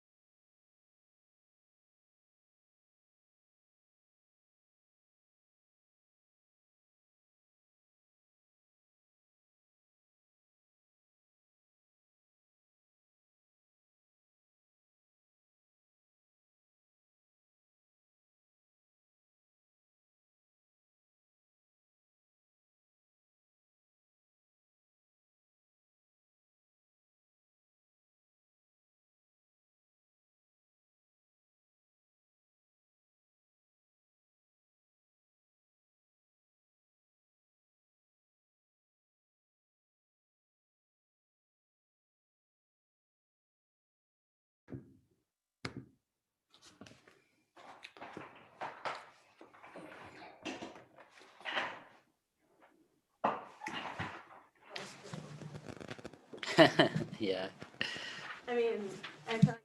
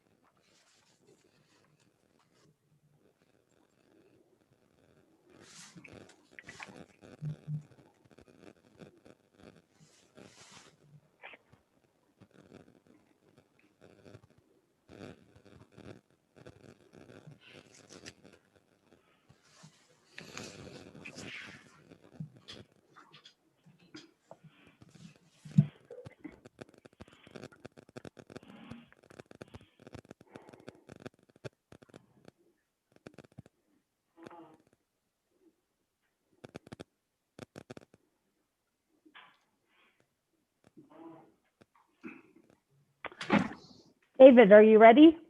Yes, Your Honor. Okay, Mr. Wexler, you may continue. Thank you. Mr. Garrett, we were on page 40, and I'm looking at lines 10 through 12. Or let me know when you get there.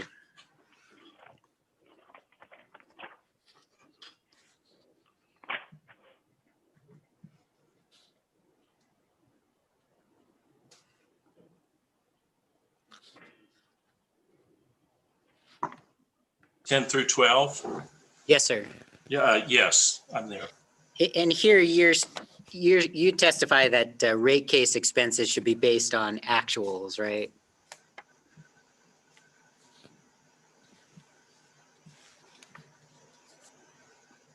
Yes, You've looked at documents from the previous rate case, right? For EPE. some, yes. Are you aware that the actual rate case expenses in that case were approximately 2.4 million? Yes. Have you compared the rate case expenses that EPE is requesting in this case to other recent rate cases in New Mexico?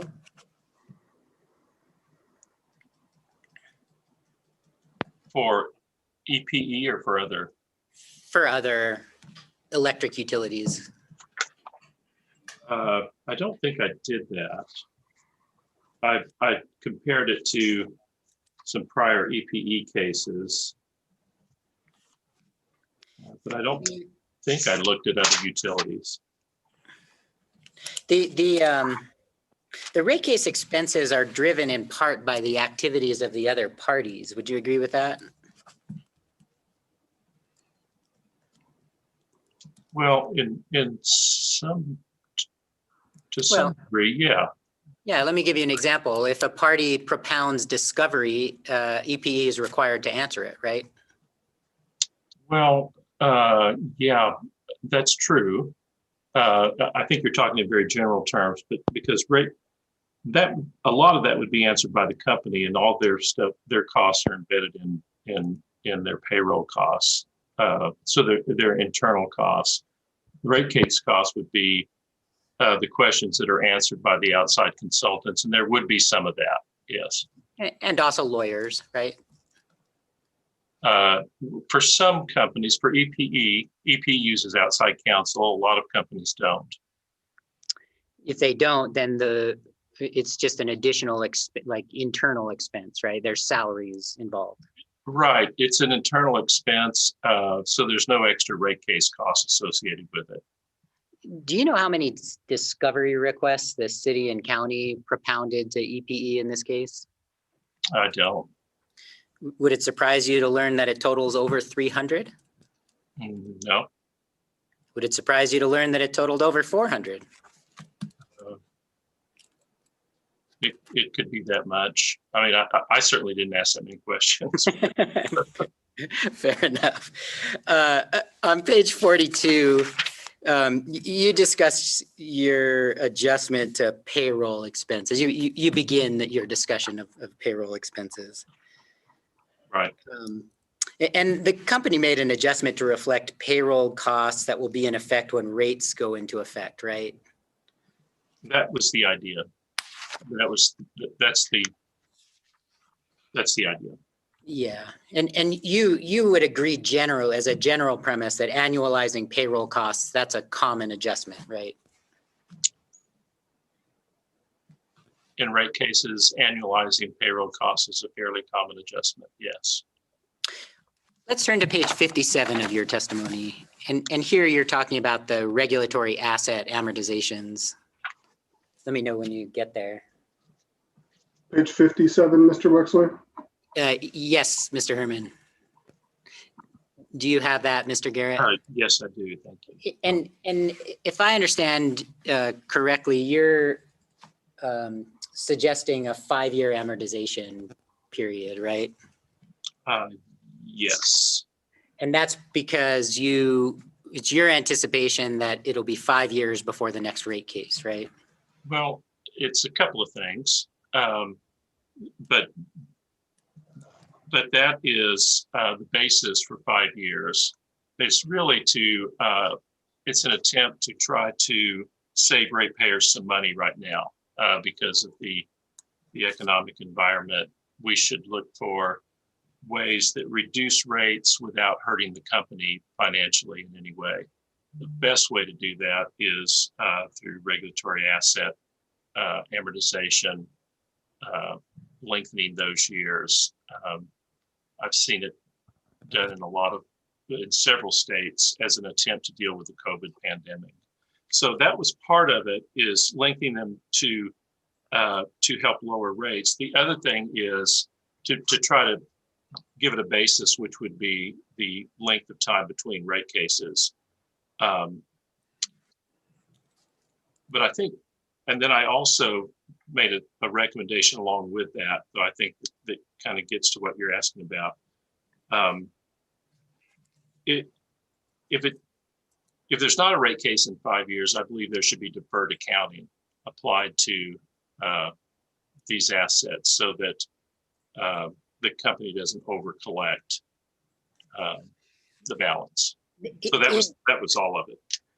And in general, once the commission sets rates in this case, the company can't unilaterally adjust rates without an order of the commission, right? Right. The company can't adjust rates, and that's the problem. So if your regulatory asset is fully amortized in 5 years and you don't have a rate case, you're going to keep collecting that annual amount each year from ratepayers. So you're going to over collect year after year after year. So that's why in a lot of places they have deferred accounting for those collections, so that amortization continues each year, but it gets amortized to a regulatory liability account. So then if the next rate case is 2 or 3 years after that 5-year period, there's a liability built up that then will be given back to ratepayers. So it tracks it. And that discussion that you just had is very helpful for thinking about a subject that we already talked about, and that's the excess ADIT, because I think you talked about, well, there'd be some adjustments during that time, but as you say, once those rates are set, there's not the ability to adjust it again without an order of the commission, right? Right. So personally, for regulatory asset amortization and regulatory liability, but especially the regulatory assets, because they're outside of that's money going back that's being collected from ratepayers. And ratepayers aren't in control of when rate cases are filed, the company is. So there should be deferred accounting for regulatory assets that go beyond the rate case cycle or beyond whatever the amortization period is. Those costs should be captured, deferred into regulatory liability, and given back to ratepayers. You're asking, should the same be true of a regulatory liability? And I think it could be. There's nothing wrong with that. It's not, to me, there's the same risk is not involved, because if it's a large amount, the utility can file a rate case. but ratepayers don't have that type of control over regulatory asset amortizations, where the utility would have that type of control over liability amortization if it were material. Fair enough. In other words, the company would potentially file a rate case. Let me ask you about something else here on page 57, and I'm looking at lines 3 through 5, and this is the language that says, I also recommend the regulatory liabilities relating to pensions and OPEB expenses be increased by $29,332,000 in accordance with the final order in NMPRC case number 15-00127 UT. This adjustment is set forth on exhibit MG 2.2. You see that? Yeah, I remember that testimony, but I didn't see it on the page and line you referenced. Well, that may be, Mr. Garrett, that you have an older version of your testimony. And this is actually precisely my point. When you originally filed your testimony in October, it didn't contain that language, did it? About the regulatory liability for pensions and OPEBs? That's right, the $29 million adjustment. Yeah. And so there wasn't any testimony about that $29 million adjustment, was there? Right. I had the adjustment in the work papers and in the revenue requirement calculation, but I didn't have the testimony in the copy that we filed. And Mr. Gagne in rebuttal actually pointed out there wasn't any language or testimony about the $29 million proposed adjustment, right? In the original testimony, there wasn't, right? And Mr. Gagne pointed that out in rebuttal? He did. I thought maybe we knew about it before then. I'm not sure, but I think he did point it out, yes. Yeah, and which led you to file this $29 million errata, right? The $29 million errata, yeah. Mm-hmm. Now you've reviewed case number 1500127 UT. Yes. In that case, the commission reduced rate base for the amount of pre-1998 pension liability, right? Yes. It did that because the company had not shown that customers did not fund the amount of that liability, right? Right. You presented any? It reduced rate base by that amount because what? Say that again. Sure. Because the company had not shown that customers did not fund the amount of the liability.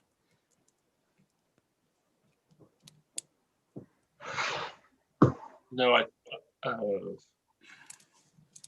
know that that's what the order said. I think it reduced rate base by the $28 million because ratepayers had funded that liability.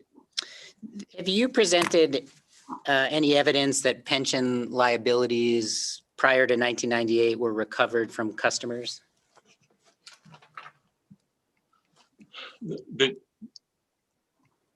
That was the commission finding in the 2015 case, was that ratepayers had funded that liability. And so, and it was a pre-1998 liability. That nearly exact amount still exists today. The liability that's on the company's books is all pre-98. And so that same liability is there. Understood. And I guess I'm just looking at your direct testimony. We can see the 3 lines of testimony that at least they're in my version. It sounds like they're not in your version. And my point is you didn't actually present any additional evidence about these pension liabilities, did you? No, I relied on the commission's findings in the prior case. Yes. Yeah, point well taken. But it's the commission's finding, and I stayed with it. Thank you. No further questions, Madam Hearing Examiner.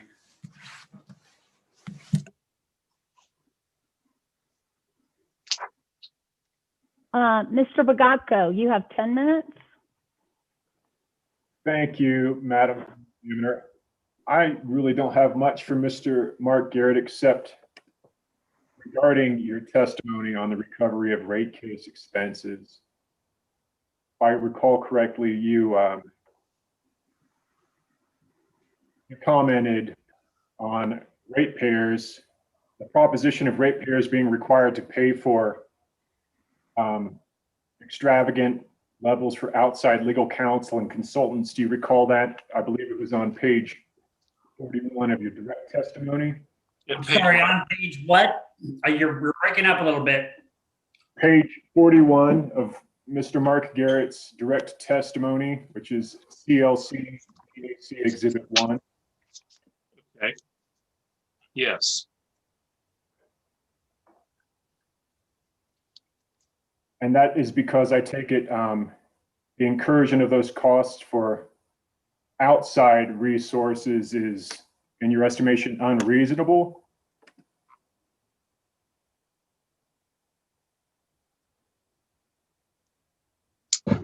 I really apologize. What line are you on again?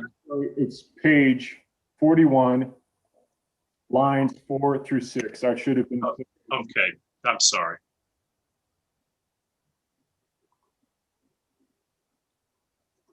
So,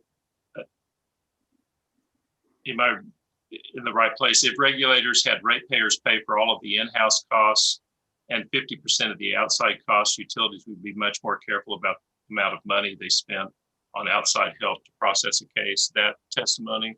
Yes, sir. Thank you. And well, let me put it this way. Are you submitting that opinion based on a reasonableness or a prudence perspective? Well, yeah, I think that all costs, that are submitted for recovery have to be reasonable. And we certainly know that they have to be reasonable and necessary. We know that rate case costs are necessary, but they still have to pass the reasonableness test. And so you can't, a utility can't just spend anything it wants to on rate case costs and get them recovered.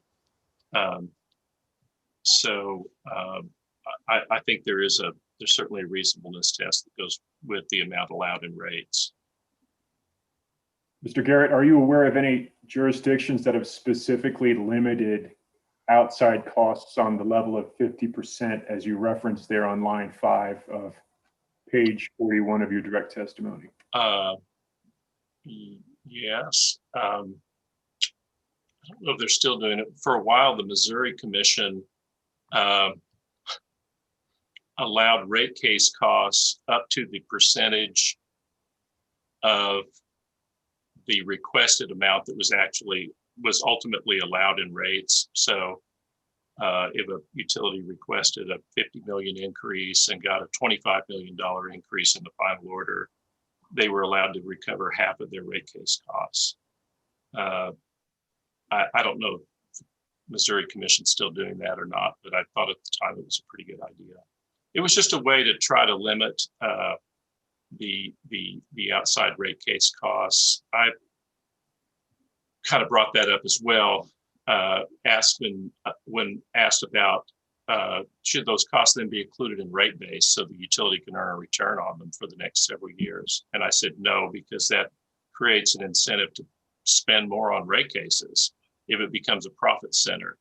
And so I just think the commission needs to be very careful about how much it allows the utility to spend for rate case costs, because a lot of times the positions it's taking in the rate case are not in the best interest of ratepayers, but ratepayers are expected to pay for them. And then dovetailing off of your testimony on the recovery of rate case costs, do you have a position on the scenario involving the recovery of rate case expenses in connection with the case that ended up being dismissed? Would it be proper to seek recovery of those rate case expenses? I think it would be appropriate to disallow those. It'd be up to the commission, but I could certainly see where that could be the case. And in your professional experience, are you aware of, or have you ever encountered any cases where that sort of disallowance for dismissal of a rate case has been allowed? Yes, but I can't tell you right now off the top of my head what the case was, and but I've seen that happen before several times. Yeah. Yes, sir. Well, thank you for your time today. I won't trouble you any further, and I pass the witness time here. Okay, Mr. Garrett, I have the questions that I gave you notice of. Yes. So the first one is on pages 55 and 56 of your direct testimony, you objected to EPE's COVID-19 adjustment to its base period pension and OPEB costs. According to page 3 of Mr. Gagney's rebuttal testimony in your exhibit MG-2.4, you removed the COVID-19 adjustment and you also removed EPE's 2020 adjustment. Is that correct? Okay, so what I said in the answer I kind of jotted down was not exactly. The company identified the 2020 projected increase, but didn't really include it in its adjustment. It just included the COVID-19 estimate for 2021. And so I backed out all of the COVID estimate, which was the 2021 estimate, and just allowed what they'd actually spent in the test year. So if there were any 2020 costs in their adjustment, they came out too. But as I recall, they didn't actually get the 2020 costs baked into their adjustment. It was just the 2021 costs. Okay. So my next question is on pages 15 to 16 of your supplemental testimony, you state that in rebuttal testimony, EPE withdrew the COVID-19 adjustment, and you further state that you agree with EPE's use of the 2020 actuarial report and a corrected capitalization factor to calculate EPE's pension and OPEB expenses. However, you still recommend a $521,000 reduction to pension and OPEB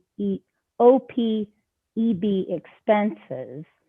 And my question is, where do you discuss this proposed reduction in your direct testimony? So it's just in the pension OPEB discussion. It's the removal of the 2021 costs. But the 521 you're asking about comes out of the supplemental testimony, and it's what's left over. It's the net of removing all of the 2021 COVID and projected costs, less the increase that actually did occur for 2020 in the actuarial study. So there's still 521 that has to come out because I'm adjusting the requested amount in their filing, which included all of the 2021 COVID costs. I move all those out, and then actually this is the net effect. So I put in about another 300,000 for the 2020 actuarial study. So I think we're on the same page with the company now, that we all agree that the 2020 actuarial study is what should be allowed in rates. And that's what the 521 gets their original request down to the 2020 level. Okay, so at this point, are you recommending any adjustment to EPE's pension and OPEB expenses as revised in their rebuttal? As revised in the rebuttal, no. Just this is what takes the original filing down to the rebuttal, is my understanding. Okay, so you agree with their rebuttal level of pension and OPEB expenses? Yes. Okay.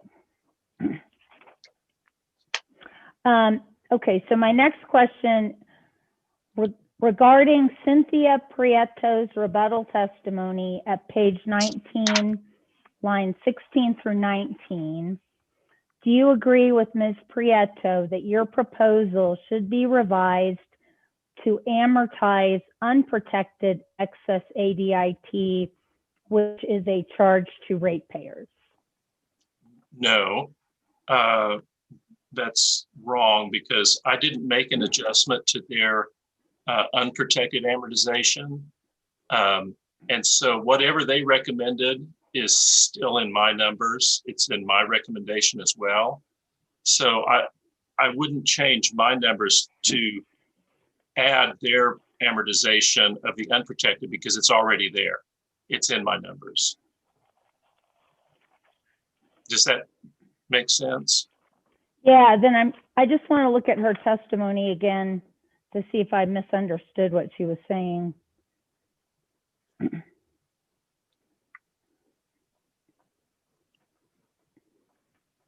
So I'm just going to read her sentence from page 19 of her rebuttal testimony, line 16 through 19. This is problematic because Mr. Garrett's calculation does not include the amortization of the unprotected excess ADIT, which is a charge of $143,136 on a New Mexico jurisdictional basis to customers and therefore offsets a portion of the protected amount. So are you saying that that is incorrect? Yes, that's incorrect. I didn't adjust their adjustment to unprotected, so it's in my numbers. Okay. I mean, it's not in my recommendation for protected EDIT, but it is in my revenue requirement recommended to the commission.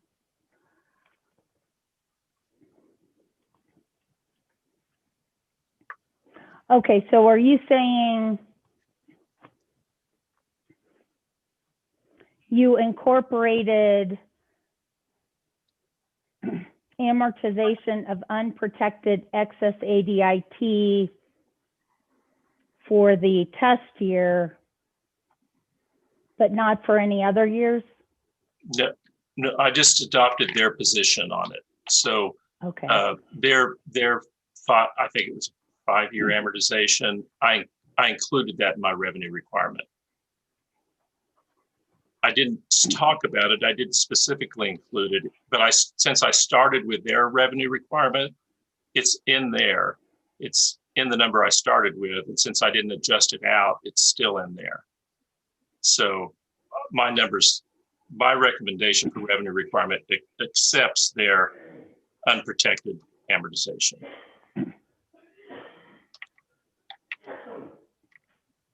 So I may be incorrect, but I think what she's getting at is that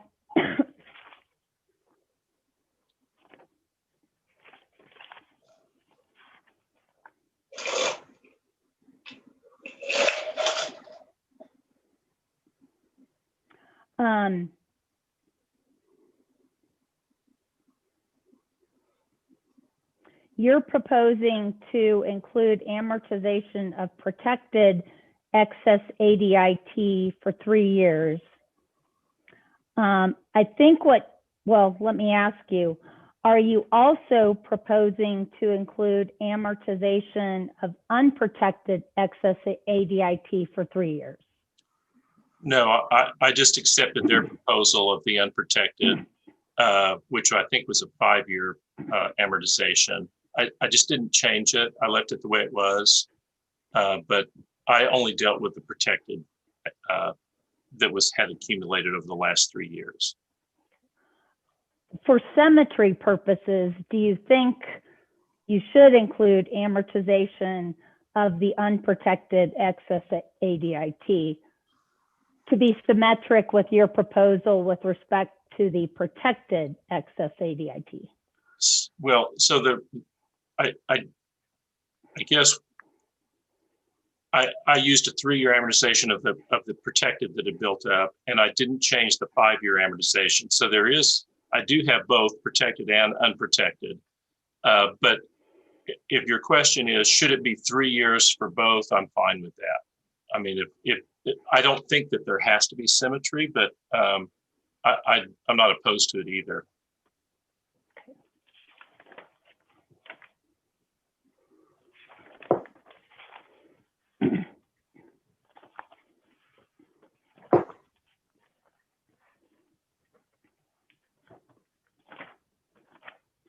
So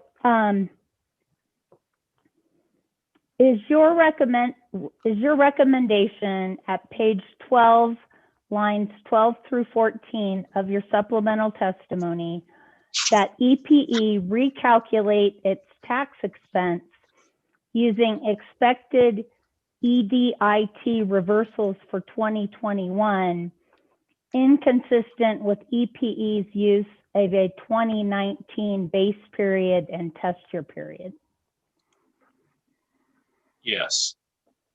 Okay. And that answer might surprise you, but and I appreciate your question because it pointed out that inconsistency. And the reason I think it's a problem is because of the tax code, the tax rules for normalization violations. There's a part of that rule that's called the consistency rule.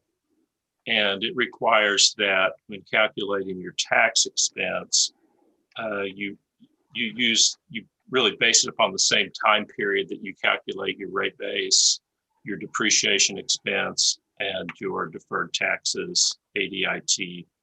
All of that has to be synchronized at the same time.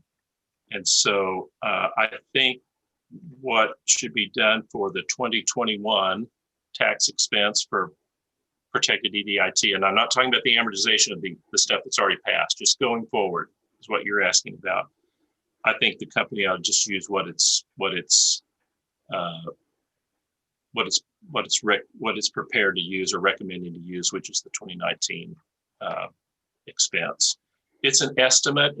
Now, the company says those are the dollars that are going back in 2021. That is not the case at all. The 2019 reversal is an estimate of what will happen in 2021. What will go back in 2021 is whatever the turnaround is in that year. And they've estimated what that will be, but it won't be those 2019 dollars. It'll be new dollars that turn around in 2021.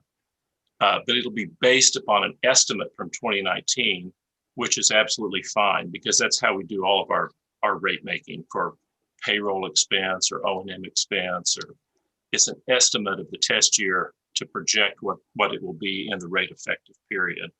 But your question, is it inconsistent? Yes. And is it wrong? Yes. So I think the company ought to just do it the way it's proposed, which is to use the 2019 expense. That doesn't change anything about the 3 years that have passed that still need to be amortized on top of it. Okay, so actually EPE is proposing to use the 2018 amount. So yeah. Is that inconsistent with its use of a 2019 base period and test year period? It's probably is, yeah. Okay, so tell me again what you're proposing instead of what you had recommended, which was for EPE to recalculate its tax expense using reversals for 2021. Yeah, I don't think it needs to recalculate its prospective tax expense using 2021 estimates. I think it can probably do it with the estimates that it's using. I think it's probably okay under the rules, and it's close enough that it's for rate making purposes. I think it's fine. Okay, so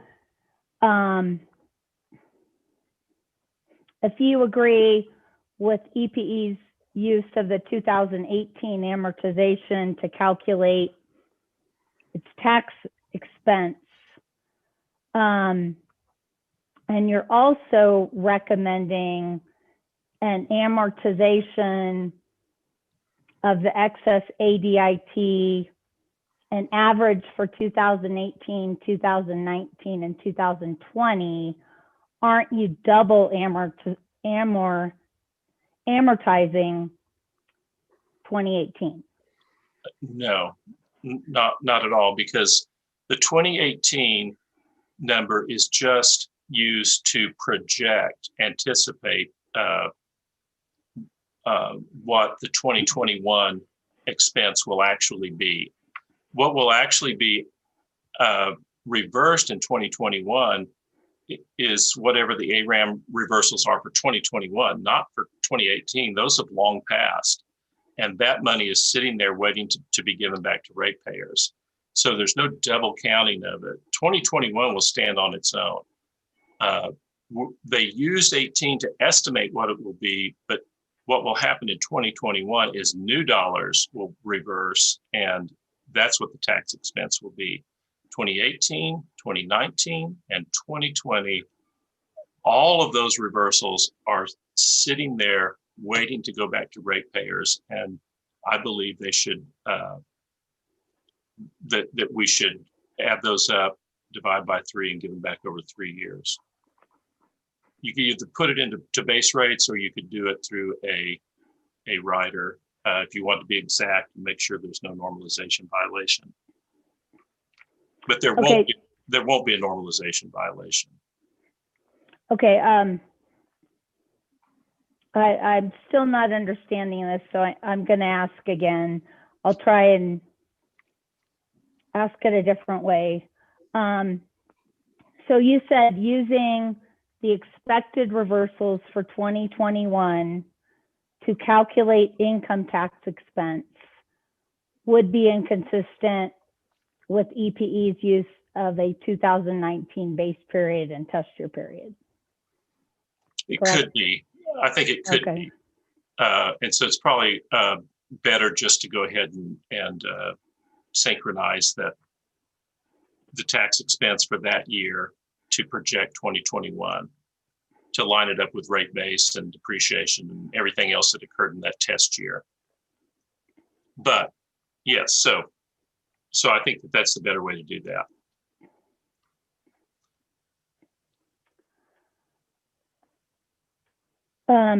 Okay.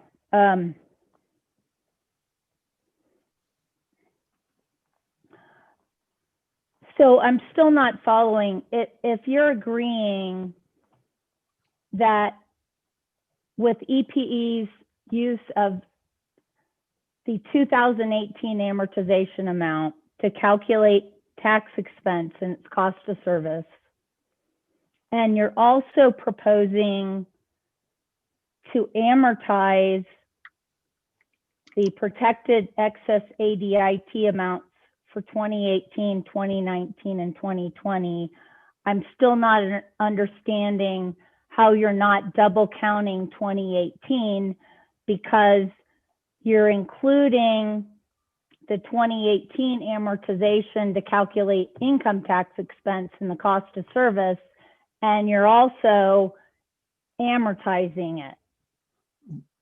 You're using the 2018 to predict what 2020 is going to be. What happens in 2021? What happens in 2021 is that the reversals that actually occur that year are going to be in tax expense.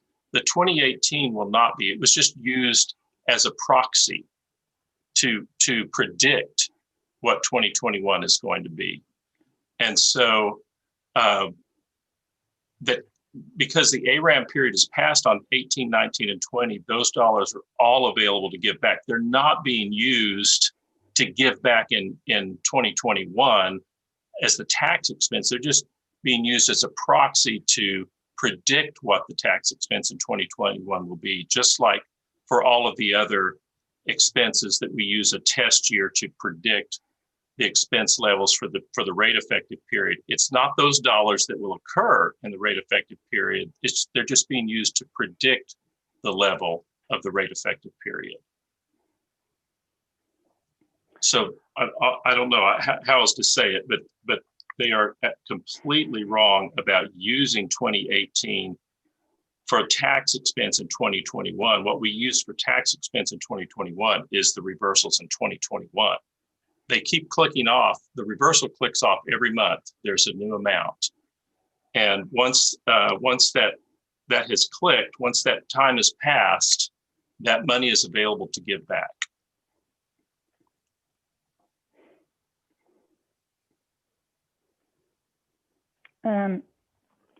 I'm still not understanding, and I don't know how to rephrase my question.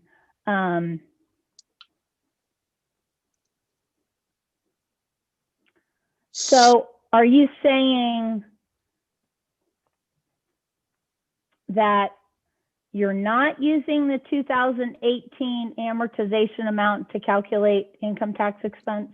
You're using it to calculate it, but that's not what is going to be given back in 2021. What will be given back in 2021 is 2021. Each year has its own amount that will reverse and be available to give back to ratepayers. So 18 had its amount, it's available. 19 had its amount, it's available. 20 had its amount, it's available to all give back. 2021 will have its amount too. They're just using 2018 to predict what that amount will be. That's all 2018 is being used for. It's not the actual amount that's going to be given back. 2021 is the amount that will be given back in 2021. Okay. I'm going to skip my next question. I don't think I need that anymore. So are you aware of Ms. Prieto's oral testimony at the hearing in which she argued that the commission cases that you discussed at pages 7 to 11 of your supplemental testimony are factually distinguishable from this case and therefore do not support your proposal? This is just absolutely wrong. They are factually different because every case is, but distinguishable means that they're different in a way that matters. And they're not different in any way that matters. And two of the cases I've mentioned, I actually testified in and kind of went through those cases for quite a while. And in Nevada and in Washington, the commission made the right decision, and the company appealed it to the courts and lost. And so I feel very confident that we're on the right track with this. The Duke case I included, even though I didn't work on that case, because their tax director says it so clearly that once the protected ARAM period has passed, all of that protected EDIT can be treated as if it's unprotected and be given back over whatever period the commission deems appropriate. And he's exactly right about that. In the Nevada case, you can even see it in their schedules clicking off each month.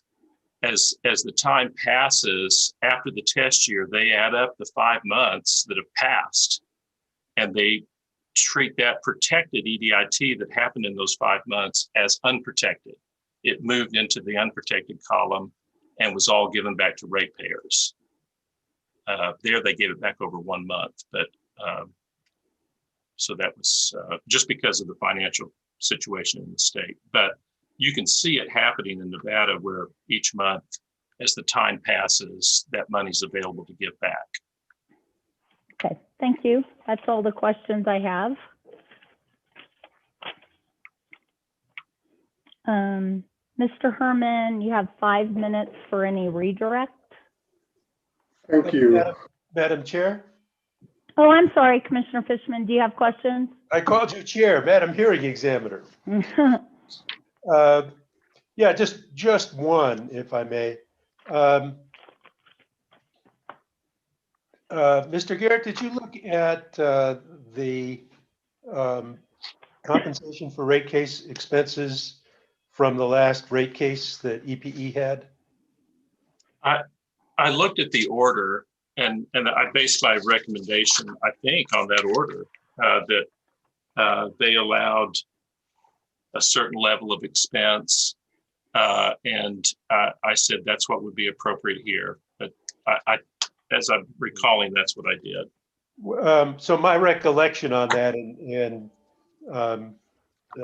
please correct me if I'm wrong, Madam Hearing Examiner,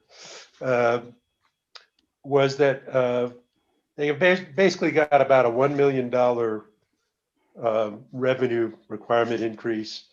And the expenses for that rate case that were booked, the regulatory asset was $1.1 million or something like that. In your experience, is that a normal kind of occurrence? Does that make sense? Or do you see problems with that? With the amount of money that's spent on a rate case that is a small increase. Yeah. I think it is a problem. And I know that there's a certain amount of costs that are going to be incurred no matter what the increase is, how big the utility is. But my belief is if the utility is small, and especially if the increase or decrease is small, the company should be as frugal as possible, in processing that case, and especially in this financial environment, this economic environment, I think you should be really, really, really frugal. But that doesn't always happen. I mean, I guess my concern would be just as a matter of process is that there might be incentive for a utility to open a rate case, ask for a lot, hoping they get it, but maybe not have vetted things as well as they might have. And all the other parties go through an expensive process. The cost of the rate case isn't just the regulatory asset and what the ratepayers bear. Every intervener experiences similar costs. And I guess my bigger concern is if we don't have some limitations, there's perhaps this incentive to waste people's time, just kind of going on a fishing expedition for revenue. That's pretty blunt, but that's my concern. Does that feel like an appropriate concern to you? It really is. I really believe, and have believed for a long time, that if utilities had to pick up their rate case expenses, they would be much more careful with the money they spent. But when you're using someone else's money, and a lot of times unfortunately, they're using that money against the people who are paying the bill, making recommendations for ROEs that are just unreasonable is the nicest way to say it. Depreciation rates that are unreasonable. A lot of accelerated depreciation on these plants. There's a lot of recommendations that are just not in the ratepayers' best interest, no matter how you try to look at it. And yet they're picking up the tab for it. And I just believe there's got to be some way to share those costs. I recommended a 50-50 sharing that would make them much more circumspect about the money they spend in a rate case. Okay. Thank you very much. That's it, Madam Hearing Examiner. Thank you. Commissioner Hall, do you have any questions for Mark Garrett? Whoops, mute.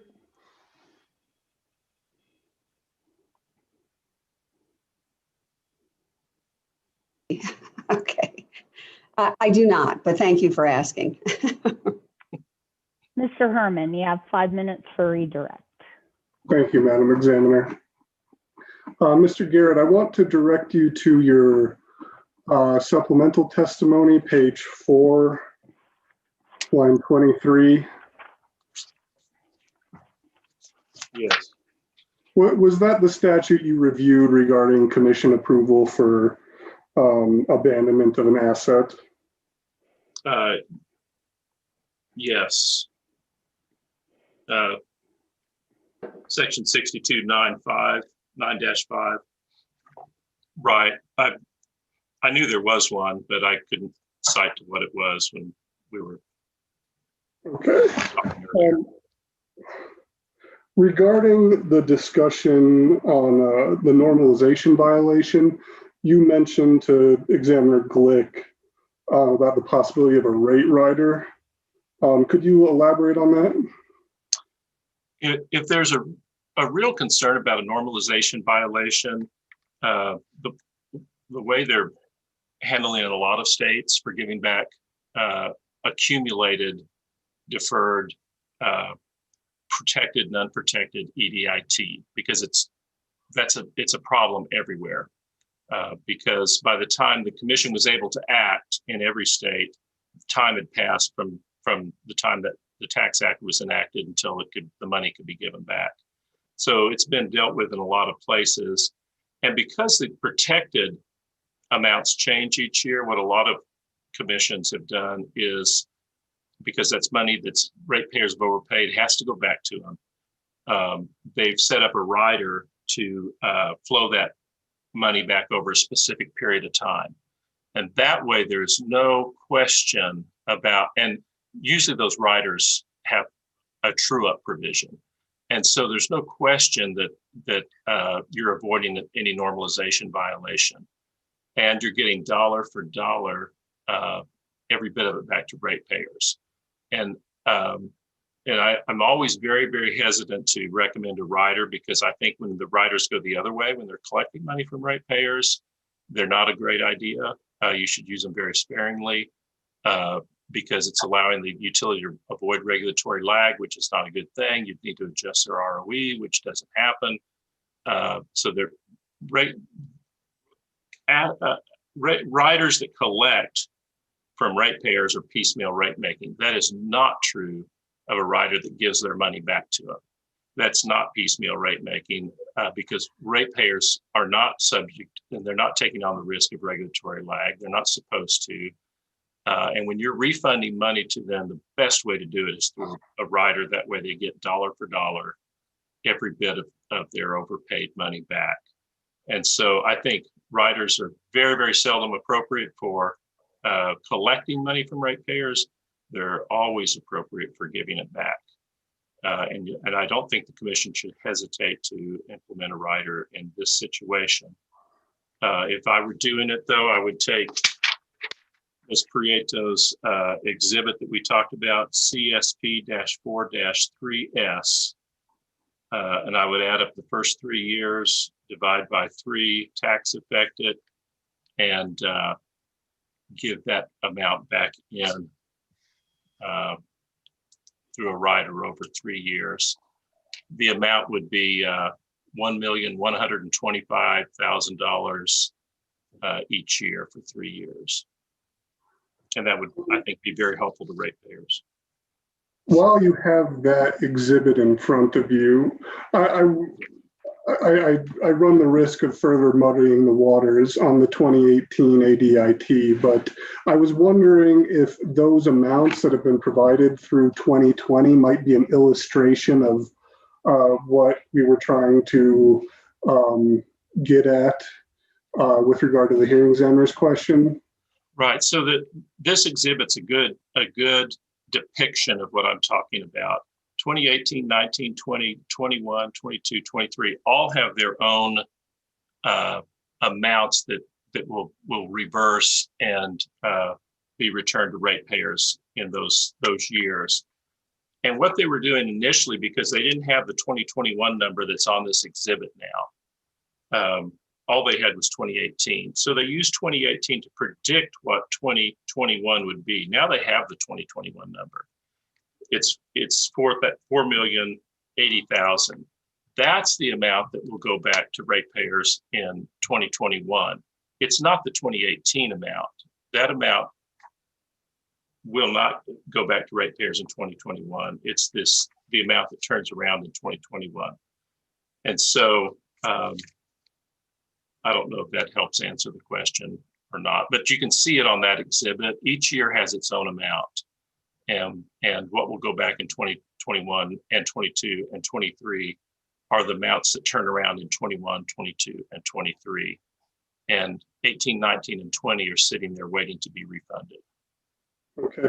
And regarding our discussion about rate case expenses, do you think if there were, let's say, a frivolous claim to up a rate increase that or to up a proposed increase in rate base that eventually is denied by the commission, do you think it would be prudent for the commission to deny the associated expenses with that claim? For example, unnecessary accelerated depreciation study. You know, I think depending on the circumstances, you could deny the recovery. I think it would probably be more appropriate to share the costs in some way. What happens a lot of times in a lot of places, a lot of cases with a lot of commissions, is they just approve the rate case expenses and let the ratepayers pick them up. I think in every case there ought to be some sharing of some kind, so that ratepayers are not, responsible for whatever the company spends. But I think especially when there's some type of anything that's frivolous probably should have a consequence, but there should be some sharing. Okay, that's your time. Mr. Wexler, I assume you have recross. Mr. Bagaco, do you have any? No recross. Thank you, though, Madam Hearing Examiner. Okay. Mr. Wexler, I'm going to give you 6 minutes because that's how much time I gave Mr. Herman. He jumped in with his last question before I could cut him off. Fair enough. So, go ahead. Thank you. Mr. Garrett, I want to stay on the rate case expense issue, and you testified with both Mr. Herman and to questions from Commissioner Fishman about the rate case expenses. You recall that, right? Yes. You talked about there was a concern about whether or not the company had properly vetted the filing of the rate case before filing. You recall that? You recall saying that? You also said that sometimes when companies decide to file a rate case, there's intervener costs that are associated with that. You recall that? Yes. And you also talked about sometimes there's some companies who just go on a fishing expedition, right? And they file a rate case, and I think you said they're just fishing for higher rates, right? I don't remember saying that. Maybe it was perhaps Mr. or Commissioner Fishman who used those words. Are you aware that for this particular rate case, the commission required EPE to file the rate case? I think that's my recollection. I think it was supposed to happen earlier, but it got postponed because of the merger, maybe. Right, exactly. So they were required to file the one prior to the merger. You recall that, right? Yeah. There were a lot of rate cases that have been required lately because of the TCJA, because of the Tax Act. There has to be a rate case at some point to get this money back to ratepayers. And then after the merger, the commission actually set a specific date by which EPE had to file this rate case, right? Right. And so when you're talking about these concerns about the intervener costs, for example, if the company was ordered to file a rate case, then they really didn't have any choice, did they? That's right. And I assume when you're thinking about you talked about the testimony about needing sharing or wanting to share rate case expenses. I assume that the fact that the commission ordered the company to file a rate case would be a big factor for consideration. Is that right? No, I don't think so. I mean, I think any rate case I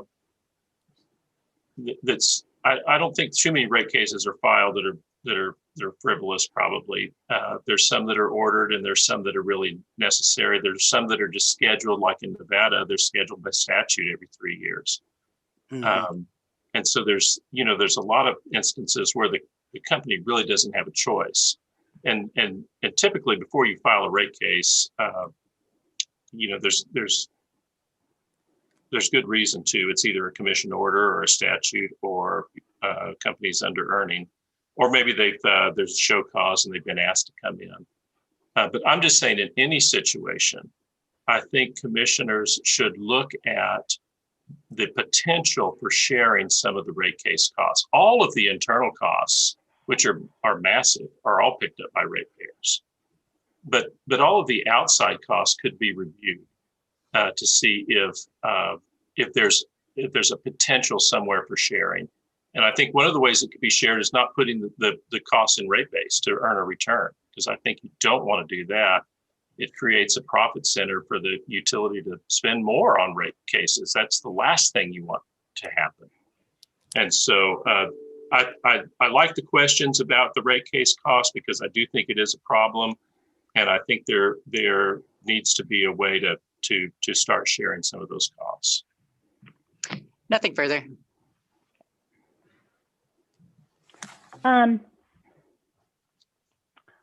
So thank you very much, Mr. Garrett. You're excused. Thank you very much. Appreciate it. Mr. Wexler, I hate to do this. I don't like to do this, but I'm going to make another oral bench request, and this is to Ms. Prieto. I don't think it's going to take her very long. I would like her to prepare a revised Exhibit 4 to her third supplemental testimony. And I would like it to reflect the following proposal that I'm kind of thinking about, which is that to calculate, to have EPE calculate income tax expense for the test year using the 2019 excess ADIT amortization amount from this existing Exhibit 4. Okay. And then also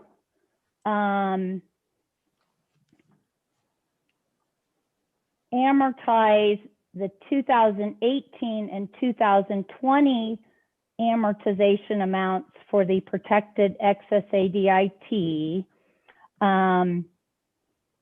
by adding those two amounts together and amortizing that total amount over 3 years. And those are the changes I'd like to make, and I'd like to see if that proposal, would result in a normalization violation. That's what I'm wanting to see. Okay, I think I understand that. And if Okay. if we have any trouble, we'll alert you in the morning if there's any clarification we seek. Okay. So could she also have that ready for you to send out by 5 o'clock Sunday? Yes, I expect that's doable. Okay. And then we would consider it Monday morning, either as an EPE exhibit or a commission exhibit, whichever you prefer. Understood. Thank you. I know it's pretty soon for another break, but I'd rather take a break now and then go straight through with David Garrett. So let's go off the record right now and come back at 4. There are a couple things I want to talk about during the break. And first, Chairman Fishman and Commissioner Hall, I'd like to discuss something with you. And that is that I generally don't go past 5 at a hearing. And part of my question is going to be whether you want me to. That would be subject to our court reporter agreeing to that. But so there's going to be around probably total examination time for David Garrett is about 1.3 hours. So we can probably finish that today, but that wouldn't leave you two time for examination of David Garrett, and I think you both have questions for him. So I wanted to know if you would prefer to go forward with your questions first this afternoon, if you're not going to be available tomorrow morning at 9, or you want to wait and ask your questions tomorrow at 9. So I'm speaking just for myself. I'm fine with asking questions tomorrow morning at 9. And I'm always interested in asking my questions after I've heard other folks ask theirs and, just be sure I've got my ducks in a row and I'm not repeating questions or dragging out the proceedings longer than I need to. Okay. Commissioner Hall, what about you? You're on mute. I said I agree. I think it's fine to let others question first. Okay. I prefer to go last. Yeah. Okay. Yeah. Let's see. Mr. Herman, I think it's pretty clear that you can release Mr. Harriger from being on standby today. Thank you. I'll let him know he will be up tomorrow morning. Okay, yeah, and that'll be after Mr. Garrett sometime. And when we're finished today, we can take another look at the schedule for tomorrow and see if we can drop somebody off as a standby witness for tomorrow. Okay, so again, we'll resume at 4 o'clock with David Garrett.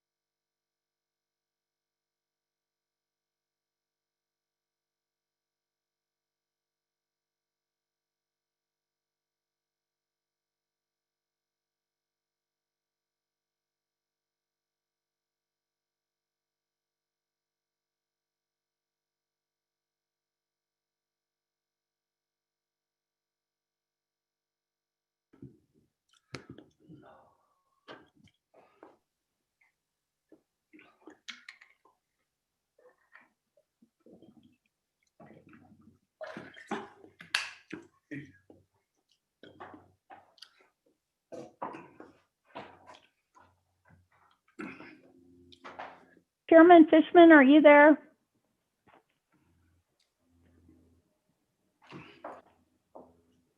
No. Okay. There you are. I'm back. I had a question. This is off the record, David. I had a question for you related to that revised, those revised exhibits that Mr. Barachik is going to prepare. Yeah. So your question had been for him to show this information for each hour from 2 p.m. to 8 p.m. Correct. So what I hadn't understood until today is that the information, for example, for 2 o'clock on this exhibit reflects 1 o'clock to 2 o'clock. Ooh, I didn't understand that either. So my question is, when they redo this, do you want 2 o'clock to reflect 1 o'clock to 2 o'clock or 2 o'clock to 3 o'clock? Well, I was thinking 2 o'clock to 3 o'clock because I want to get through that 8 p.m. hour because I'm worried about the drop off in solar and what it means to, you know, the true availability of power once you've adjusted for the solar. So that's my gut. Do you have a thought on that? I agree with you. Okay. So Mr. Wexler, did you understand that? Yes, I think so. Okay, thank you. Okay, David, are you ready? David Lee, I mean. Your Honor. Okay, let's go back on the record. And Ms. Stevens, you may begin with David Garrett. Mr. Garrett, would you raise your right hand, please? You solemnly swear the testimony you're about to give the matter now pending. The truth, the whole truth, and nothing but the truth. Yes. Thank you. Somebody's got some static going on that's really bad. Okay, it's gone now.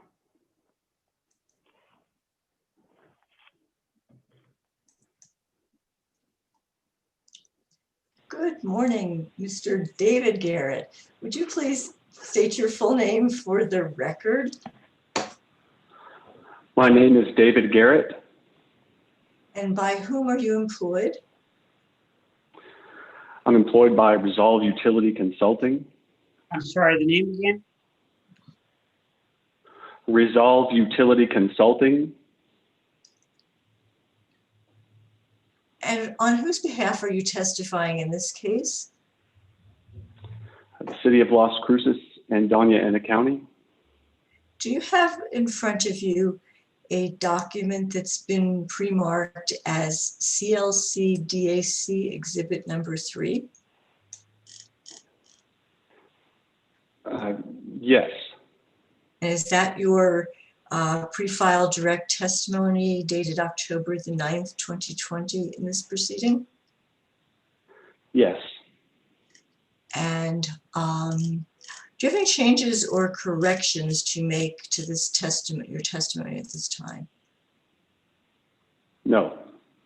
Isn't there a change that was made for that referred to Ms. Nelson instead of Dr. Morin? Is it Morin or Morin? That was in your direct testimony, was it not? There is. Yes. Page. Can you find the page at which that change was made? Because I'm looking. I was trying to help people online. If I may be of help, it's on page 22 and 13. Pardon? Again, Mr. Bagaco? It's on page 23, line 13. Thank you so much, Mr. Bogatko. We were trying over the break to get Mr. Garrett into Dropbox, and I just realized that he was never invited because he was not on the service list. So he's going on paper, I think, or on basis of previously circulated documents. So on that page, have you turned to that page, Mr. Garrett? Yes, I'm there. And what change, what change did you make to your testimony on that page? On page 23, line 13, there's a sentence that starts with, as Miss Nelson notes, and then there's a quote. It should say, as Dr. Morin notes. And the footnote 26 is correct, and you see Roger Morin's name in the footnote. And did EPE point that out to you through a discovery request, Mr. Garrett? Yes, I believe so. And other than that one correction, Mr. Garrett, if I were to ask you this question today, is this true and accurate to the best of your knowledge? Yes. And this represents does this represent the answers that you would give today under oath to the same questions? Yes. Yes. The city and the county, I don't know whether I should put it that way, move to admit CLC DAC exhibit number 3, the direct testimony of David J. Garrett. Is there any objection?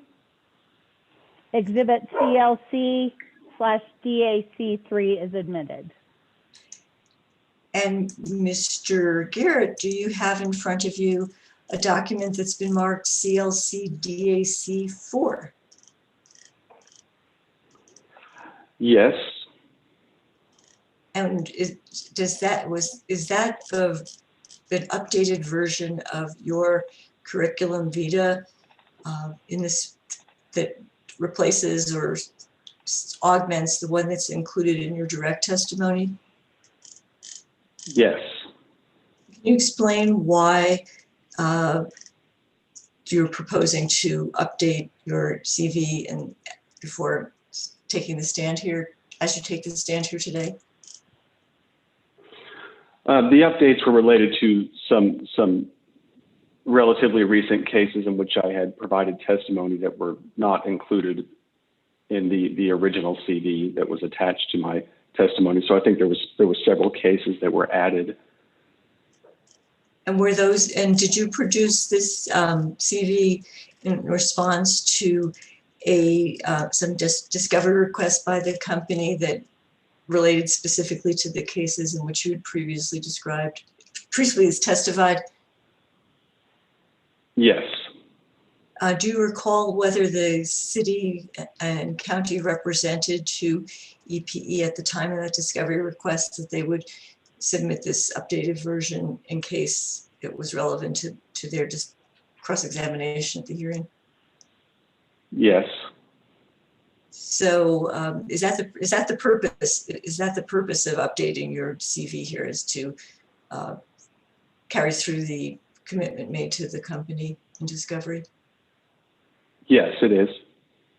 And is this now your most current CV? Is it true and correct at this moment? You've probably testified several times since. And if anybody were to question you, this would be true and correct as of the present time. Is that correct? Yes. The city moves to admit CLC DAC Exhibit 4, Mr. Garrett's updated. Is there any objection? Okay, sorry about that. It's dinner time for my dogs again. Exhibit CLC DAC-4 is admitted. He's not objecting to the admission. And so now, Mr. Garrett, would you please look at the document that's been marked CLC DAC Exhibit 5? Okay. And is that the supplemental testimony of David J. Garrett on behalf of the city of Las Cruces and Doña Ana County that was filed in this case on December 17th, 2020? Yes. And was that testimony filed at the direction of the hearing examiner to respond to certain questions? Yes, it was. And are your responses to her questions still are true and correct to the best of your knowledge? Yes. And would you give the same answers under oath today as you did on December the 17th? Yes. The city and the county move to admit CLC DAC exhibit number 5, Mr. David Garrett's supplemental testimony. Is there any objection? No objection. Exhibit CLC/DAC 5 is admitted. And Mr. Wexler, you are up and you have an hour. All right, thank you. Good afternoon, Mr. Garrett. Good afternoon. Let's start with some background principles, because you addressed some of the issues actually that the commissioners discussed with Ms. Nilsson. So let me get you to turn to page 7 of your direct testimony. Okay. Lines 7 through 9, yeah, and here you're addressing something that Ms. Nelson was asked about, and you indicate that the cost of equity from the company's perspective equals the required ROE from the investor's perspective. You see that? Yes. And that's your testimony, right? Yes. What does it mean to be from the investor's perspective? Well, for someone who's looking in investing into the asset, into the company, it's the return that they would, sometimes the word expect is used. I kind of like required for different reasons, but it's the return that you require based on the level of risk that is inherent in that investment. And that should be synonymous with the company's cost of equity, since their estimates, of course, the company's estimate and the investor's estimate could be different in theory, but conceptually they're the same concept. Same page, and in the next paragraph, which starts on line 10 and you continue to line 19, again, you're talking about something that the commissioners had asked Ms. Nelson. And in particular, if you focus on lines 18 to 19 there, you say that the cost of equity is not the same as the earned ROE, right? Yes. And the earned ROE, as you point out in line 10, is actually historical, right? Yes, that's right. But the cost of equity is forward-looking, right? Yes, that's fair to say. And as you point out on page 8 and elsewhere in your testimony, that's typically estimated through mathematical modeling based on risk, right? That's right. On page 7 still, lines 13 to 14, you talk about an investor needing a greater return on investment for a risky company, right? When I say risky company there, I'm trying to distinguish it from a riskless asset, in which you might, like a government treasury bond or something like that. So risky there is a relative term, but yes, that's what the example there is talking about. And in general, the greater the risk, the greater the return on investment that an investor will require, right? Yes, that's right. If you turn to page 9, and here I'm looking at figure 1, and we also heard from some of the commissioners about the whether or not the ROE was increasing over the years. And here in figure 1, you're showing the historic awarded ROEs for electric utilities, right? Yes. And we can see that over the last 30 years or so, there's been a general decline, correct? Yes. And it looks like the ROE in the most recent year, which I think is 2019 in this data, it's 9.64, right? Let's see. Yeah, I mean, I believe that's very close. Yeah, and we can, and I'll yes. take you to your, I'll take you to your exhibit in a moment. I think you actually include that data on your exhibit DJG14. So in a moment, I'll just ask you to confirm that. And now I want to get, while we're still talking background principles, let's talk about the standard, which you talk about on pages 21 to 22 of your testimony. So if you could go there, please. Okay, I'm there. And here you're testifying about the standard for awarded returns, right? Yes. And in fact, you're quoting what I'll call the seminal cases of Bluefield and Hope, right? That's right. And so focusing on page 22, here you have a quote from Hope. And in particular, I want to focus on the two parts of the standard that you identify in lines 8 through 12. And so you testify that, first of all, you testify that Hope and Bluefield set the standards for the return on capital investments for utilities, right? Yes, I think those are the primary cases. I think there's some other cases too, but certainly Hope and Bluefield are kind of the seminal cases. And so if you look at page 22, in that quote we were just discussing at lines 8 through 10, here we see that the ROE, and again, this is a quote, should be commensurate with returns on investments in other enterprises with corresponding risks, right? You see that? Yes. And that's part of the standard you're referring to, right? Yes. And another part of the standard comes immediately after that, and that's lines 10 through 12 on page 22. And there, that is that the return, quote, should be sufficient to assure confidence in the financial integrity of the enterprise so as to maintain its credit and attract capital. You see that? Yes. That's also part of the standard that we're discussing, right? Yes. All right, so let's go back then to page 10, lines 7 through 9 of your testimony. And here you have this general opinion in your testimony. And I'll just ask you, I mean, it's your opinion, right, that regulators have consistently awarded ROEs that are higher than the actual cost of equity, right? Yes, that's my opinion. In other words, the regulators and expert witnesses sponsoring those ROEs over the years have been consistently and systematically wrong, right? That's your opinion. If an expert witness is recommending an awarded return on equity, let's say now in the nines, like 9-point-something%, and they're also saying that that's the cost of equity, I would disagree with that expert, that whoever has that opinion. As far as going back all the way through 30 years, of course, I haven't reviewed everybody's testimony, but to me, if someone in the current market environment is suggesting that the cost of equity for a regulated utility is probably even above 8%, I would disagree with that. And that includes commissions and commissioners, right? That have said that the cost, if they've said the cost of equity was over 8, you would say they're simply wrong. I would disagree with their opinion on that, yes. And that would be true of commissions in all of the other 49 states, right? Other 49 states.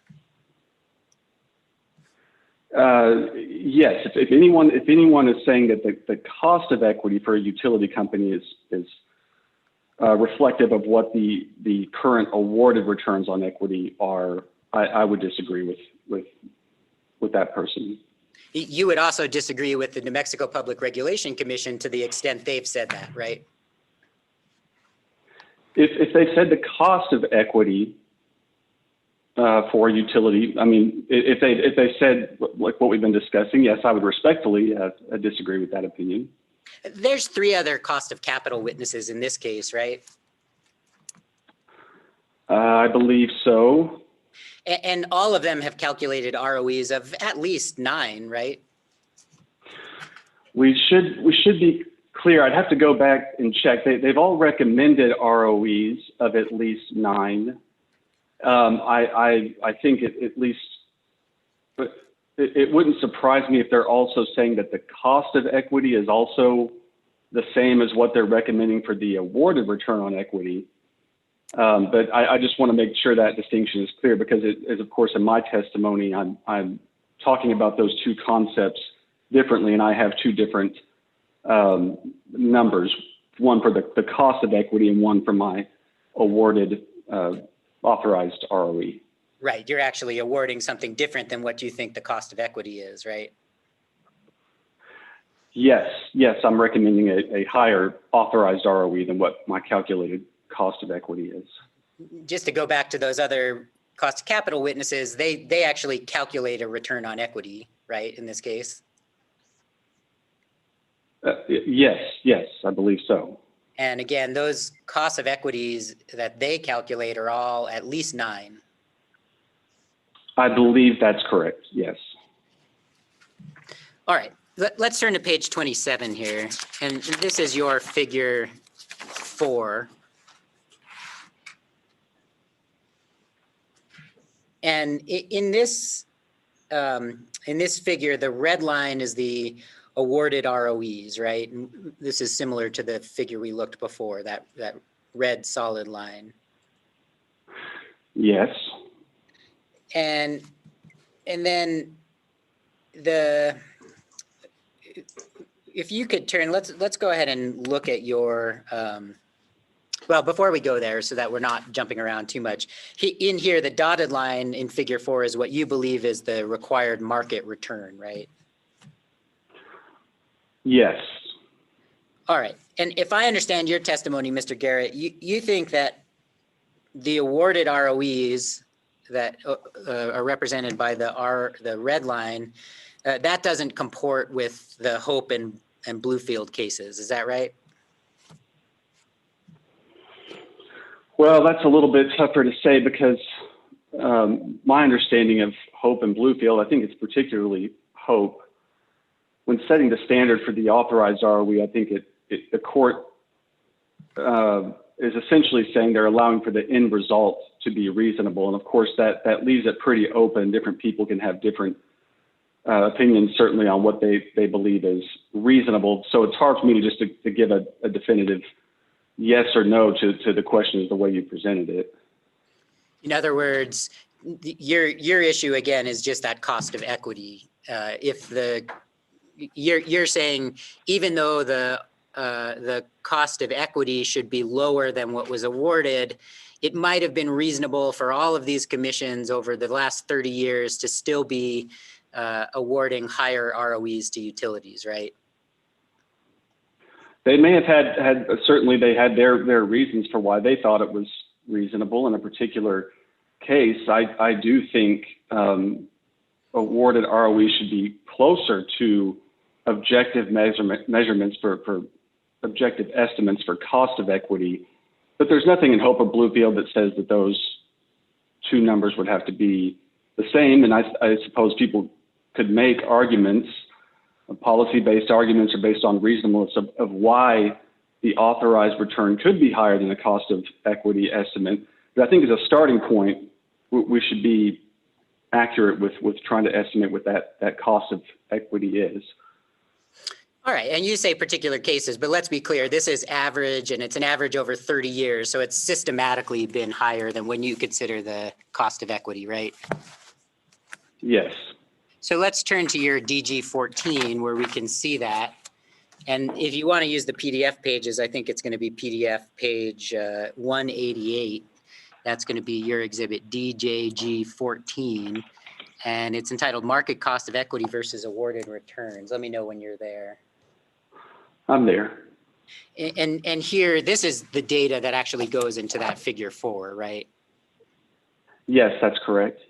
And we can see the data, the average ROE for the electric utilities in column 1, the average ROE for gas utilities in column 2, and then the average ROE for total utilities, meaning all the utilities there in column 3, right?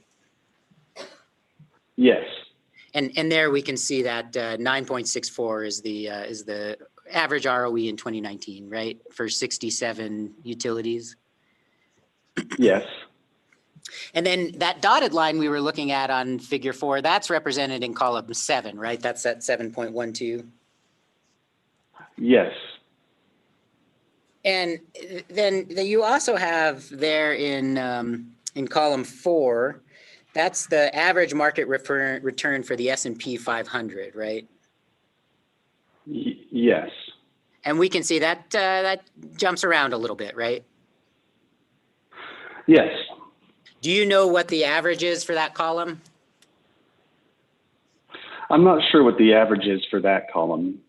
All right. Well, we can certainly look at calculate that later. Now, that column 7, which is the market cost of equity there that you use, and that's I've been told that's called a risk premium based method that you use to calculate the market cost of equity. Is that right? I think that could be a fair description of it, yes.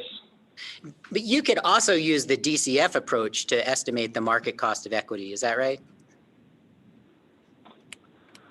Yes. Yes. And if you did, you'd get different results. I suppose so, yes, especially depending on the inputs. There's various assumptions that could go into those models. So you could get certainly different results. And those assumptions you're talking about, those assumptions are done, often they're done differently as a matter of professional judgment by different experts, right? That's fair to say. If you look at column 5, that's the T-bond rate. You see that? Yes. And that's generally, and I understand there's some anomalies, but in general, if you look from the trend from 1990 down to 2019 here, it's a decreasing trend, right? Yes. Now, the risk premium, column 7, though, that's got an increasing trend, right? Yes, generally speaking. And so those two variables, column 5 and column 6, in your calculation, they're actually moving in opposite directions, right? Generally speaking, yes. And you indicate in your footnote 4 there at the bottom of the page, the data comes from the New York University Stern School of Business, right? Yes, specifically it's from Dr. Demoteran's page where he provides just various market data and other information. And I'm so glad that you pronounced Dr. Demoteran. Did I pronounce that right?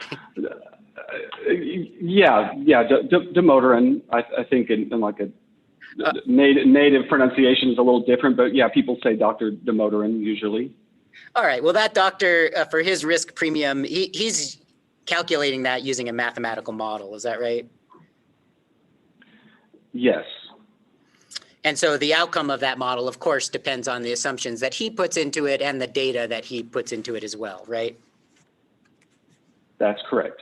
All right. Turning back to figure 4 on page 27. Can you spell Demoteran? I'm sorry, Damodaran. Thank you.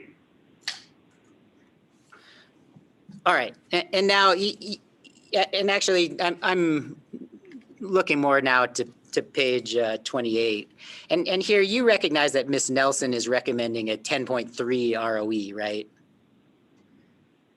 Yes. And that's only 0.9 percentage points more than the average that you report in 2019 of 9.6%, right? Yes. And in contrast, your estimate of a 7.0 cost of equity is 2.6 percentage points different than the average that you're reporting in figure 4. Yes, that's right. Are you aware of any electric utility with an authorized ROE of 7.0%? No. Are you aware of any electric utility with an authorized ROE of 8%? No, I'm not. All right. You understand that utility companies frequently report their ROEs in their SEC form 10K, right? Yes. You also understand that investors rely on that information in making decisions about investments. Yes, they certainly do. And I don't want to stray from your questions too much. I think where this line of questioning does lead into the idea of a circular reference problem, or what I refer to as when setting the awarded ROE based on other awarded ROEs. But I'll just add that. Yeah, that fair caveat. enough. To that point, though, Mr. Garrett, you mentioned that in your testimony. It may be even on page like 24 to 25 here. You talk about that. But you don't actually cite a single case from the state of New Mexico, for example, where they are making that reference. Oh, I'm not aware of a case that talks about it. I mean, it's talked about. I've heard other experts talk about it and just in general, but I'm not aware of a specific case. And looking back on that figure 4, which is showing that 9.64 average ROE, I mean, you would expect investors to react negatively to a substantial departure from that authorized return from a commission, right? Well, when you say investors react negatively, I'm sure they would not like that. If there was a substantial departure in a downward direction, I would think it would have a decreasing effect on dividends, which in turn could have a decreasing effect on stock price. So any investor who's has a long position is, I'm sure, not going to like that. But I don't think the standards necessarily imply that we have to just keep investors happy all the time. Is that one of the reasons, though, that you are recommending an ROE of 9 as opposed to the 7 that you actually calculate?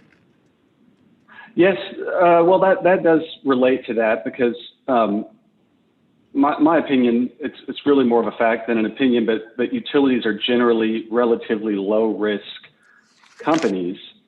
And I think maybe something we could all agree on is that it's not really ideal for the authorized ROEs to be moving up and down from case to case in large directions, because that would actually have an increasing effect, I would think, on the risk in the company. So if we want them to stay low risk companies in general, utilities, then we would not want large fluctuations in the authorized ROE from case to case. And of course, my opinion is generally they should be moving in a downward direction gradually, and that is why there's a difference between my cost of equity calculation and my authorized ROE recommendation. Understood. Two quick follow-ups for that, because we were talking first about the investors, and I think you said something along the lines of we don't always want to keep investors happy. But to confirm again, it's your testimony contained on page 7 that the cost of equity should be equal to the required ROE from the investor's perspective, right?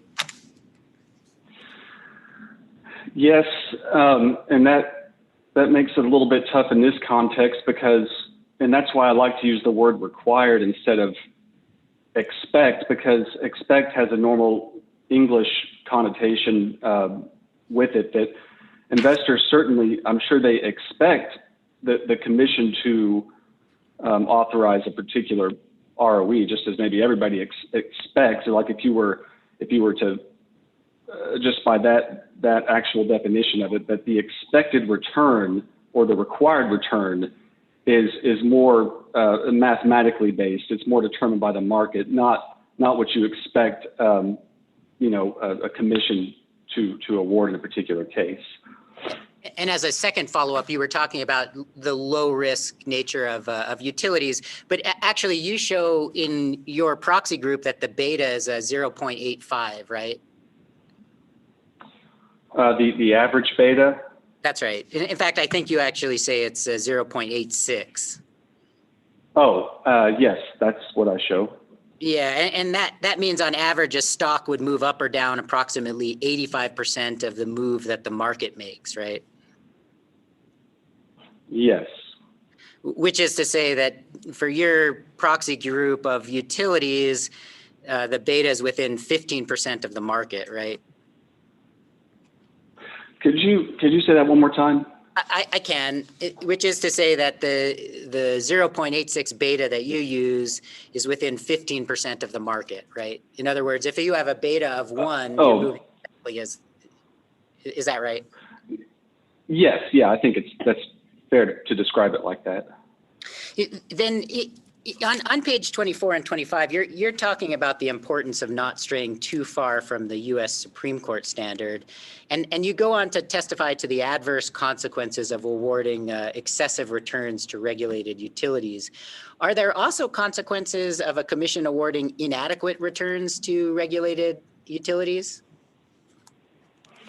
I would think in theory there could be. I just don't think we've ever really observed that. Not that I can think of, but yeah, from a theoretical standpoint, you wouldn't want an awarded ROE that is much below an objective cost of equity estimate.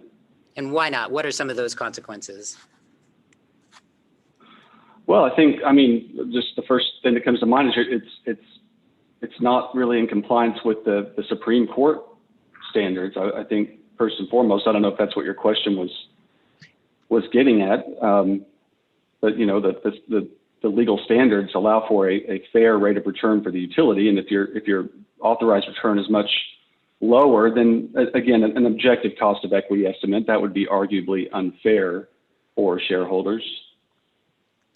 Let's turn to your discussion of models, and I'll get you to turn to page 32.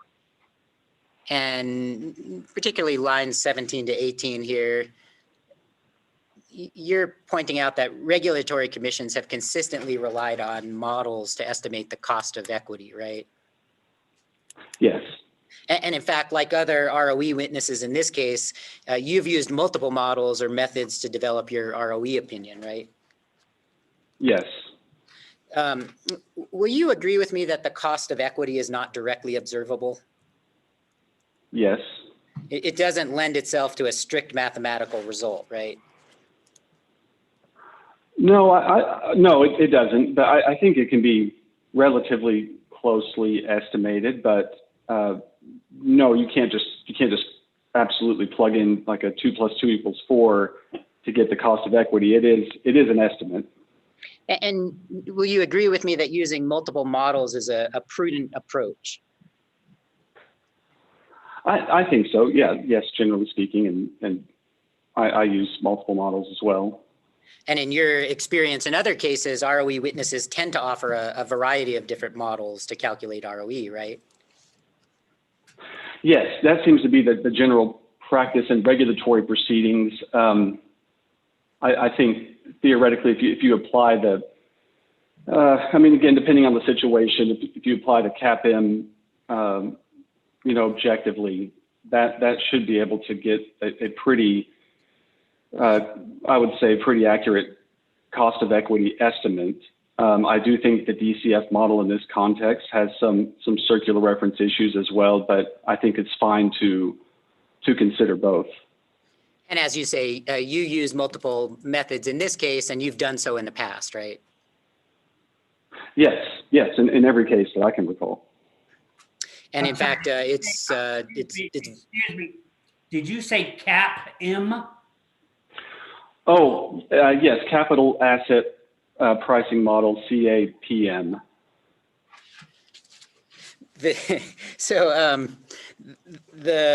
And in turn, the ROE that an expert recommends as part of their modeling, as we talked about earlier, is ultimately based on their professional judgment, their selection of models, and the assumptions and inputs that they use, right? Yes. All right, let's turn to your model. And if you go to DJG6, I think you show your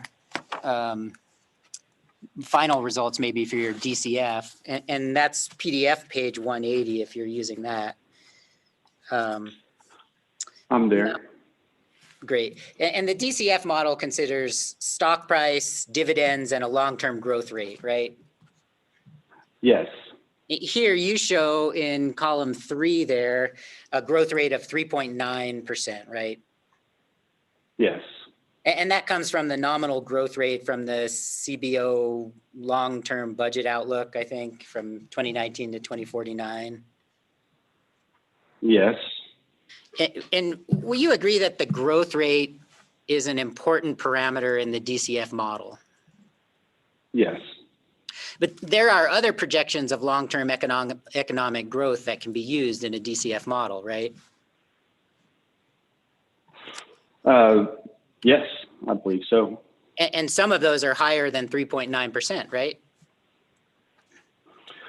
Well, someone could have that opinion. I think I would disagree with them. I don't think that growth rates that exceed the projected growth rate of the aggregate economy in which that company is operating can exceed the long-term growth of that economy. I don't think that's sustainable.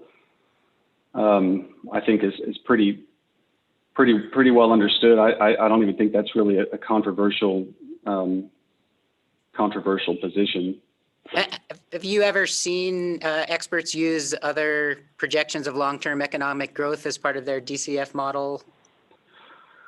I do see other experts in this arena use the short-term growth rates projected by commercial analysts in the long-term growth rate input for their DCF models, which I disagree with. Understood. So let's turn then to your CAPM results, and this is your exhibit DJG11, which is PDF page 185. Okay. And column 2, we were just having this discussion. Column 2, this is where you show that beta of 0.86, right? Yes, the average of the proxy group betas. Right. I'm sorry, the average of the cost of. Sorry, I said the average of the proxy group betas. There's a beta for each proxy company, but the average of those betas is 0.86. Thank you. And again, and I'm just trying to get a feel for the various inputs that go into these models. Now here you also use a market risk premium here on column 3 of 6.0%, right? Yes. And it's not uncommon between ROE experts to have a disagreement over the market risk premium, right? In utility rate cases, especially, there seems to be a pretty wide disagreement. And there's a number of different approaches, actually, isn't that right? Yes. Yes. And that number that you use for the market risk premium, that's going to ultimately it's going to impact your results, right? Yes. Now, at one point in your testimony, you opine, if I understood correctly, that company-specific risks should not influence the authorized ROE. Is that right? I think generally speaking, it should not. But if you ignore those company-specific risks, aren't you eliminating a factor that causes costs to vary among companies in the same industry?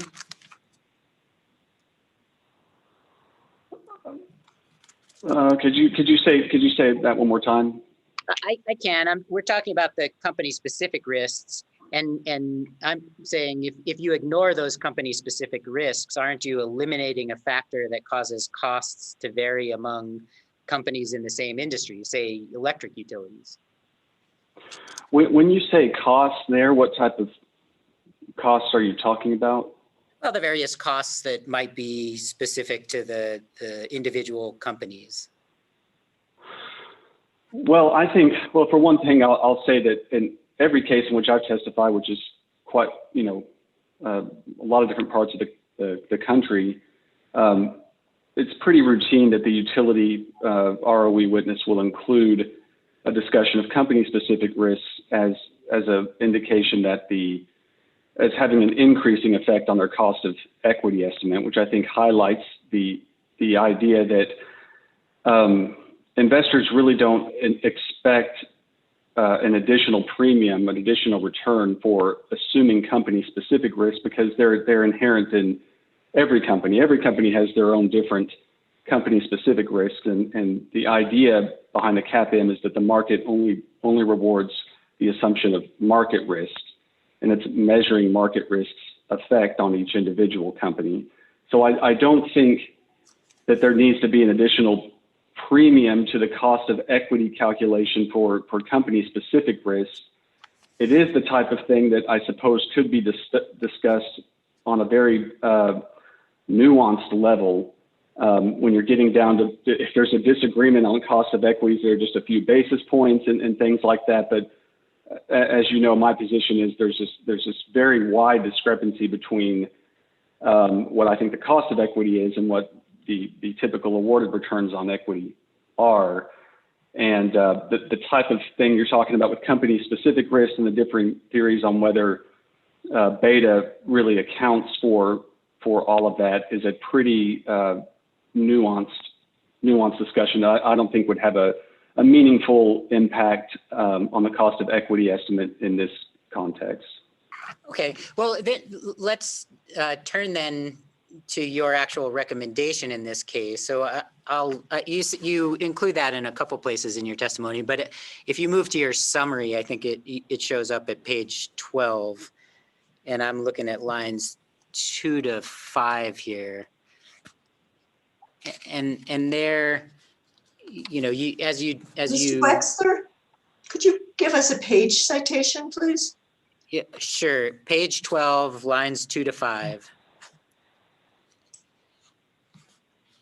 And so there, Mr. Garrett, you know, you talk about in your summary, as we just did, you have a calculation that gives you a calculated cost of equity of 7.0, but then you recommend here, as you say on page 2 to 5, you say, I recommend, however, that the commission award an ROE to the company's shareholders that is remarkably higher than the EPE's actual cost of equity in this case. And specifically, you recommend an awarded ROE of 9.0%, right? Yes.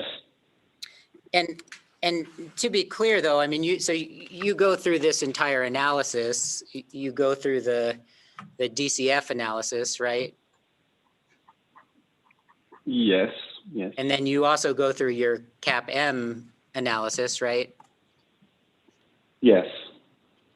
But your recommendation in this case is not actually based on the analysis that you do, right?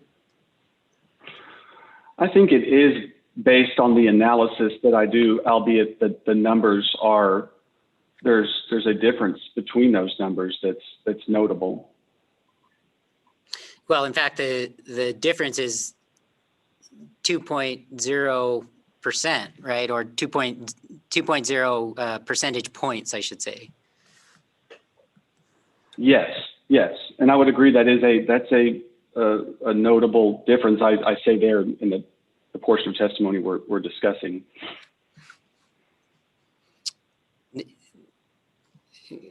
Well, all right. So we may come back to some more of the ROE and cost of capital issues, but I want to make sure that we also have a chance to talk about depreciation a little bit. And if you, your depreciation testimony, I think, starts at page 100 and 100. Yes. And you're familiar, in fact, you cite the NARUC guidance entitled Public Utility Depreciation Practices, right? Yes. And in fact, I believe the hearing examiner has taken administrative notice of that document because it was relied upon by both you and Mr. Spanos. And you're familiar with Mr. Spanos's testimony? Yes. Yes, very familiar. You recognize that the NARUC guidance suggests that a depreciation analysis analyst should become familiar with the physical plant, right? I believe the manual says that, yes.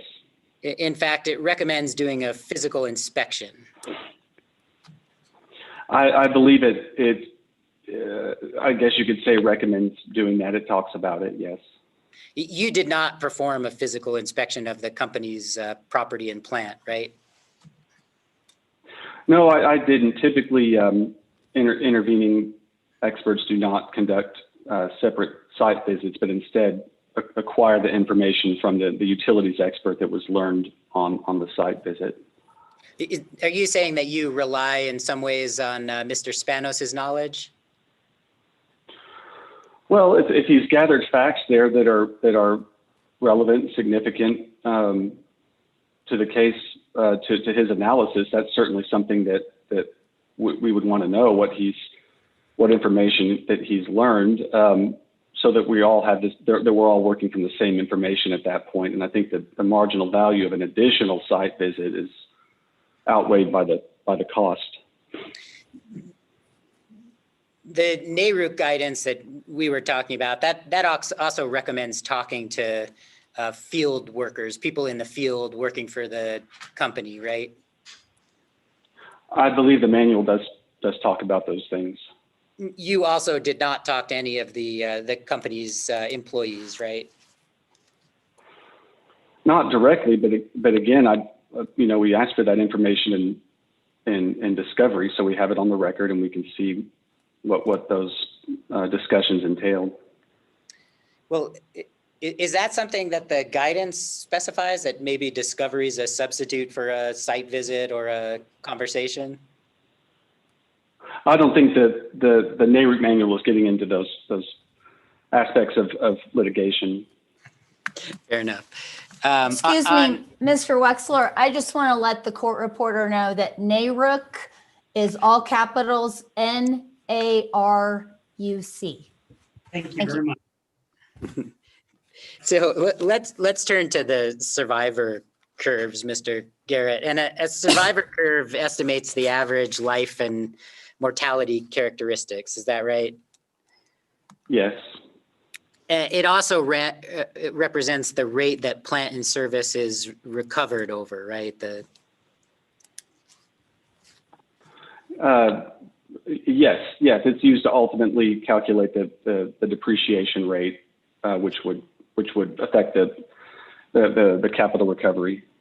And you want the survivor curve to represent how long the assets are used and useful, right? Yes, that's generally correct. And you actually have a disagreement with the company, with Mr. Spanos, over the survivor curves that are to be used in this case, right? For a few accounts, yes. Yeah, and let's talk about at least one of those just as a sample. And to do this, let's look at your exhibit DJG23. That's going to be PDF page 207, I hope. Yes. And so this is account 362, right? Yes. Which is substation equipment. Yes. What is the currently approved estimate for this account? I'm not sure as I sit here what the current authorized life is for this account. All right, well, I'll represent to you that the curve that's currently authorized is the 60R2 curve. So what does that mean? You said a 60R2 curve? I did. That would well, I think what your question is getting at, that would mean a 60-year average life. That's correct. Appreciate you interpreting. But for this account, you recommend using the R471 curve, I think, right? Account 362, I show R1.571 on exhibit DJG23. Okay. The long and the short there is you're looking at a period of roughly 71 years, 70.5, right? Yes. And you're showing those years actually on your exhibit DJG23, right? Yes. What are the assets that are actually in that account? Well, I think it would be just according to the FERC account standards as far as the actual assets in the account. And so do you know what the actual assets as we sit here today are?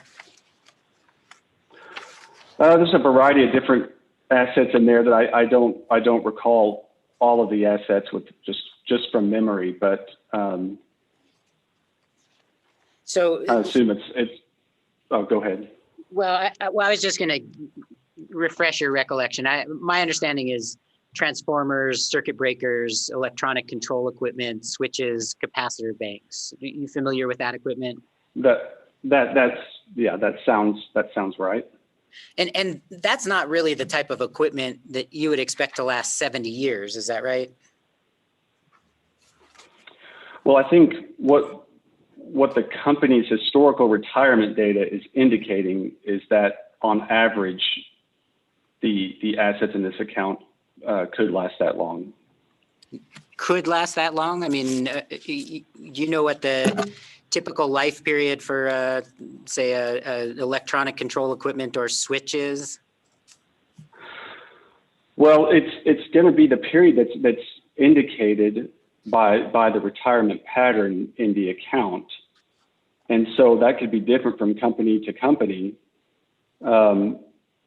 But you know, there's not a very large difference actually between Mr. Spanos' estimate and my estimate. That there's 6 years difference. So he's suggesting a 65-year average life, and I'm suggesting a 71 years average life, both based on the same historical data. I've seen this type of questioning come up to say that, you know, certain average lives or maximum lives sound long, but for companies that have been keeping data long enough in particular accounts, we are observing, again, a very small percentage of the account that sometimes lasts over 100 years. And perhaps it's just a block of concrete that never got retired, or who knows what would be in there. But you know, some of these things from at least that standpoint can be around for quite a while. Again, by the end of the I curve, it'd be such a very small percentage of the account.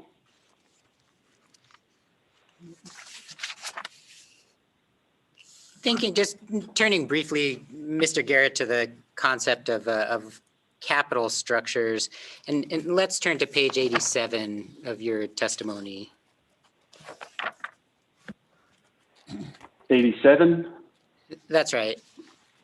And I'm looking specifically, I'm looking at lines, this is where you start your testimony here on capital structure, and I'm looking at lines 12 and 13, and you talk about the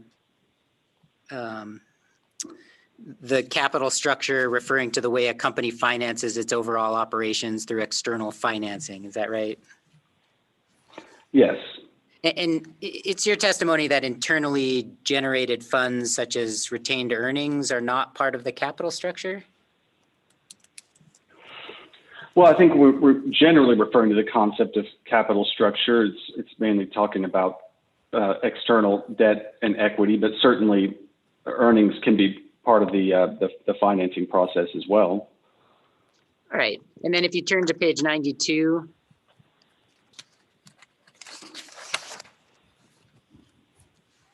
And here I'm looking at lines 2 and 3.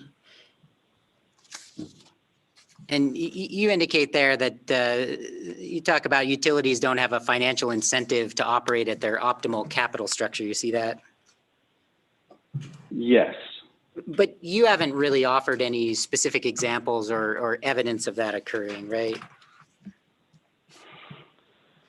Well, it is more of a conceptual idea just based on the rate-based rate of return model. As far as an actual example of that would be difficult because it would come down to again, a matter of opinions, certainly.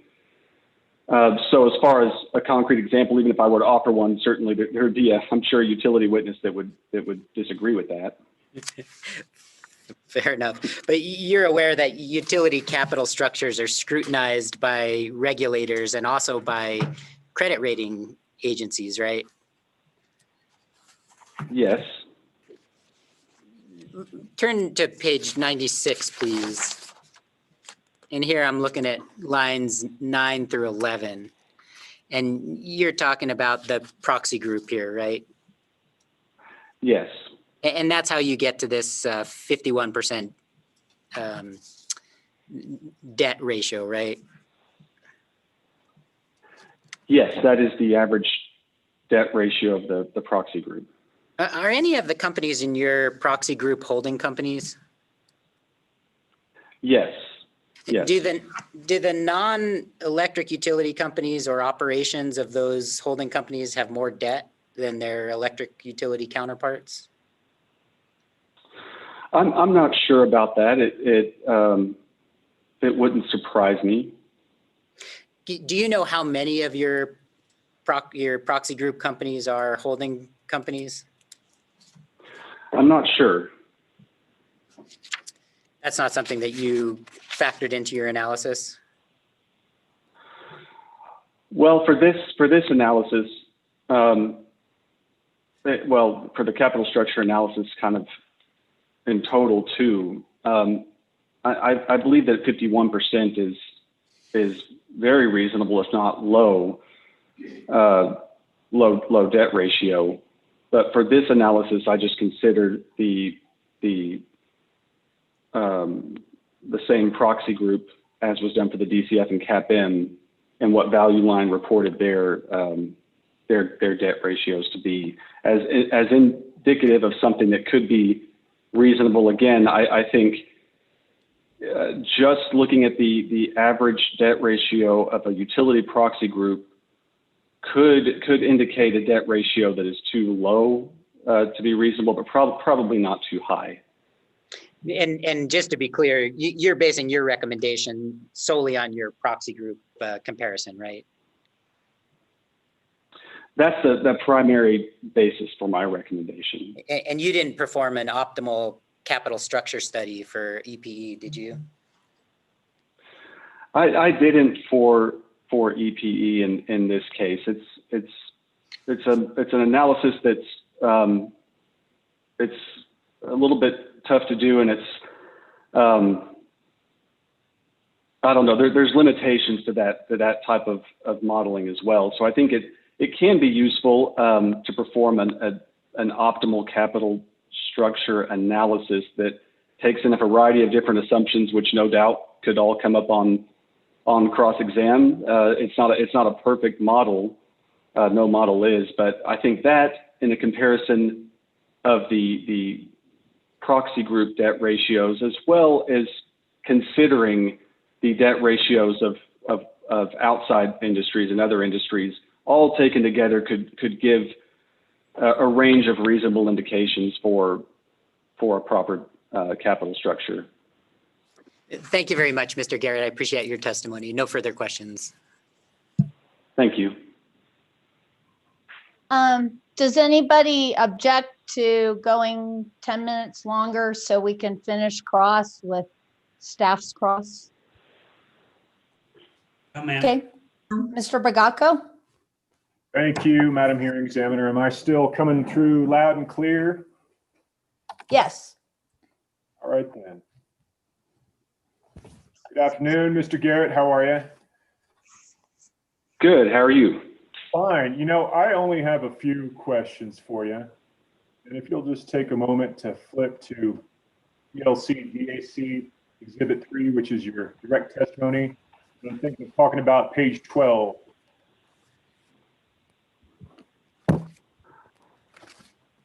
You said page 12? Yes, sir. Okay. Specifically there, on lines 6 through 8, you say the following: the rate-making concept of quote-unquote gradualism, though usually applied from the customer's standpoint to minimize rate shock, could also be applied to shareholders. Am I reciting that correctly? Yes. And that's what you use to bridge the gap between your 7% figure and your ultimate recommendation of 9% as an ROE in this case. Is that correct? Yes. Now, this concept of gradualism that you quote there on line 6, page 12 of your direct testimony, is that a concept of your own making, or is that derived from a publication or some other authority? I understand it to be a general rate-making principle that I believe is cited in authoritative text. And you've seen it in other instances where it was applied in terms of shareholders versus rate makers, versus ratepayers, as it appears to be the usual use. I don't know if I can recall any specific instances where it was applied, from the company standpoint. Perhaps there are some. I'm saying that in theory it could be, if the commission were to adopt this type of approach with the awarded ROE. Well, without putting words in your mouth, let me ask it this way. Is your concept of and use of gradualism in this instance, in your estimation, consistent with the parameters set forth in the Bluefield and Hope case? I think it is, because the Hope court allows for the end result to be reasonable, which is really the ultimate, for rates, to be fair and reasonable. And that those concepts necessitate a use of judgment and perhaps approaches such as gradualism to get to that reasonable result. But I do think it would be reasonable under what I would describe as kind of the phenomenon of the discrepancy between cost of equity and authorized ROEs. So I definitely believe it would be consistent with Hope and Bluefield. Thank you for that. I would direct your attention now, page 16 of your direct testimony. This is our previous PLC DAC Exhibit 3. Just want to make sure I have a good record. And I'm talking about lines 14 through 16 there on page 16. I'll give you a moment to flip through. Mr. Bagaco, you're breaking up a little again. All right, how's that? Much better. Apologize for that. I've been having a rough time with my Xfinity service for some reason. All right, Mr. Garrett, are you on page 16 now? Yes. All right, I'm interested in talking about lines 14 through 16, where you say, and you're commenting about Ms. Nelson's work in this case. In contrast, Ms. Nelson's risk premium analysis relies on nothing more than an echo chamber of outdated awarded ROEs that have no bearing on the company's current market-based cost of equity. Did I read that correctly, Mr. Garrett? Yes. So I understand one component of this criticism is that you take issue with what, in your estimation, are outdated awarded ROEs. Is that correct? Yes. Okay. Now, when you use the term echo chamber, I was hoping you could explain what you meant by that a little more. I think I know what you mean, but I'd like to hear it directly from you.